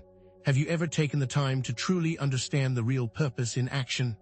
It is to now describe what truly drives all from within, the force that brings all that is expressed. It is the most important tool to begin what comes next. It is that of the will. Consider this: a builder requires plans to guide and construct a house. The will is that guide and what will take action to form it. Without a strong will, how can that construction ever begin? All 7 laws require this force. Consider them brushes within the artist's hand, and only with their use does the canvas start to take shape. All that is needed, however, has always been within you, waiting to be expressed and finally understood. Do you feel that power rising within you? To bring all to what is, understand that you have learned of this path to be greater, to wield the Hermetic laws to the very best of your ability. It is now critical to discuss that none of the lessons learned can be understood without the will to express and make it what is. Without this component, all that is expressed can be confused or worse, used for ill. Can you imagine the consequences of wielding such power without purpose? To relate to personal empowerment, consider the power of choice, and to truly see those choices come to fruition, you must have that internal drive to make it come to be. The true path is about how the power is not in the laws themselves, but the overall goal is about pure and true intent. It all starts from within, and it takes root in what is now understood from all that is, what has been, and what always will be. From here on out, it is to understand that this part will focus only on this key element. To truly change and to make that change permanent, you must begin with yourself. Now that you are ready to begin with yourself, do you know what is required? To be truly free requires internal commitment, and to truly embrace that force within will make all that surrounds and embodies you transform the self and power. To bring all to a never-ending cycle, you must show the intent that makes it so. Now, it is with all that is, and with all that can be for all to truly create. Do you feel that internal force that needs to be released? So what is the definition of this so-called internal will? All begins, resides, and embodies all that you do. Understand that there can be no existence without it, and to be free is to wield that will. There can be no single item, trait, or idea that is expressed without your internal will. But what is that truly? Think of it as your guiding star, that which directs your actions and thoughts towards a specific goal. All actions and expression truly begin from within, and to better visualize that, let's break that down into its four cornerstones: the self, the mind, the body, and the soul. The self, the start and the end, and what all is expressed and can be. The mind, the ultimate tool that can assist with expressing and making the connection. The body, the method to exist and be that force. The soul, the path to what may be and how the rest falls. In the end, it is the soul that shows that connection, and it must be the ultimate goal. But how to make it that goal? The self requires to know what you desire and what is the ultimate goal.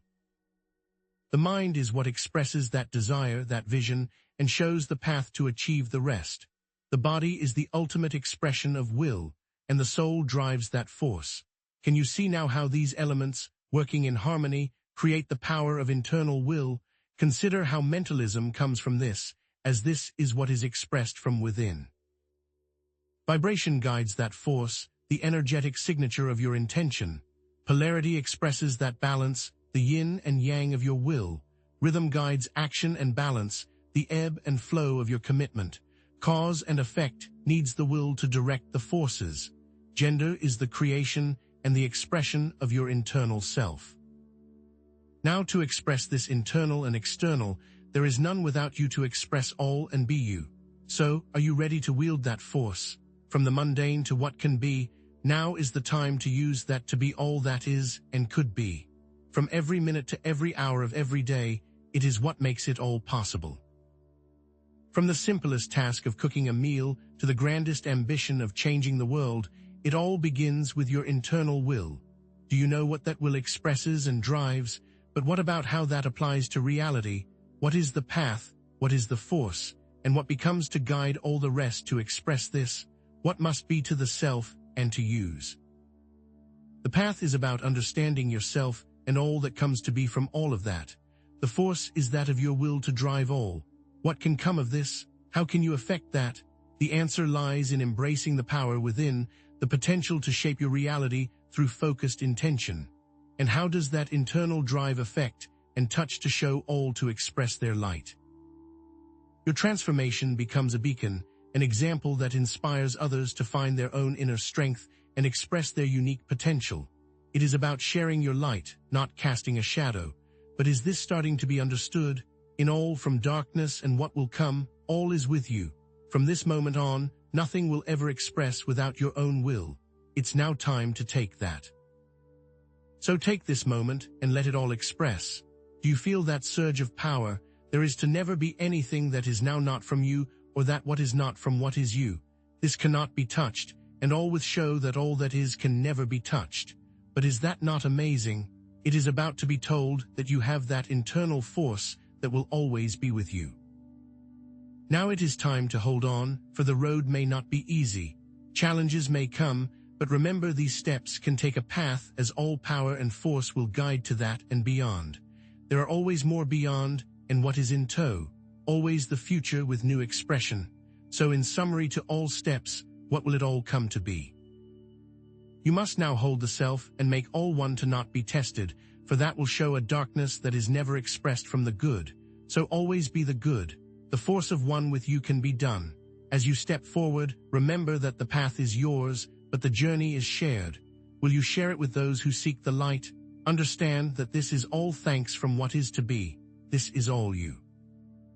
The power to transform your life, to shape your reality, and to inspire others is within you, and now it is time to claim it. Are you ready to take that final step? From every challenge to what is shown, nothing can be altered, and all now what is you to show the path. Never doubt that, always know. From all to take hold as the soul, but only if you take that ultimate leap. Now that you hold this power, what wonders will you create? Even with the universal laws in your corner, there is still a limitation to be aware of. A true transformation can only occur from within. These laws, powerful as they are, ultimately serve as tools for self-discovery and empowerment. But what happens when we forget that the impetus for change, the very spark that ignites the alchemical fire, resides within our own being? What happens when we seek to manipulate reality without first mastering ourselves? We must highlight that all universal laws must begin with and return to the self. The power, after all, truly comes from within. Let us consider the story of a brilliant alchemist who mastered the formulas for transmuting base metals into gold, yet remained trapped in a cycle of poverty and despair. He understood the principles intellectually, he could recite the formulas perfectly, but he lacked the internal fortitude, the unwavering belief in his own worthiness to manifest true abundance. It was his own limiting mindset that kept him from ascending and thriving. With these laws, that inner landscape remains a key component to truly affecting our outer circumstances. The power of mentalism, the driving force of vibration, the balancing act of polarity, they are all amplified when rooted in a strong, self-aware, and intentionally directed will. This part of our exploration serves as a critical reminder, a gentle nudge to keep in mind that, although these laws offer immense power, they must never go unchecked. Balance must always be remembered. As we wield the knowledge we've gained, let us strive to use it for the highest good, understanding that even with this great force, it is still of the utmost importance to act with intention and integrity. What happens when the desire for personal gain eclipses the desire for collective well-being? How do we ensure that our pursuit of mastery doesn't devolve into a self-serving exercise of control? For true mastery is not found outside the self, but begins, expresses, and is always present from within. It must never be ignored that we are what gives to others, and in that giving, our own selves will forever be in a state of change. There is none who is exempt from this constant evolution. The laws can give insight, but you must always remember that it begins with you. Do you feel that connection? Now, let us turn to the art of practice. Let's describe what this journey truly entails. What is the ability and how best to express it in action? These actions, from this moment forward, what must be used and expressed? To begin, we must remember mentalism and how focused intent will express itself, leading us to our desired outcome. Vibration and being mindful of the energetic force we project and how it affects our reality. Polarity and the constant balancing act between opposing forces, the dance between light and shadow. Then there's rhythm, to be guided and used to show us the way forward, always showing the guide, that constant ebb and flow, and what to keep in mind when facing each. Cause and effect, where all power begins, and where we must now express that inner light, becoming the conscious creators of our own destiny. And lastly, we must remember gender, the creative principle that allows us to manifest our visions into reality. What does it mean to express and create with these laws as our tools? But consider scenarios where something is not there, is not present. What happens when one of these principles is out of balance? Where must the course correction be applied? If our mentalism is weak, our focus scattered and unfocused, we will struggle to harness the power of our thoughts and intentions.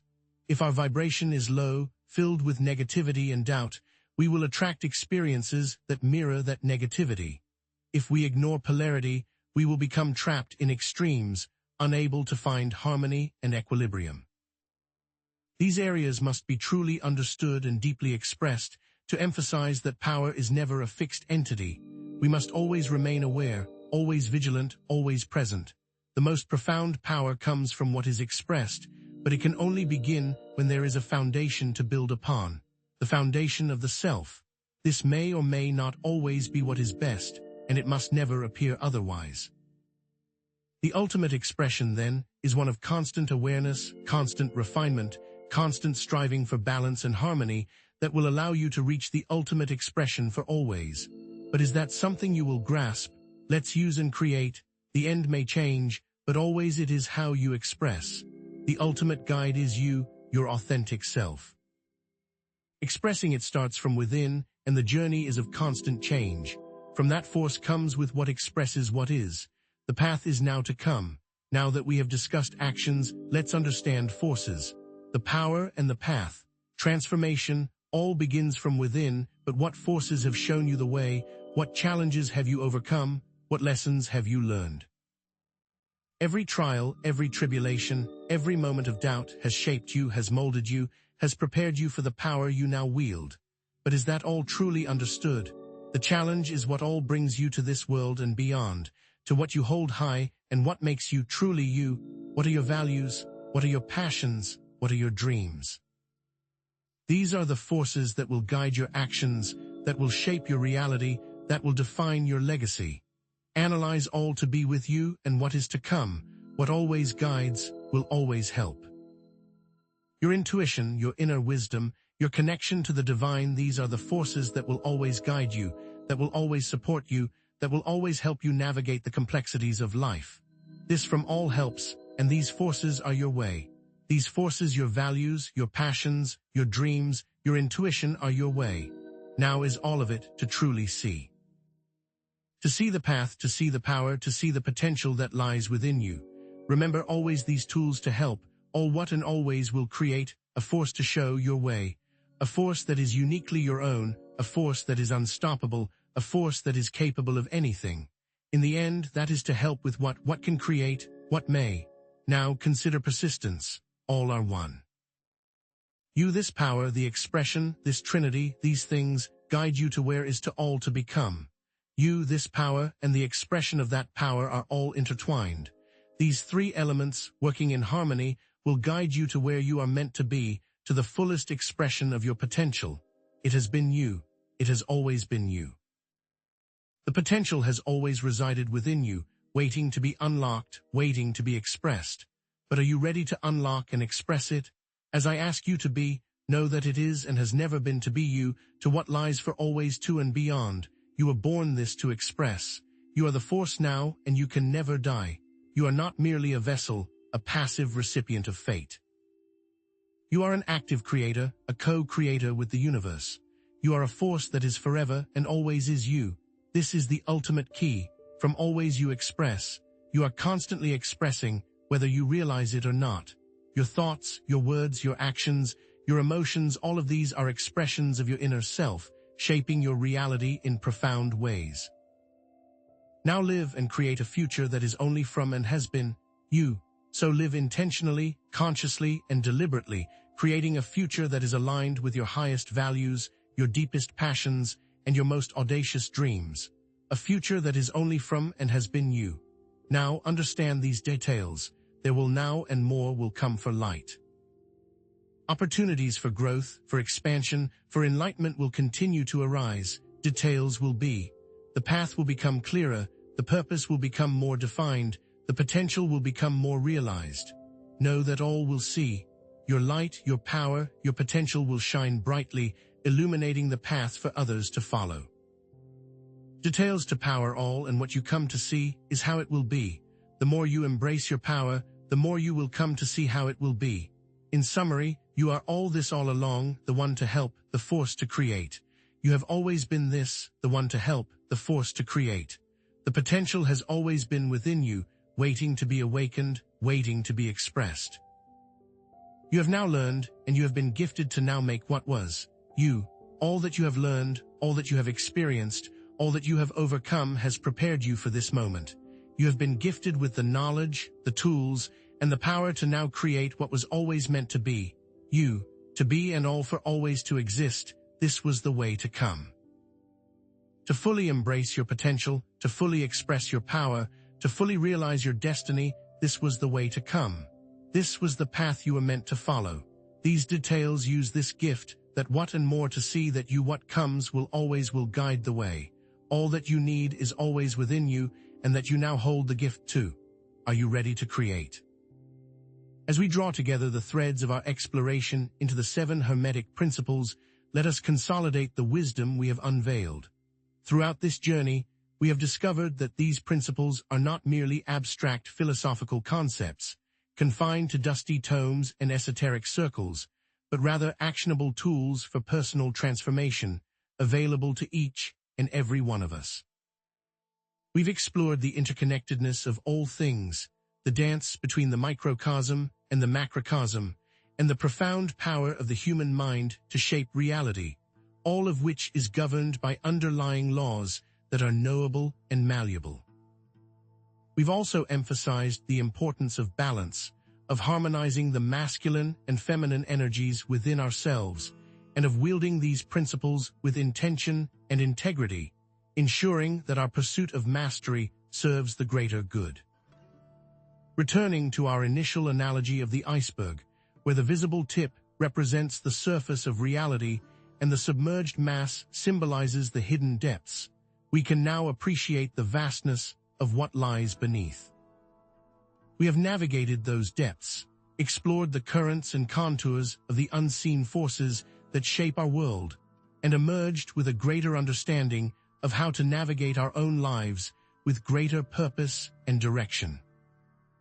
The challenges of overcoming limiting beliefs, which may have seemed insurmountable at the outset, now appear as opportunities for growth, fueled by the transformative power of mentalism and vibration. The initial questions of duality and polarity can be bridged, allowing us to see the universe for what it is: a constant dance, a continual exchange, a beautiful, perfectly balanced creation. The principles we have explored extend far beyond the confines of personal development, permeating every aspect of existence. From the subatomic realm to the vast expanse of the cosmos, these laws are at play, shaping the very fabric of reality. Hermeticism offers a framework for understanding the modern quest for meaning and purpose in a world that often feels chaotic and uncertain, providing a compass to navigate the complexities of life with clarity and conviction. These principles have the potential to inspire ethical action, social justice, and environmental stewardship, guiding us to create a more harmonious and sustainable world for all. They are not just intellectual concepts, but active principles that, when embodied, will change not only ourselves, but the world around us. Having journeyed through the depths of Hermetic wisdom, you now possess a greater understanding of yourself and the universe in which you reside. You are empowered to harness the power of your thoughts, to elevate your vibrations, to balance the polarities within, and to consciously create the reality you desire. This understanding has provided the knowledge to act and influence outcomes, not through coercion, but through true command of the universal laws. Remember what has been shared and express what you hold within. It is from this that you will find the ultimate conclusion. Ultimately, these principles offer a path to self-mastery and enlightenment that is accessible to all, regardless of background or belief. These are forces that are within you and express you every day.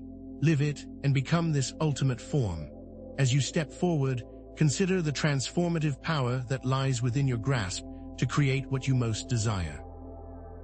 It's time to ask yourself, fellow seeker, how will you wield the knowledge you have gained?